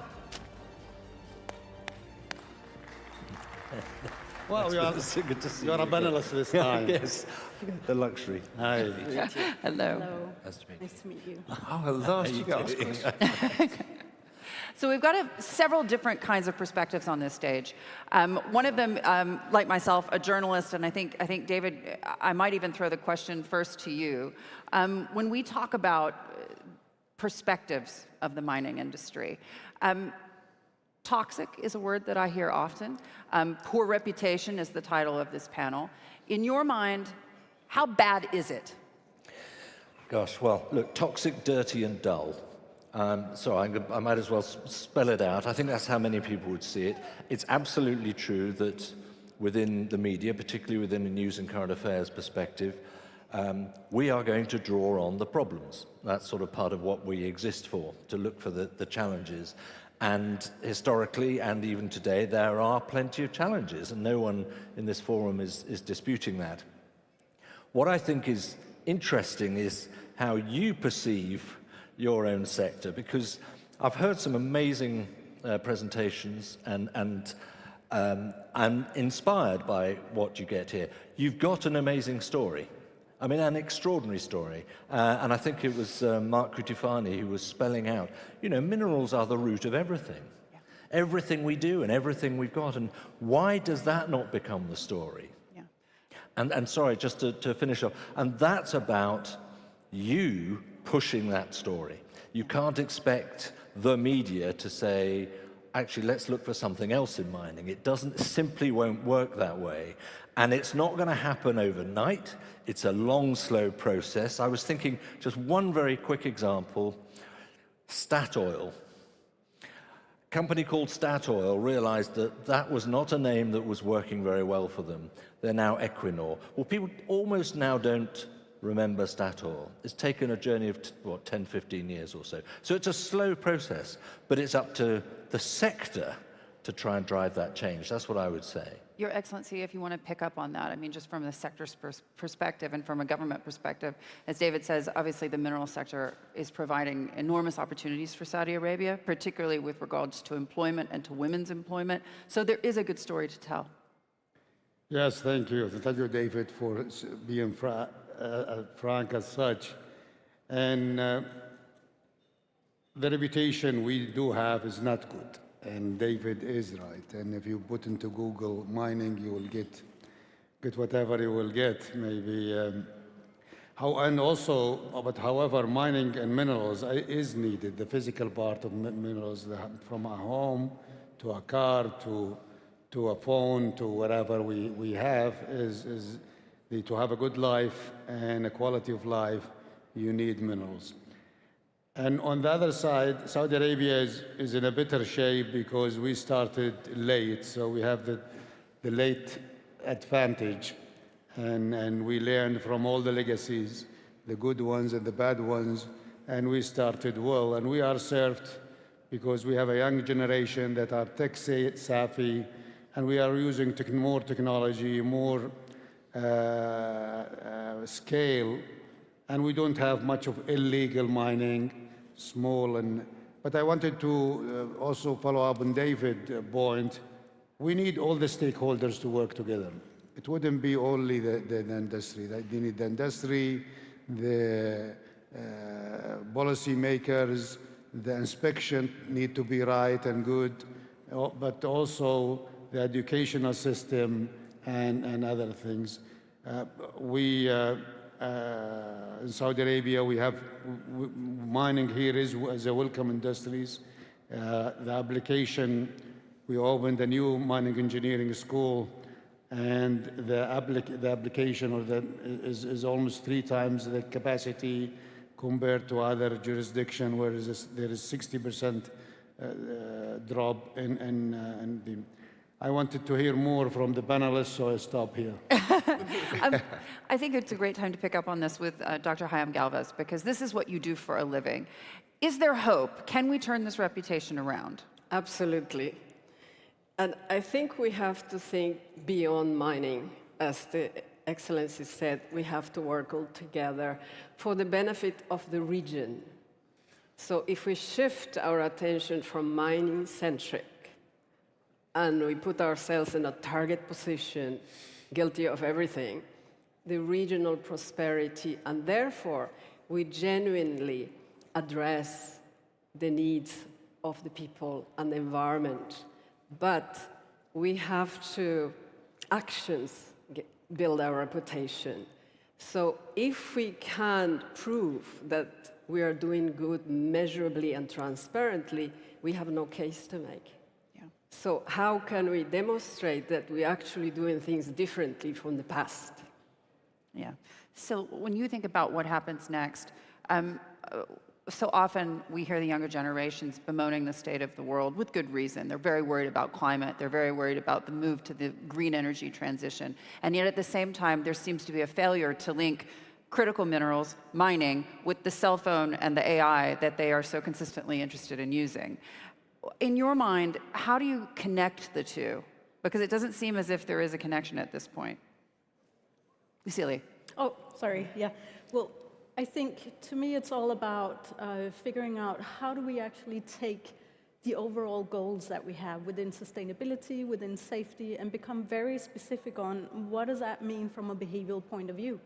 And we start addressing the human elements of the mining industry, and figuring out, when we cut that into micro actions, how do we change everyday operations amongst workers in mines so that we deliver on these different targets? And luckily, applied behavioral science offer a lot of different ways of doing that, so we can build trust and transparency towards the consumers by actually demonstrating how do we measurably reach these targets, and thereby we avoid greenwashing, graywashing, all these different things that we want to avoid when building trust around an industry. Yeah. I mean, at the end of the day, though, it's a tough one because, Chris, as clean as we make it, it's still a bit dirty. Like, there's no getting around it. How do you craft that kind of message? Tell the hard truths. Tough. I think that you don't think when you get a bit of chicken on the table what happens before you get that chicken to the table. So I think that overall, is it for the greater good? I also think that the excitement that can be generated by the realization that the change that we all talk about and the change that our children want to have is going to require more mining than ever. And also the excitement with the child that when you say this does not come from Amazon, this comes from 22 critical minerals from the ground, and they suddenly realize what that means. I think we've got to be better at actually showing what the products of mining can do, as opposed to talking about mining itself. Yeah. I mean, when we just talk about AI specifically, we're talking about in 1 year a $50 billion business to a $200 billion business. We've seen that reflected in the market cap of multiple companies. And you think about this, David, we do tend to look at the critical stories, if you will, and it's not always positive press. But as a journalist, where do you see the highlights here? Well, actually, partly there, because I think the end users absolutely max out on the glory of what they've produced. And actually, you've produced it. It's an irony, really. So it's about really shifting the emphasis and recognizing that is your story as well. You can't pretend that there is a simple way of saying illegal mining, slave working, child workers, all these issues will just go away because we'll focus on the nice things. That's not reality, and we know that. But you can emphasize where the strengths are. And I think one way to do that, I think, in our modern world is, and this is not my idea, I pinched it from outside, but where are the influencers in the mining sector? Where are the youngsters who bring in millions of followers who can help you to do it? Because they're the ones who will sell the story. The best will in the world is not the guy in the hard hat anymore. And it's not a picture of a conveyor belt with rocks on it or a great big digger that's going to do that. So I think it's a mind shift to me in terms of communicating. You talk about reputation. You've got to communicate it once you've got it. So, you know, it can be done. Yeah. It's slow and it's challenging. And I think, as His Excellency was saying, this takes everybody. This is all stakeholders have to sort of coalesce around this sort of approach, I think. Your Excellency, with regards to Saudi Arabia in particular, obviously, you know, the pendulum in many ways has swung. I think when you look at this country and all of the achievements that have been made just in the last few years towards Vision 2030 on multiple metrics, in your mind, what more can Saudi Arabia do specifically to tell that story? To tell the story of the transformation we do have. Because as someone quite famously said, if you don't like the story, you know, change the narrative. But we have a great story, and I think we had a journey, we had transformation, we had turned ambition into action, we turned vision into impact, and we turned the potential into a remarkable achievements. And this is not only in the mining and minerals, while most of the people here are interested in that, but in the all the sectors. The vision have focused on sectors that have been neglected in the past. Mining and mineral is one of them. And now you have seen it, we are on the map, not only mining Saudi Arabia, but also on the map around the world. We have the whole world in the Future Mineral Forum. And annually this year, we have 18,000 in the present. Registration is 26,000. We couldn't take them in this facility. And we're sorry for some of them because the place and the crowds and the safety where we did not allow more than 80,000. You had to turn them away at the door.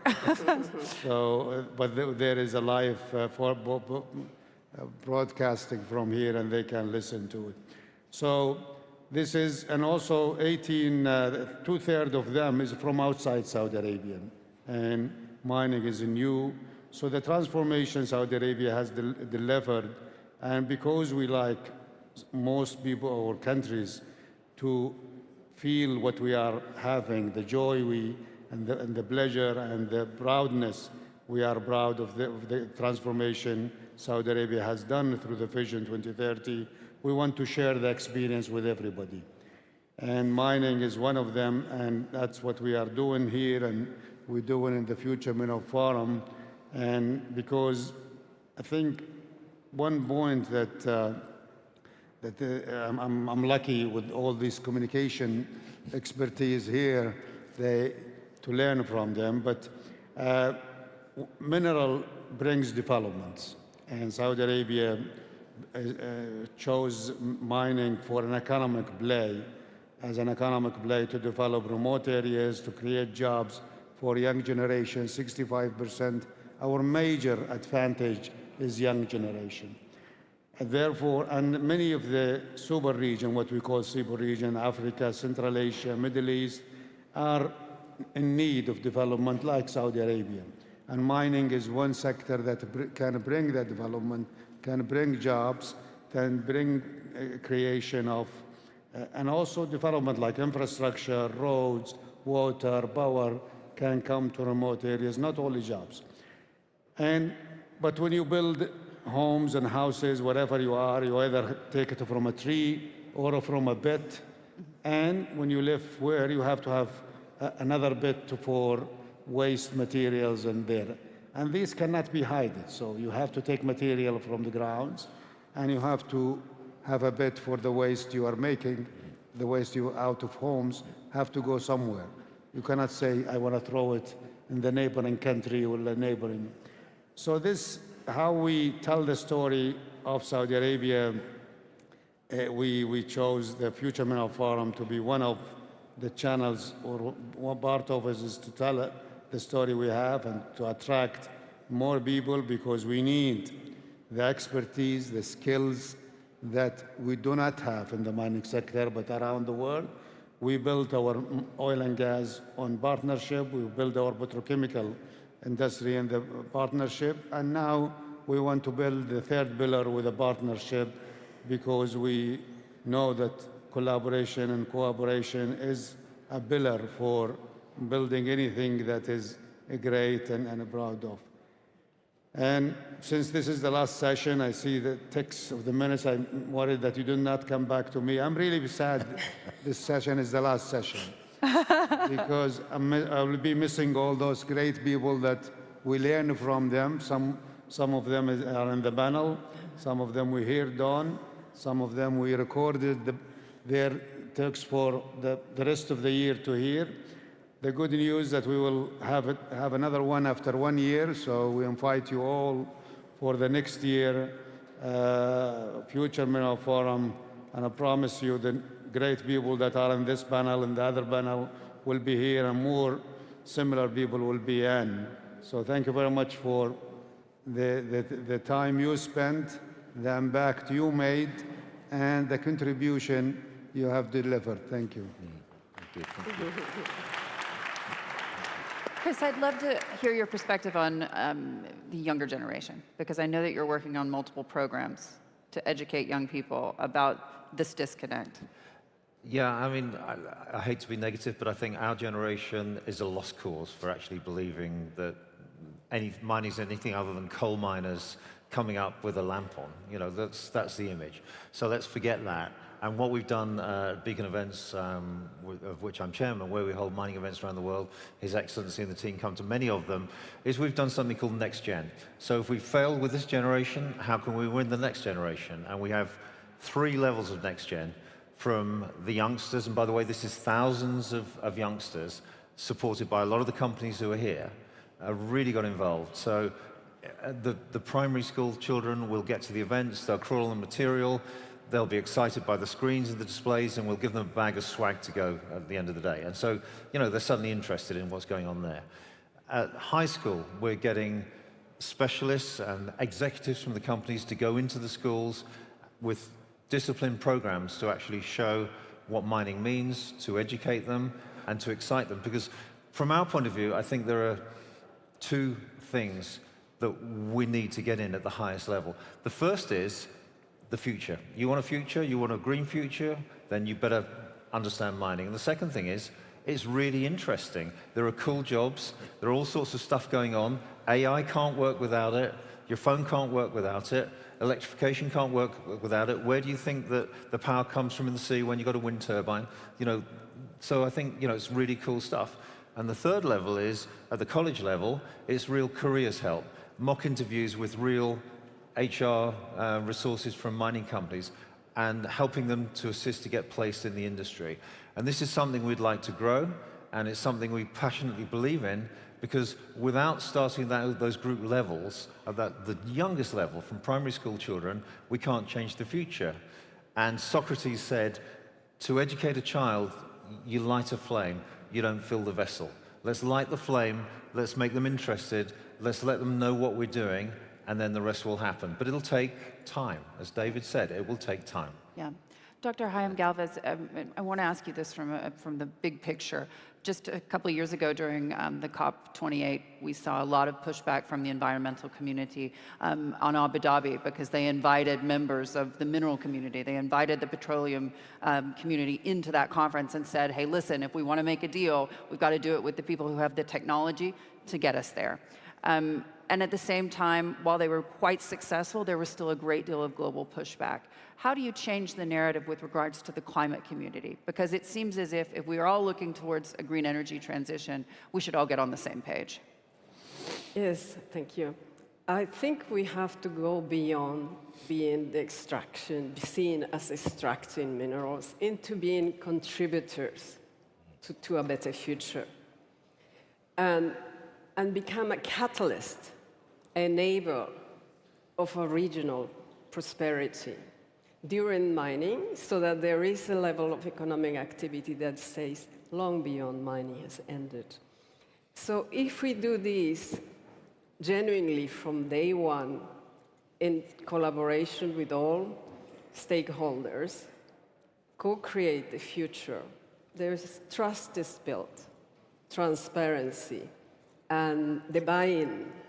So there is no need, because people have to realize by themselves that we are good and we're doing good, not telling them. Yeah. It's like selling, yeah, right. We're good now, you have to like us. There's no way. You have a sophisticated audience. The adverts just don't work. Working together, co-creating together for the benefit of all.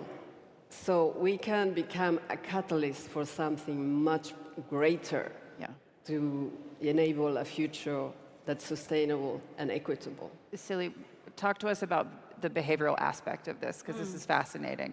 Just on a micro level, what have you seen that has worked?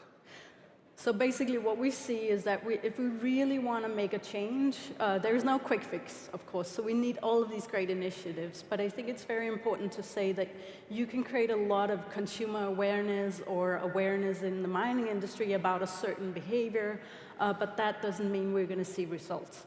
If we want to see results, we got to start working with what we call the choice architecture. We got to start designing our supermarkets, our everything from where we buy our cell phones, our cell phone products, like everything that consists of these minerals. And we also have to design the whole mining industry, the operations. So it corresponds with basic human instincts, because we need to realize that the human brain is very lazy. So for example, when we work in the gold and mine industry and work with workplace safety, for example, we see that simple interventions like adding visual imagery of work gloves increase the number of times that workers actually put on their PPE, which again increases their compliance with safety protocol by up to 50%. And on the other side, on the consumer side, we see that around 75% of young people, they want to comply with sustainability targets, but they don't do it on a practical level. So we need to start redesigning our world from a holistic approach and figure out what are the main stakeholders, how do we design their behavior more effectively. Yeah. David, when you hear these suggestions, just from a story-led perspective, are we on the right track? I think there are two things. One was something that the New York Times managing editor said to me about 18 months ago, which was to do with climate change, and it was fatigue. You know, the bad stories are tiring. Yeah. And so it was incumbent on him to go out and find the positive stories with regard to climate and adaptation and mitigation and the like. The same applies to this. Find the good stories, sell the good stories. There are plenty of them. And the other point, which I think is really interesting and important, is get it in the mainstream. You know, we're all tucked away in the minerals world here, and most of the discussion is in the minerals world. I don't have the answer to exactly how to do it.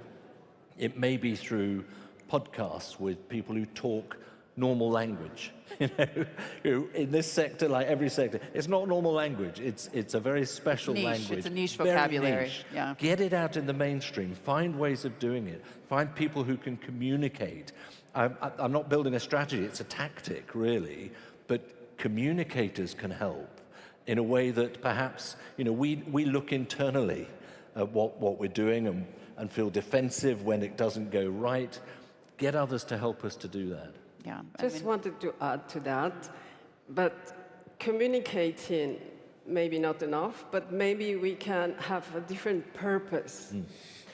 Rather than maybe de-risking the future, contributors to the sustainable future or something, so that everything we do is around that. So change our story. Yeah, and you didn't mention mining, and you didn't mention minerals in that, and that's important, actually. But have the people to realize by themselves, rather than us telling, because we are doing a lot of telling, and it's not working. Yeah. And if I can just add, I just want to emphasize that communication and awareness is not going to drive behavior change. That's only going to get us 10% of the way. Yeah. If we want to go the 90 and 95% of the way, we got to start talking to the instincts by designing everything we touch and feel on a daily basis differently, just so we don't rely everything on influences and communication and the right narratives, because, yeah, it just doesn't change behavior. That's what we see anyway. Yeah. Fair. Your Excellency, I hope you've learned a little bit. So, but this reputation is a very important. The reputation and the discussion between David and Doris and us is really important. The industry has to work hard onto it. There is a great example, I think, by the ICMM, by the transparency reporting, letting people see the right pictures, and giving good examples by the industry. And I think there is a great hope in technology. That's why, if you have time, and you didn't this time, but we have maybe 30%, 40% of the discussion is in technology and technology contribution, and we have the tech zone and the tech hub, because we are late. We have missed maybe 100 years in the industry, and we have an opportunity that technology brings, the AI, but also robotics, quantum in the future, and other type of technology will make mining safer, better, and will make it less environmentally impactful, and that will also attract young generation to this industry, that the people, the technology, the jewelry, all the industry would need to have the quality of life we want. And the more affluent and the more prosperous country is and homes are, they would need more minerals. No doubt. So how we contribute to this, but how we do it in a sustainable manner, in an environmentally friendly manner, is something I think technology will provide for. And we brought a number of you, Hadley and David, so to know more about mining. Hopefully you will say something good about us. Chris, I want to ask you, to your mind, are we going to see a solution found in AI? So the things that we're powering, will they give us these solutions? No, AI creates more of a problem. It needs 10 times more power, and it will become more endemic. And so we better get better at the solutions so that we can have AI. Yeah. Dr. Hayam. We have to first understand what problem we're trying to solve, what questions are we trying to address, what hypotheses are we trying to test, and have clarity on what we will do if we use AI. You know, right now, for example, we have buried with data, and we even complicate it. So I use the Picasso ball to describe this. You know, first a simple ball, and it becomes a monster, exaggerated. And then start looking at the patterns to carry the main meaning, and simplify until you really have a good idea of what you want to do. Because AI and the others, they are only looking at relationships within variables and making predictions, but you have to know what you want to do with it before you do it. I was just going to say, and I'm probably like most people, AI to me is, I mean, what's it going to mean next month? Yes. No, I don't know. It's going to be different. I don't see into the future, and it's going to be massive. That's all I'm told, and I understand that. Well, it's going to put us out of a job, apparently. Well, hopefully it'll last. We'll get a couple more years out of us, but maybe that's all it's going to be. But I think what's really important is the point about behavioral change and attitude, and a sort of reinventing, not quite the wheel, but a reinvention in a sense of what mining and minerals means in this world, then leads into communicating it. That's what I would say. And I think what's great is that we're talking about it here on this panel. And this is a forum, Your Excellency, we've gone from ambition to action and impact, and I think this is a really important message. This is part of a start to say, yes, we can, if I can use another cliche, but things can change. Yeah. But I want to comment on the AI. I disagree on AI will consume more power, and we need to generate more power to do so, but it also provides for solution. We will use, there's great utilization of AI in the processing, and there is example of less water, less energy used in the consuming sector through targeting, using AI and doing a target solution rather than a build solution. So yes, it will consume more power. We have to generate more power, and hopefully we will do with the green power, renewable.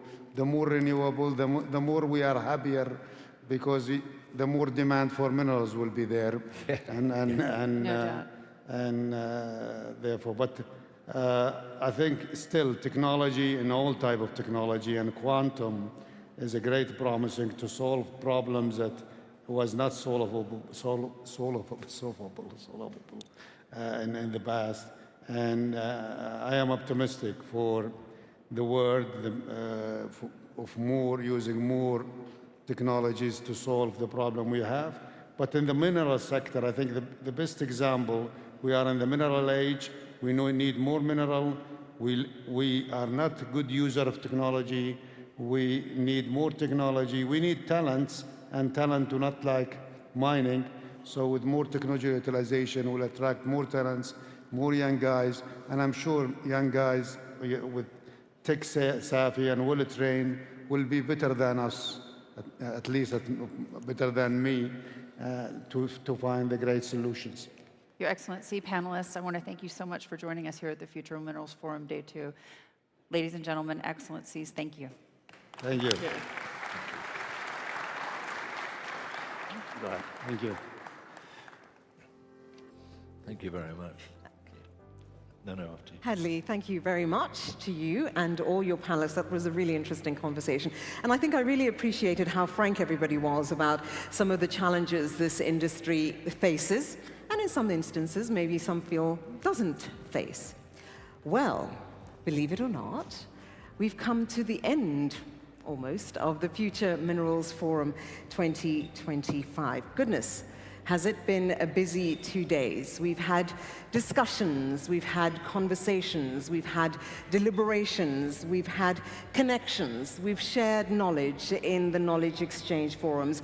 We've had a look at policy and how we think about policy for doing business in the context of the ministerial roundtable. Of course, we've had conversations here in the plenary and in all the other spaces, and fundamentally we've made connections. And I think that's really, really crucial when we start thinking about what we want to do in this industry and how we move forward. You'll remember on day one, I highlighted the fact that this year it was about looking at delivering impact, not just whether it has or hasn't been done, but perhaps more importantly, how one can ensure that this industry does deliver on the impact it has committed to doing and will continue to do so. My name is Dumi Makhabo, and I have to say it is always an utmost and maybe even extreme pleasure for me to be here. I'm always amazed that you guys still let me come back in the building, so thank you very much. I appreciate and love that. In the country as well, too. I was like, maybe I annoyed some people at the plenary last year and they won't let me back, so thanks for letting me back in spite of all of those things. I hope certainly the past 2 days have been stimulating for you, have given you many ideas, have given you a good sense of how you can participate in the future that we would like to build, not just for this industry, but indeed for humanity as a whole. I know when we sometimes speak about humanity, it sounds a little bit ethereal and it sounds a little bit like it's an idea that sits somewhere above our heads. But in reality, it's what we're living, right? If we think about 10 years ago, whether we thought we would be having conversations like this here in Riyadh, I think many people would say no, but here we are. So we don't necessarily know what the next 10 years is going to look like, but I think it's exciting to know that this industry will continue to play a crucial and critical role in our future. I don't know who this person is that's standing next to me. He's just walked up to you. I'll come over this Yeah, side. that's I'll much come over better. this side. I think you look like David. Good to have you joining me, David. Yeah, Welcome, I'm just interested also. Yeah. You've just heard a discussion about, communicating a reputation, brand management, that sort of thing. Are we over-optimistic to think that we can change a view, a global view about what mining is? Because it's not a great view. It's not a great view, but I think with so many, as is the case with so many things, part of fixing the problem is acknowledging there is a problem in the first place. The second thing is to say, okay, if there is the problem, what are the components of that problem? And I think in this discussion you did exactly that. You were identifying the various aspects. It's not one thing that's going to solve the problem. It's a multiplicity of things that's going to solve the problem. So I think it's not over-optimistic, but I think as with many things, when one is trying to change a behavior, when one is trying to change a perspective, it's going to take time. It's not going to happen overnight. And yes, you're welcome to borrow my influencer narrative. I will let you use it. Thank you. Thank you. I wasn't going to actually attribute it to you. I thought it was a very fair point to make. Yeah. I've got to say, obviously I was doing my preparation for this forum, as I did for the last. I looked out for podcasts, for example, to get a better grasp on some of these themes. Every podcast is for geeks. Yeah. It's all for those who love this aspect of mining and minerals. And I think that's where everyone is missing a trick. I think there's a way of mainstreaming this, which hasn't yet really perhaps been grasped. I think so, and I think the point that was made was that it's not necessarily on the media side or the platform side to fix the issue. I think this industry has to look inward and say, how exactly do we change our narrative? How do we engage people whom we may not ordinarily have engaged to come and, one, help us in that narrative, but I think, two, also ensure that what we do translates in a way that is meaningful. The reality of the matter is that in most mining spaces, most of the people in the room are not 25-year-olds. They are a little bit older than that. So it does have an impact on how you do things. So if you get younger people in the room and you get them involved, I think that can change the way you think about it. I don't know what you think. I mean, David, do you think that it is something that one can do with that kind of deliberation? I think you've got to get on and do it. Whatever the immediate effect of that is, I think you've got to get on and start trying to scratch the surface of resistance, if you like, to have a chance to do it. What I found refreshing at the forum here, and I'm just looking down at Mark Bristow here, it's a readiness to speak out about the problems that this sector faces, and to tell others we've got to acknowledge it, deal with it, and don't hide behind it. Yeah. And I think that's the other problem, that you see, it's human instinct. You see a problem, you really don't want to have to deal with it.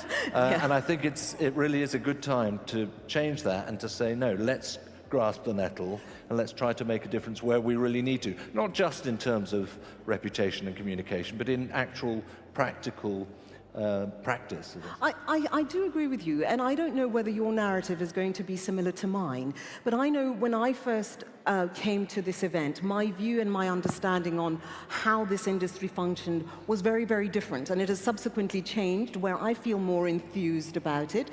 Your first time was last year. Yeah. How do you see it now?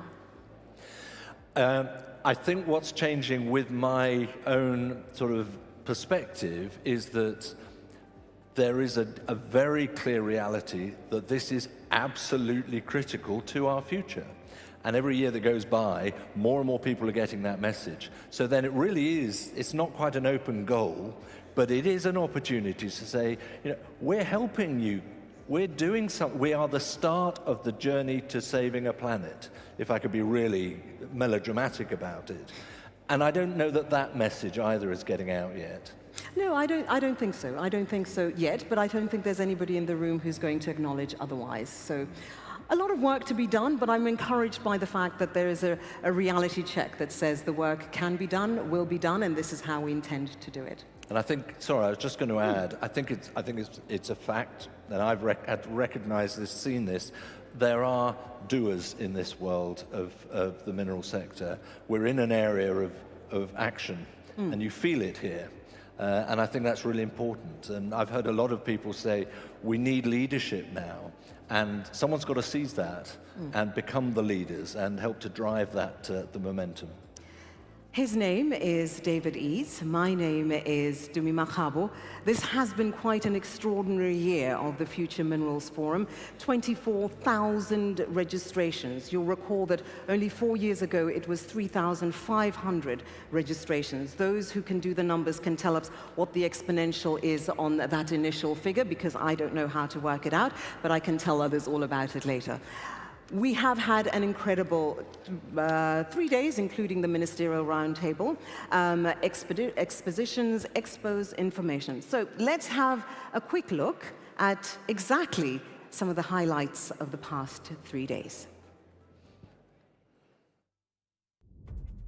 Excellencies, distinguished delegates, welcome to Riyadh and to the 4th edition of the Future Minerals Forum Ministerial Roundtable.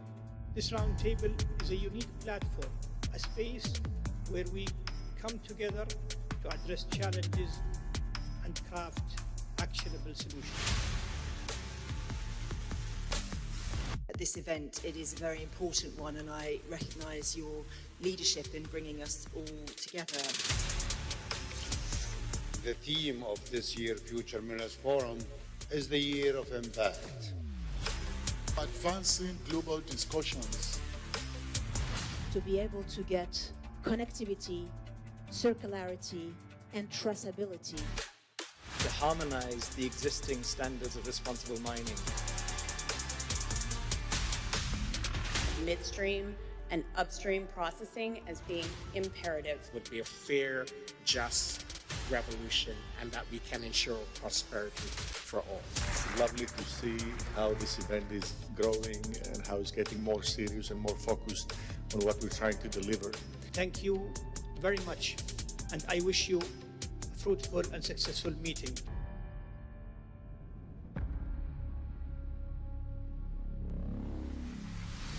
We are not simply a conference. We are not just an exhibition.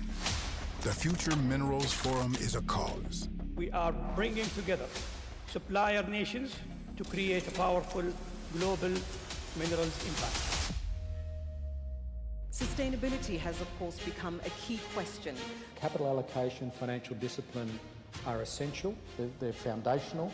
Our space, I think, there's a lot of cooperation that needs to happen between countries and companies. As we're working with countries around the world, that we need to really offer a better value proposition.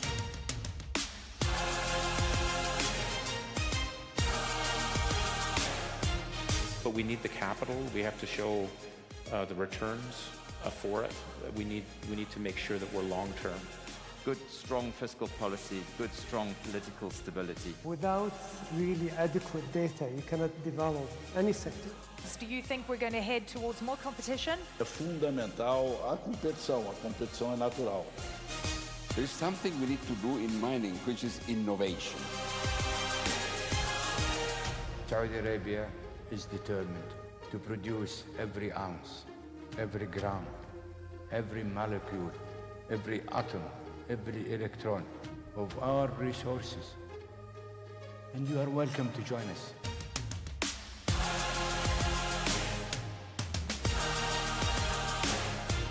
The key under Vision 2030 has been diversification. This forum, just from being part of these conversations, is doing a huge amount in order to raise that profile. Today I can confirm the results showing high-grade gold mineralization at 220 meters below Mansourah Massarah. Alongside Ma'aden, we can become a major transition mineral producer on the world stage. We are working with our partners Saudi Aramco and PAF to build a multi-billion. Focusing on a flat product, value-added product, special steel. Saudi Arabia, that we already have a very strong infrastructure to support the mining industry. We need this forum to get people's feedback on the ground and discuss what we need to do. Sustainable energy, sustainable minerals. Everybody's trying our best to make it as green as possible, step by step. The future of minerals in Saudi Arabia is bright, and we are excited to collaborate with all of you and unlock its full potential and create a sustainable legacy for generations to come.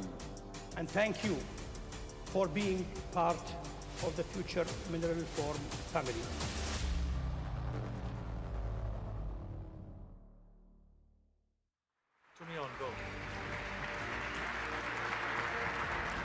I don't know, I love watching videos like that. It just seems to remind me of some of the fun and the good times that we've enjoyed over the past couple of days. Of course, as I mentioned at the very beginning of this forum, these things and events like this don't just happen on their own. They happen because people are committed, they're dedicated, they apply their minds, and of course, they dedicate resources to this. And one such person is our host. And to give you the official thanks and to officially close this event, please put a very warm welcome together for His Excellency Bandar Al Qurayev, the Minister of Industry and Mineral Resources of the Kingdom of Saudi Arabia.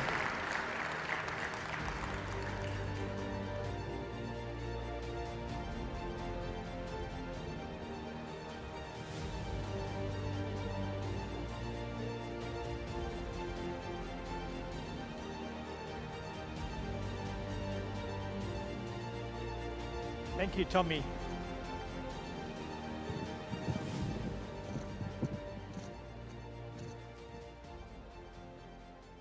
Good afternoon, everyone. It's not easy to say goodbye. It's not easy to really close something as active, as energetic as the Future Mineral Forum. Distinguished guests, ladies and gentlemen, our partners, our family of mining and minerals. What we have seen in the video just now and the achievement that we have been able to do in this edition of Future Mineral Forum makes us proud, because we have been able to turn an activity from talking about a sector to talking about people. Today, I really feel proud that our mission is so noble. It extends beyond minerals and mining to how we can help communities benefit from this sector in a way that ensures sustainability. We are turning everyone's attention to the right things that needs to be done. And as Tommy have said, this could not have happened without all of you.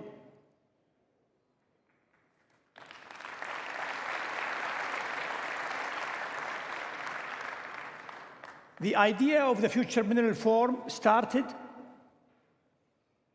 to bring attention to the region, what we call the super region, Africa, Middle East, and Central Asia. But the evolution that we have seen is a testament to the right attention, the right mission and vision that we have from the beginning. But it's also a testament to everyone's keen interest to be part of this success. So this family of Future Mineral Forum family is ending its gathering. I'm happy to say We're doing it with pride, with very little friction. Normally, families do have their own challenges, but we should be very proud of our family. And I have to say, without the support of our leadership, he's the custodian of the two holy mosques, King Salman bin Abdul Aziz.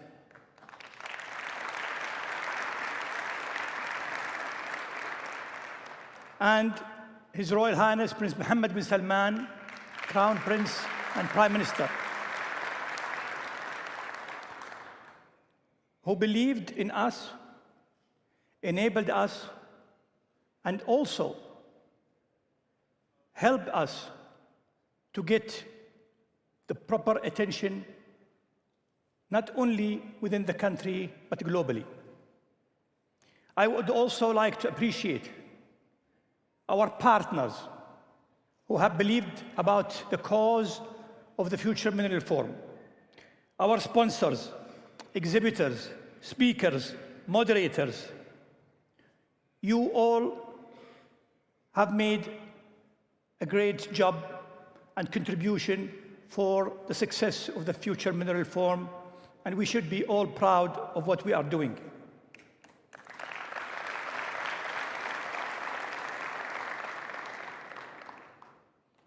I would also take this opportunity to thank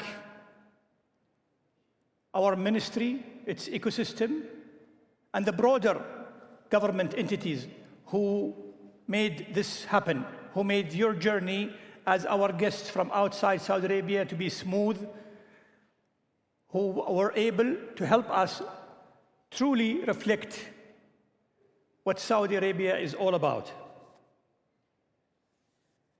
And a special thank to the real founder, the real man behind the Future Mineral Forum, Mr. Khalid Al-Mdaifer, our Vice Minister of Mining.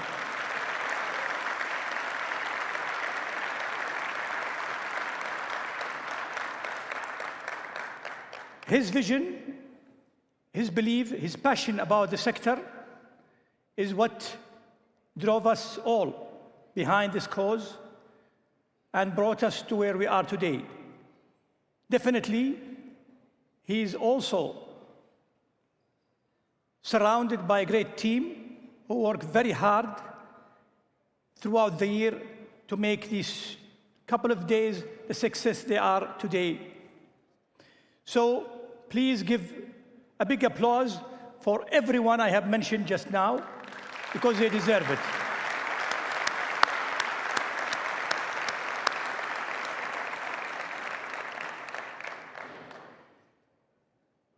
So, a couple of areas that we should be very, very proud of. Together, over the past few years, we have, as I just mentioned, gone beyond a simple annual event to an event about a noble cause. We should continue to do so. This is the true value of this forum.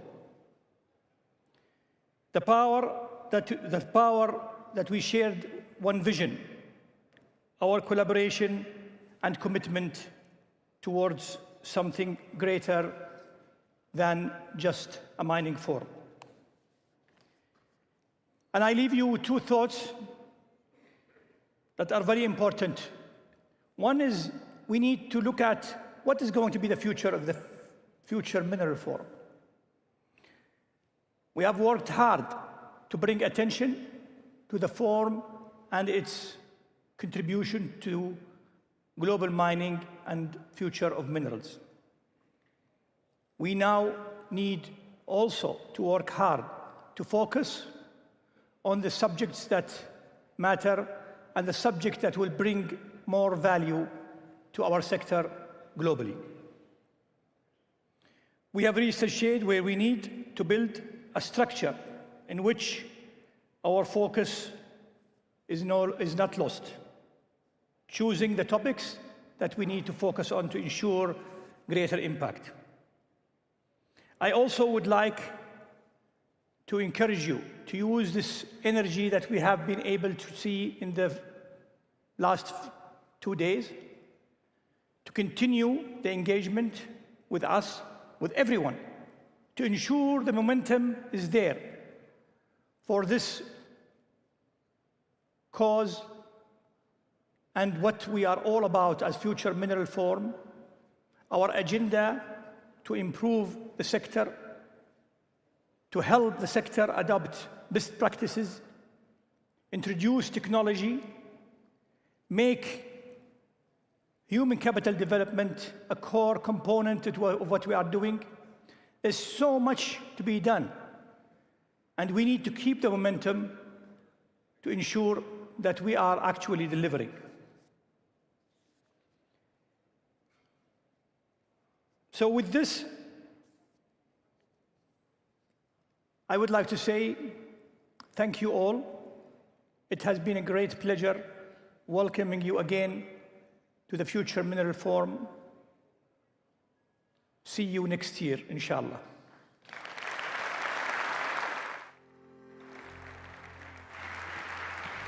Your Excellency, I'm always intrigued about how rapidly you try to escape this stage. And I'm not going to allow you to do that, because we've said very many formal thank yous. But I think I would certainly be remiss in not saying, even though you make us work very hard, even though I stand on my heels for very long periods of time sometimes, I would be again remiss if I didn't acknowledge the extraordinary achievement that you have made through this Future Minerals Forum. So to yourself, Minister Al-Kharayev, and of course to Vice Minister Al-Madaifer, thank you to both of you. Thank you. Without your efforts, without your commitment, I don't think we would be standing here. So thank you once again.